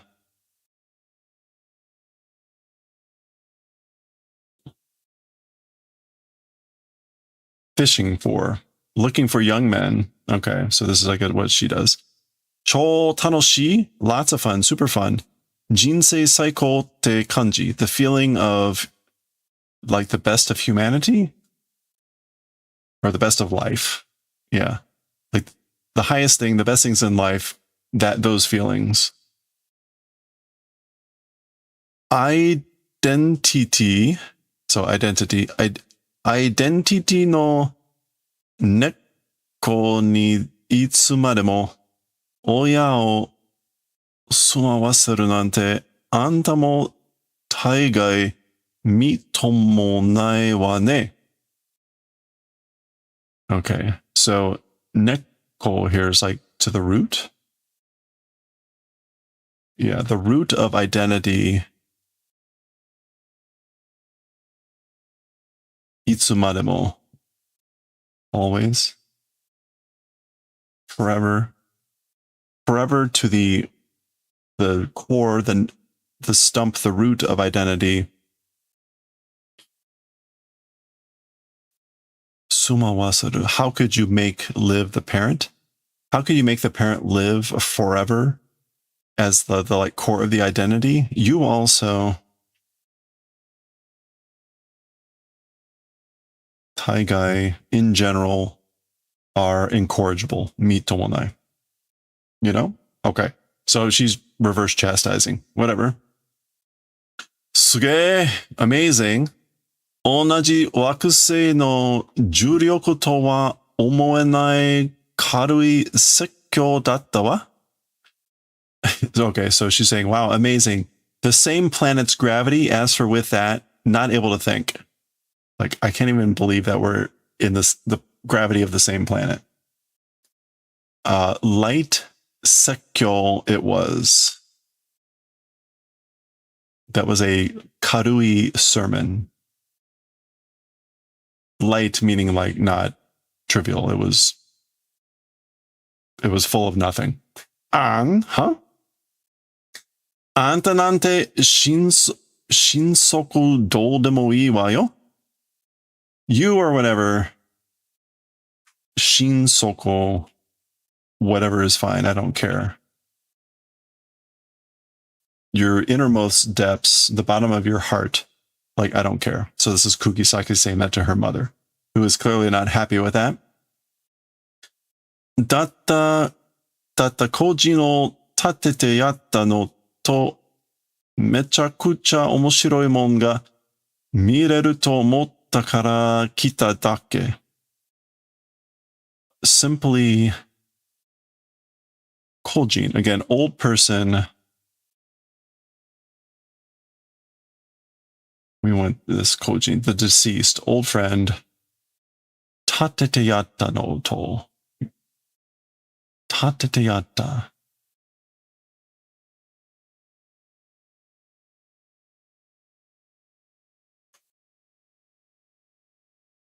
Standing up?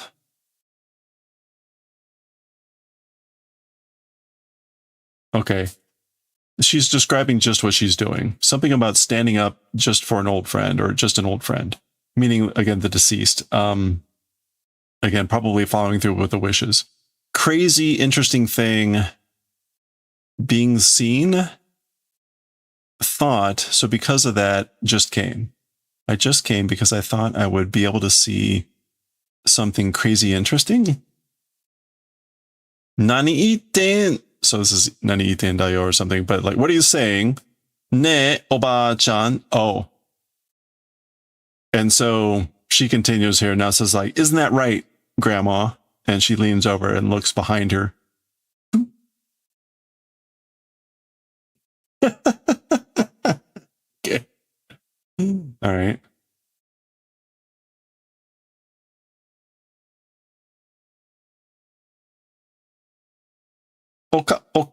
Okasan, mom.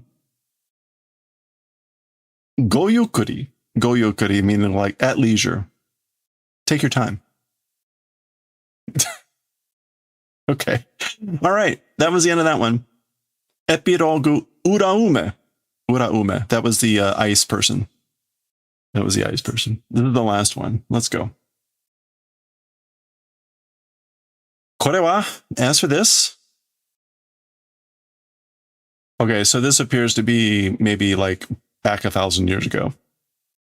So maybe we're getting like something into their relationship. So like, as for this, meaning like, what's going on here? What happened? Wakaranai itsumo ko nanda. So this is them responding, don't know. Like, what happened? What is this? Don't know. Always this way it is. It's always this way. Kizuitara marui no ningen ga tsumetaku natteru. When become aware, when I notice surrounding humans becoming frozen. So basically, whenever I regain my senses or when I notice everyone around me, people around me have become frozen. To-sama mo ka-sama mo watashi no sei de onaji you ni shinda. Lord Father and Lord Mother also, with my fault, in the same manner died. So my parents died in the same way because of me, my fault. Suite koi. Wappa. So come and follow. Come with me, boy. Wappa. Senjitsu ukkari himuro o tsubushite shimatte ta.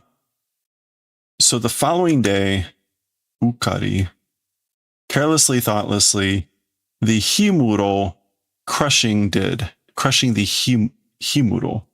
We get a little note here that the himuro, literally like ice room, is a mukashi no reizoko, an ancient old refrigerator.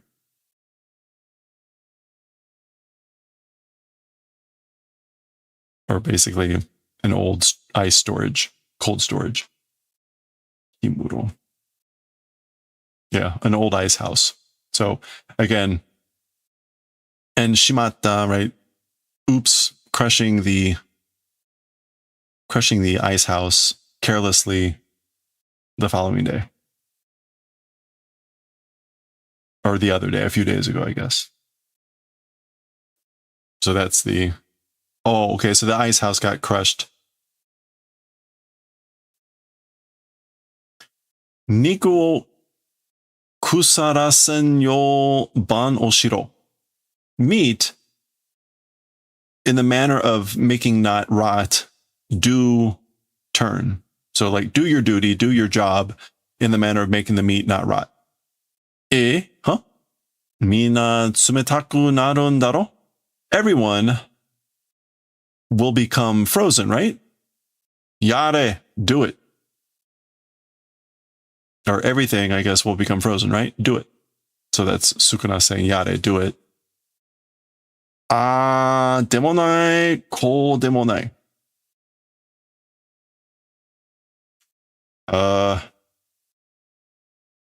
Demonai, ko demonai. I guess that way. It's not that way or this way, I guess. It's not that way or this way. Maybe it means like they can't just do it. It just happens. Haraga hetta, baka ka. So are you hungry? Are you an idiot? Men no mae ni niku ga aru nda. Before the eyes, meat exists. Like there's meat right in front of you. Kata ni kaiba ii daro. Freely of your own will if eat is good, right? So you should just eat what you want. Iinda, that's good. Pachi pachi. Okay, so there's the fire going, crackling. Umai na, it's tasty, you know?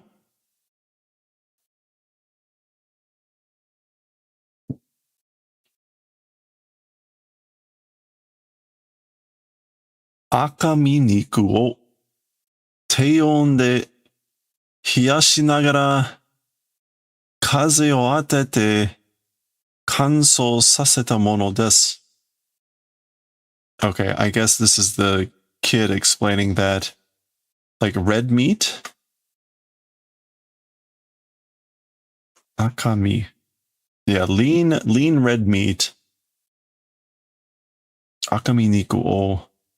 At a low temperature, while frozen, while chilled, when striking the wind, it's for the purposes of making like kanso, like drying out.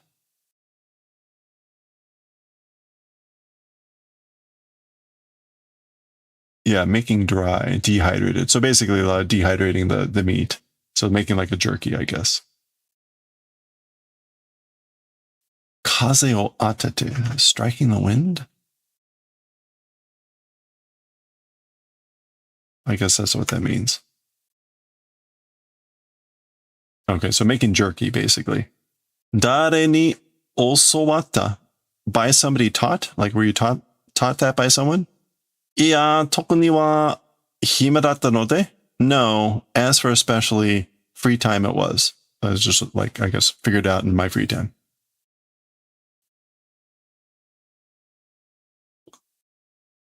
Omae ningen wa sabakeru ka? You, this is Sukuna saying this, you, as for humans, sabakeru ka? Will you...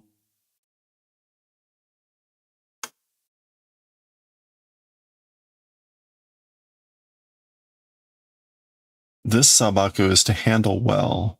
Like, are you able to handle well? To be social as for humans? Wait. No. Sabakeru. This could also mean to prepare. Mean like for cooking. You, as for humans, are you able to prepare them? I think that's what that's supposed to mean. Soitsu shidai daga. Those guys... Okay, shidai... It's dependent upon. Why shidai? It's the circumstances?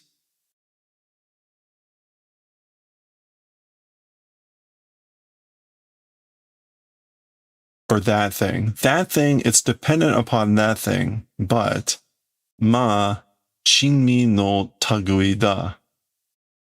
Well, it's the kind or type of chinmi, like a rare thing, a rare taste, a delicacy. Yeah, it's a kind of rare taste, a delicacy.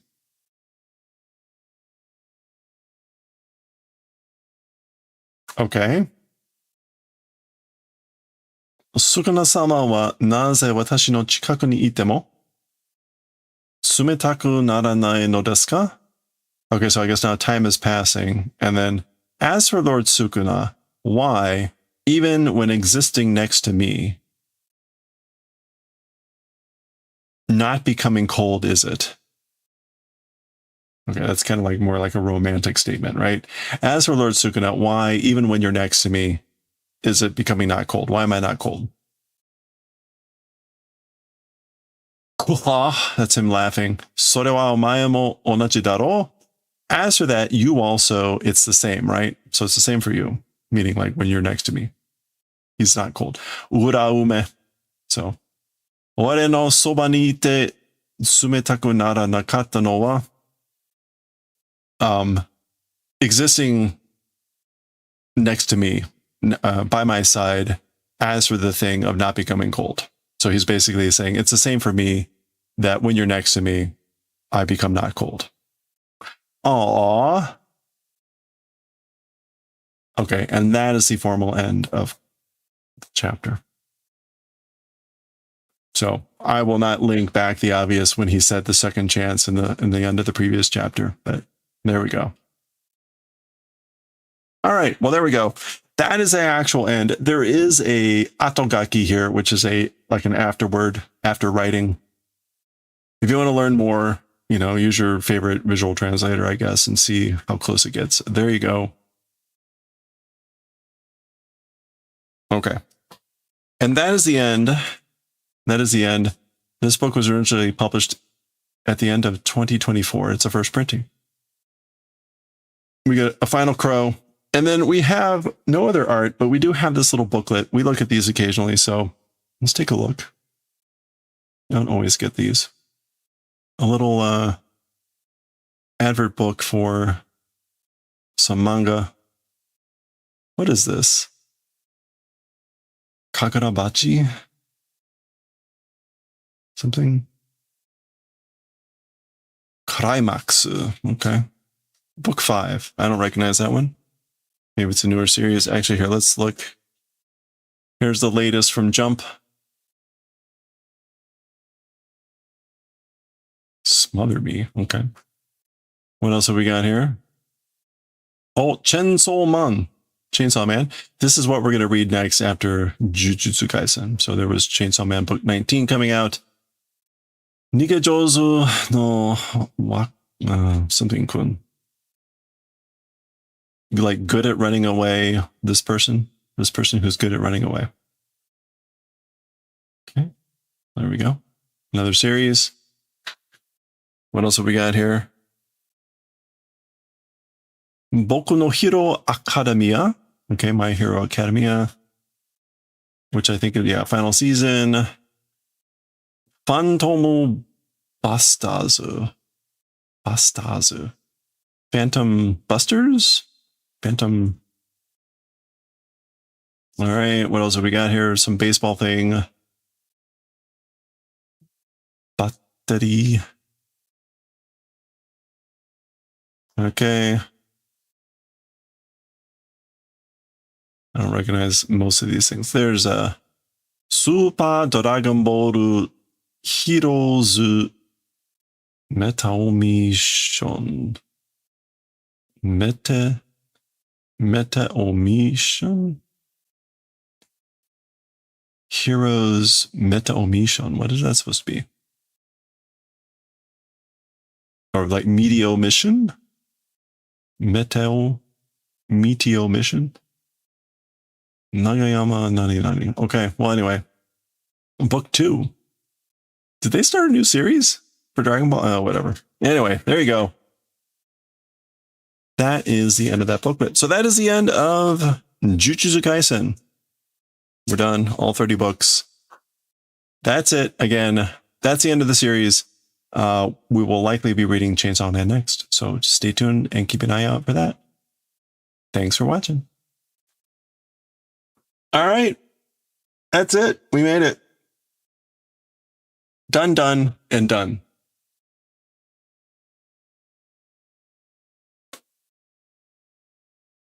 Oh, that was brutal.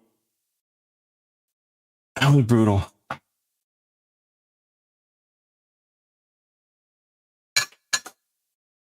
Of course, it would have been the dialogue of Itadori and Nobara. That was the most annoying.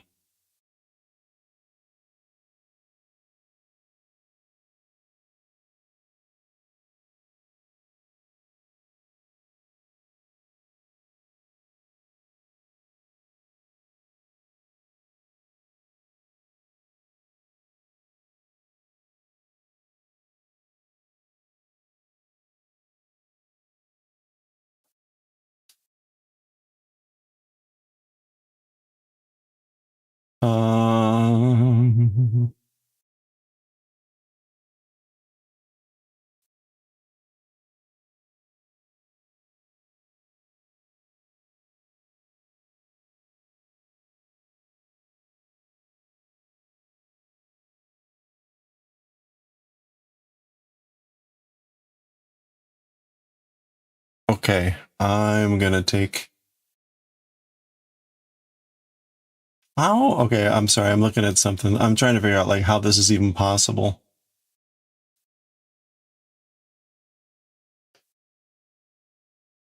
How's that even possible?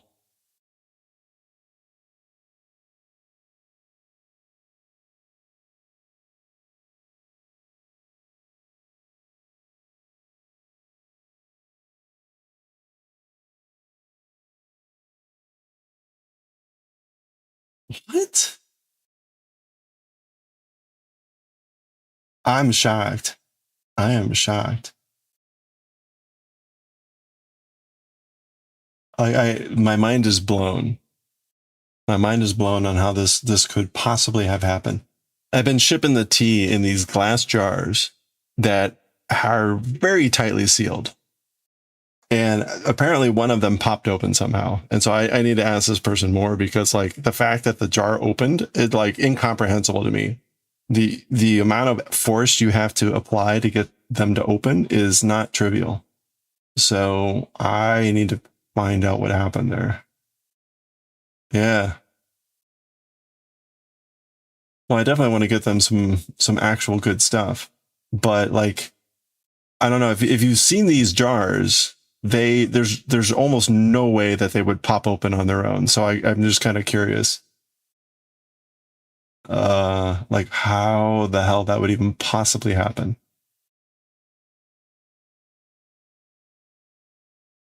Oh, well, I will send a note later and I will get them some more tea. Okay. Let's read some Kyuu-chan.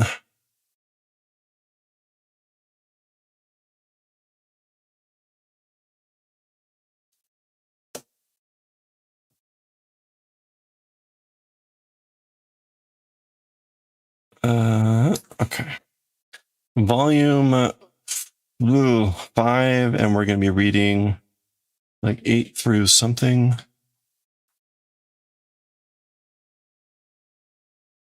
2, 3, 4, 5, 6, 7,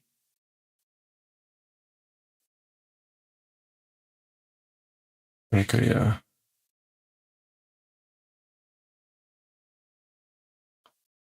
Okay, so 8, 9, 10, 11, 12, 13, 14, 15.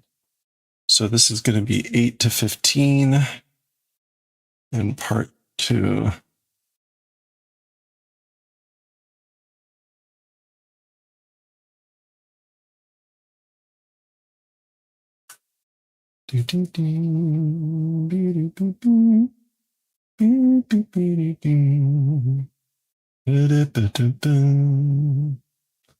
Okay, I gotta start recording this. Well, we haven't read Astro Boy in ages, and honestly, I don't feel like reading it right now. So we're gonna read some Neko-chan.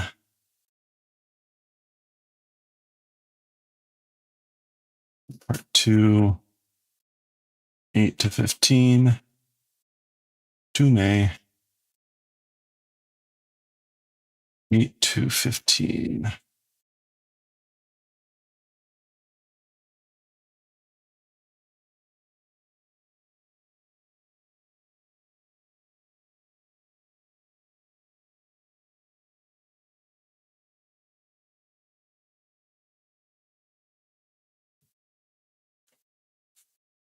Oh, you know what? Maybe they mean I added some incense. Maybe they mean the incense spilled out. I'm gonna have to get that clarified. Anyway, okay, sorry. I'm gonna keep thinking about that. It'd be really weird if the tea spilled out. All right. Oh boy.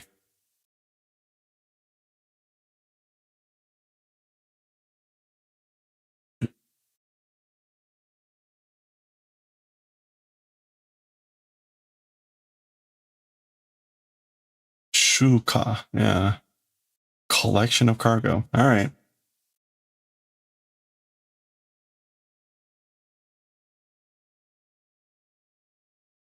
I guess collection meaning like getting the cargo. Anyway. All right, here we go. All right, let's continue with volume 5 of Fushigi Neko no Kyuu-chan, our second session. Shuka, meaning like collection of cargo booking. like gathering the packages, I guess. Oh, funny. Oh yeah, shuka itten desu ne. So it's at the point of time, or I guess 1 point. Itten. Only one. Itten desu ne. I guess that means like only one package for collection. Onegai shimasu. That's like, please, you know, I'm entrusting you. I'm begging of you. Choro? Or Kyoro? This is the delivery guy looking around for Kyuu-chan. Shoko? Doki? Okay, so I guess maybe there's a box inside. Kyuu-chan pops out, and Doki is like heartbeat, meaning like, oh, so cute. Nitende with 2 packages, or I guess 2. Dum. Moof. Moof is like fluff, like being soft and fluffy. Kyun. Heartbeat. Ian desu ka? Is it okay? Is it good? Uso desu? I guess this is Hinata saying like, I'm just kidding. It's a lie. Meaning like, no, I'm not giving you the second pack. All right. Shisen, like line of view? I think that's like side of view, line of view. Yeah. One's gaze, one's line of sight. Shuparu?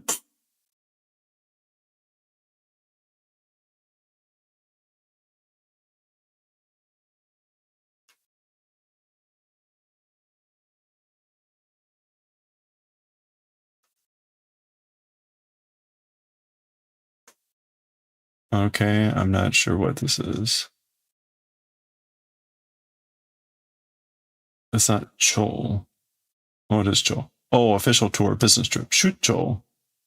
Shuchou, business tour, business trip. On Hokkaido made ipaku. So yeah. Until like up to Hokkaido for 1 night. Onagai dekiru? Request, is it possible? Like, can you do it? Onagai again. So now in this case, it's like, is it possible for the wish? Can you do it? Daijoubu desu ka? It's fine, but sasuga ni Kyuu-chan wa tsurete ikenasou da. Doushita mono ka? As expected, as for Kyuu-chan, not able to bring along, or so it seems. So it seems like I won't be able to bring Kyuu-chan along. How do thing, question mark, basically, what should I do? There's Kyuu-chan being hungry if not coming along. G stare, mogu mogu, Dora. Dorapan, that's a type of a dessert. Right?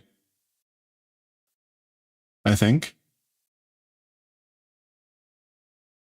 I thought it was. Well, anyway. Hoshi no? Desiring? Like you want some?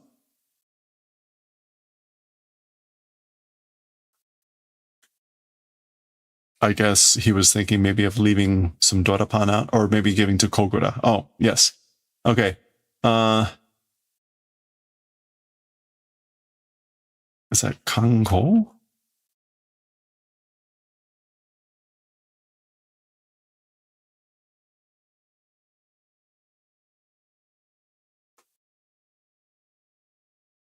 Oh boy. Okay, that's Yorokobu, happiness.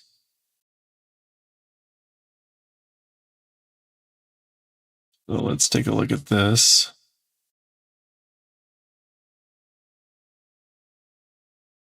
Kanki, great joy. Kanki. Shuchou no aida, Kyuu-chan o azukatte hoshii.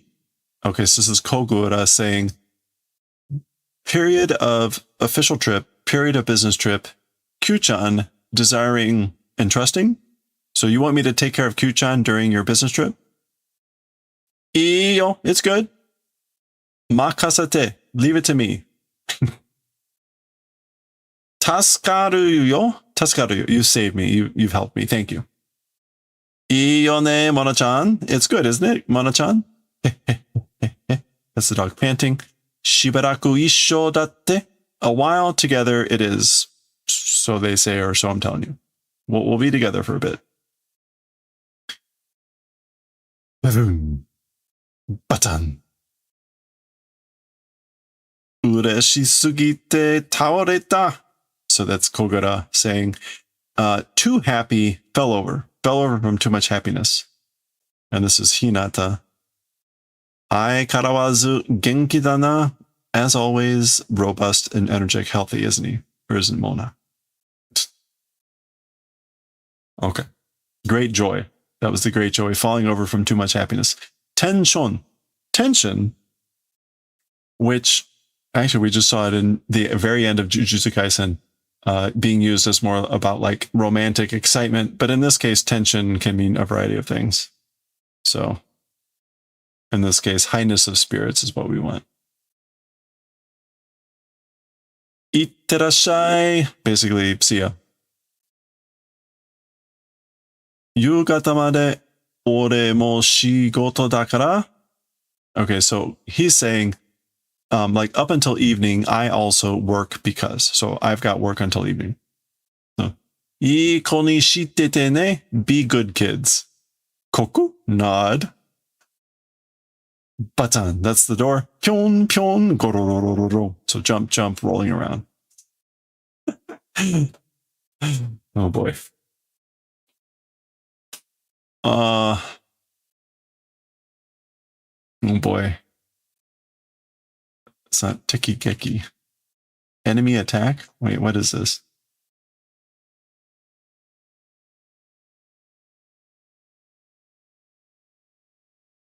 Tiki Shu. Yeah, enemy attack or enemy raid. Tiki Shu. Boom. Ten, ten. Okay, so that's Mona slamming into the dresser, knocking the ball off. The ball bounces. Hey, ten, ten. Point, point. Okay, so that's them tossing the ball. Go. And then it hits the vacuum. Biku. Okay, so I turned on the vacuum, making the sound, and they both freak out. Biku is shocked. And aw. Okay, enemy attack, yes. AU hero? Yeah, AU hero. Gata gata. So there they are, trembling in the corner or behind the wall here at the thing. So trembling but going out. Goo goo goo. Boom boom. That appears to be Mona-chan grabbing Kyuu-chan's tail or something. Kachi sheen. Okay, so it's making the sound. Kachi is the click. Sheen is now silence. So AU hero. Wait a minute. Uh-oh. Did I mark the wrong one? Oh, I started in the wrong spot. Okay. No, we're fine. Wait a minute. All right, hold on 1 second. 1, 2. Mm-hmm. Oh, crap. Ugh, I did this all wrong.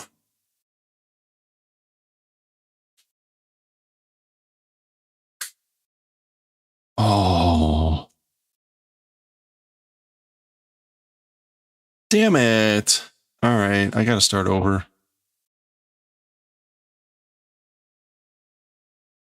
What a day.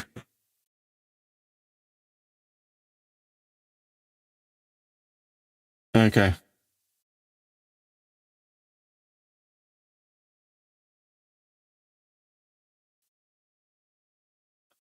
What is this?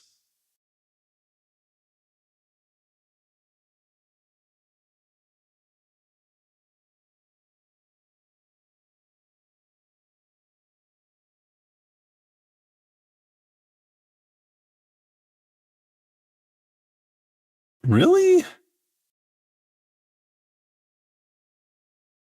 Is that Yukoku?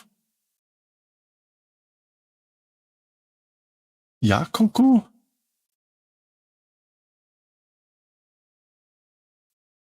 Yokoku. Yokoku-ki? Yokoku-tsuki. Okay. All right. All right. Let's try this again. I got to start all over. Okay. Actually, let me make sure now I have this 1, 2, 5, 6, 7, 8. All right. That's where we're stopping. Ugh. Unbelievable. Here we go. Okay, let's continue with our second session in Volume 5 of Fushigi Neko no Kyuu-chan.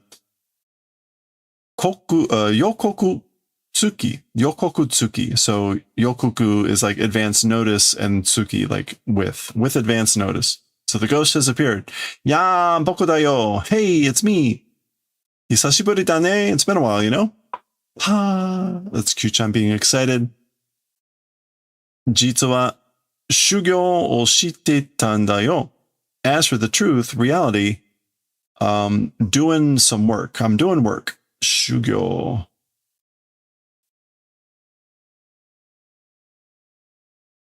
No. Shugyo.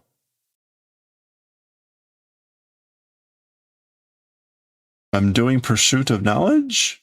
I'm doing training. It's one of these. Okay. Wow. Okay, I guess this is more like you're doing training, right? Looking at the sunset. Ha. Do, do, do, do.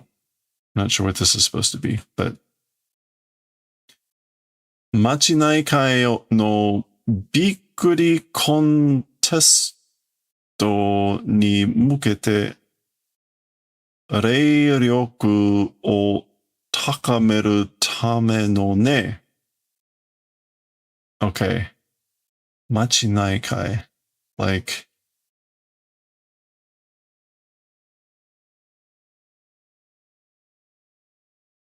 there's that Chonai kai. Yeah, neighborhood association. Chonai kai. No bikkuri contest. The like surprise contest or like the shot, like making surprise contest of the neighborhood association being suited for that or whatever. And the reiryoku for the purposes of making higher the reiryoku. The spirit power? Reiryoku? Yeah, spiritual power. Increasing spiritual power. Okay. This is weird, but okay. Shugyo no seika o mite yo. Look at the success, the fruits of the labor of the training. Ima kara orokasu ne. From here on, will cause astonishment. Yeah, to startle, to surprise. It can mean to threaten or menace, but we probably went, I'm going to surprise you. Ikuyo. Like, is it good? Are you ready? Well, I'm going to go. Ichao yo. Wawa. Shin. Okay, ichao. I guess like I'm going. Ite. Is this okay? Is this good? And they did a somersault, and Q is just silence. Shin. Like, okay, I don't know. Reiryoku appu. So there we saw the reiryoku, the spiritual power up, meaning increase, up. So there's Kyuu-chan. Remember, Hinata can't see the ghost directly. Kyuu-chan ga mata mienai tomodachi to asonderu. So Kyuu-chan, again, not able to see friend with playing. So Kyuu-chan's playing again with a friend, invisible friend, not able to see. Itazura shichao zo. Okay, itazura is a prank. Gonna do a prank. B. That's Kyuu-chan pointing. Koko ni iru no? Existing in this place? Like, existing here? Ore ni wa mienai shi? Answer to me, not visible. So I can't see. Suware nai shi? Not able to touch. Shoo, shoo. Wah. So Hinata's just closing his eyes and poking, but apparently he hits the ghost. Sawareta, touched. Cushion mitaina, is like a cushion. Nande daro? What? Why? I wonder. Okay, so somehow Hinata was able to touch, and they're all shocked. Boop. Cushion. Nani miteru no? So what are you watching? Hora eiga. Check it out. Is it a movie? Sweet Zoa. Zoa. I guess that's just Sowa is Hinata feeling fidgety, nervous.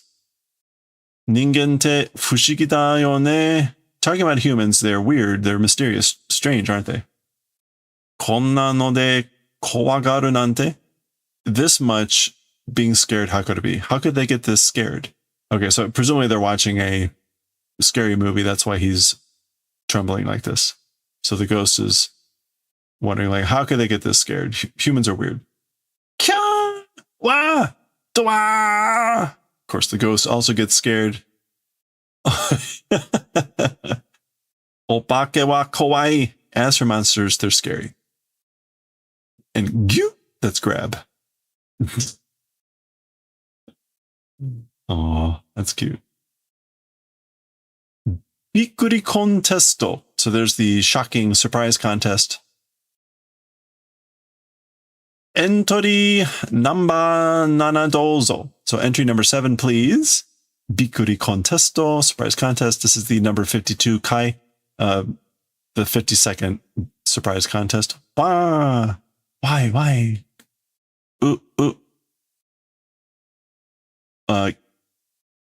Kicho suru na?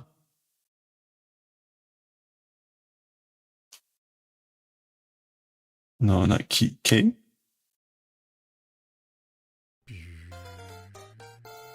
Oh, come on. Okay, it is that katai. Kincho. Oh, like nervous tension. Yeah. Kincho suruna. So it's the ghost telling itself, don't be tense, don't be nervous. Don't do tension. Wasa. That's the rustling here. Kyuu-chan cheering on. Ouen ni kite koreta nda. Towards cheering, towards encouragement, did the favor of coming. Oh, came to cheer me on. Why? Bikuri. Shock. Entry number 10. Entry number 2. Yusho. Grand victory. Yusho no keihin. The grand victory, I guess, like prize? Yeah, the premium gift. Minna de tabeyo. With everyone, let's eat. Let's all eat the grand prize. Whatever. Three. Pachi, clap. We have Nihon no Shuyaku? Like lead role? Yeah, the lead actor of Japan. The leading part of Japan. Okay. All right. Tarabagani ga osotekuru. Okay, so gani is a crab. So this is some sort of taraba.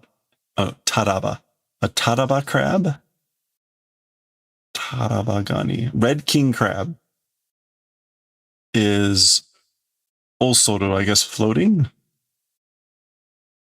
Attacking. Oh, attacking. Starting to attack. Coming to attack. A red king crab. All right. Ojiki? Like ceremony? Ojiki, sorry. Bowing. Ojiki. Okay. Konnichiwa. Hello. Peko. Bow. Konnichiwa. Peko. Bow. Peko. All right. Bowing to something here. Dare ni Aisatsu shiteru no? To whom? Introduction doing. So who are you doing that to? Oh, Kojichu, in the middle of construction. What is that? No.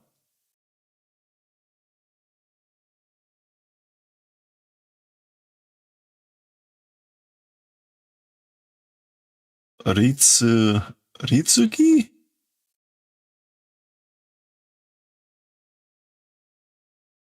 I guess like conscientious, faithful, honest. Richigi. Richigi. All right, well, there we go. Oh boy. Is that Kantai? No.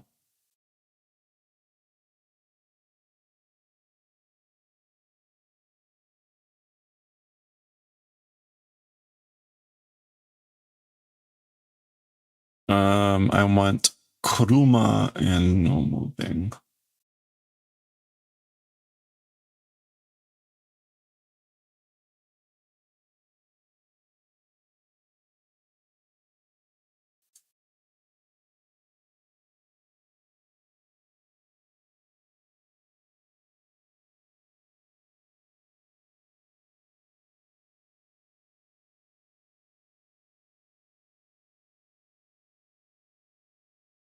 Okay, I'm not getting this. I'm trying to think. I know what this is. It's not all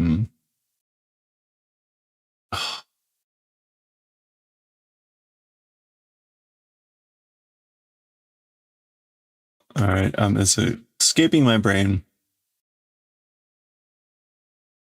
I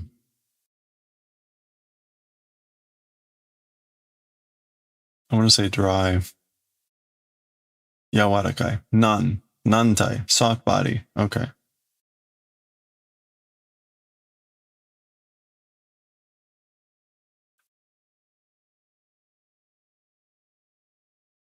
Okay, it's literally like nantai, soft body.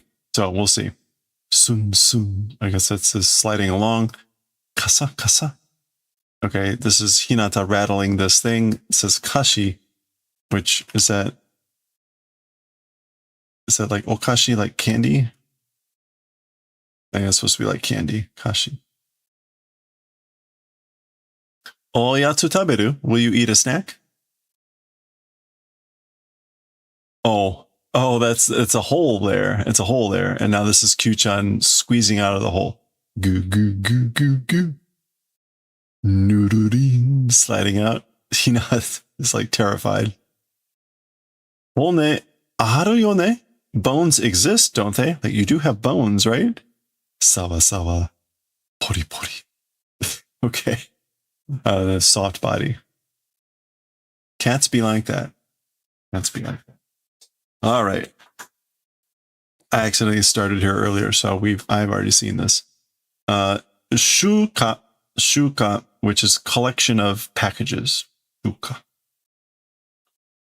I believe that was correct, right?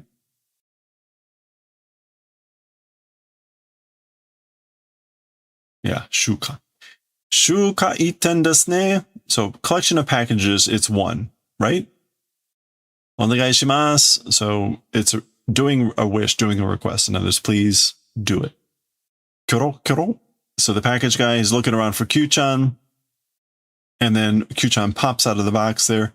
Shoko. Doki. So heartbeat, like, oh, it's Kyuu-chan, so cute.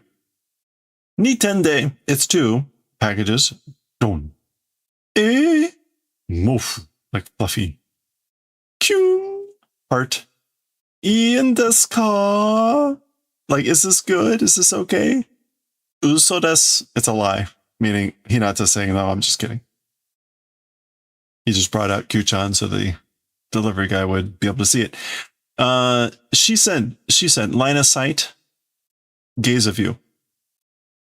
Shucho, the business trip, like a business trip, official trip. On Hokkaido made ippaku. So yeah, until Hokkaido one night. So one night no Hokkaido. Onegai dekiru, request able to do? Can you do the request? Daijoubu desu ka? It's okay, but さすがに Kyuu-chan wa tsurete ikenasou da. As expected, as for Kyuu-chan, bringing along, not able to go, it seems. It seems like I wouldn't be able to bring Kyuu-chan along. There's Kyuu-chan being hungry. どうしたものか? How do thing question mark? Like, how should I do this? Staring at Mogu Mogu, chomping. Hoshii no? Desiring? Like what? You want some? So Dora Pan or whatever those things are. All right. This is where we're going to pause. So we'll continue with the story about the Shucho, the business trip. We'll see where that goes next time. Okay. All right, there we go. That's the end. Man, I totally dorked that up, but that's fine. All good. What a day.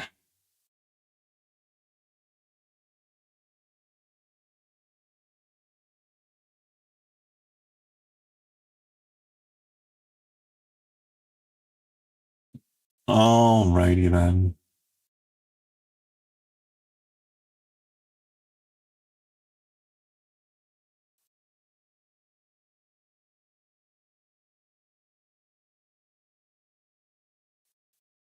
All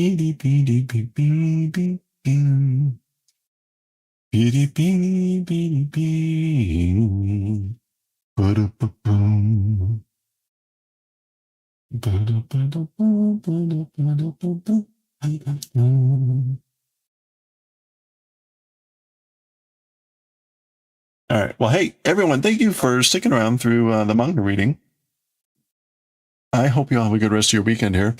I may not be streaming tomorrow because I've got a music concert to go to tomorrow. So it's possible I'll hop on late. Maybe with the wheel, depending on how it goes. I might try to set up something. But we shall see. So let me let me see where we can go next. We got Sherman's Fire on, we got Piffle Cake.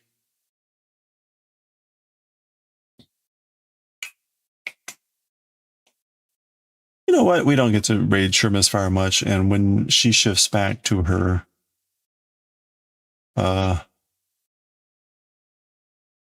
what do you call it, schedule, we won't have much opportunity to raid her. So let's take the opportunity while we can. Sherman's Fire is working on some sort of productivity thing. She might be doing Tunisian crochet. And again, she's not normally on at this time. She's normally on at like 2 in the morning, Eastern time. So we got to take advantage of this while we can. So thank you everyone for hanging out. I hope you all have a good rest of your weekend. Oh, and she's in the middle of a break. So it's okay. We'll still go because it's pup cam and Wilson's adorable. So let's go raid Sherman's Fire. I will catch you all next time. Thanks again so much. Stay safe, stay well.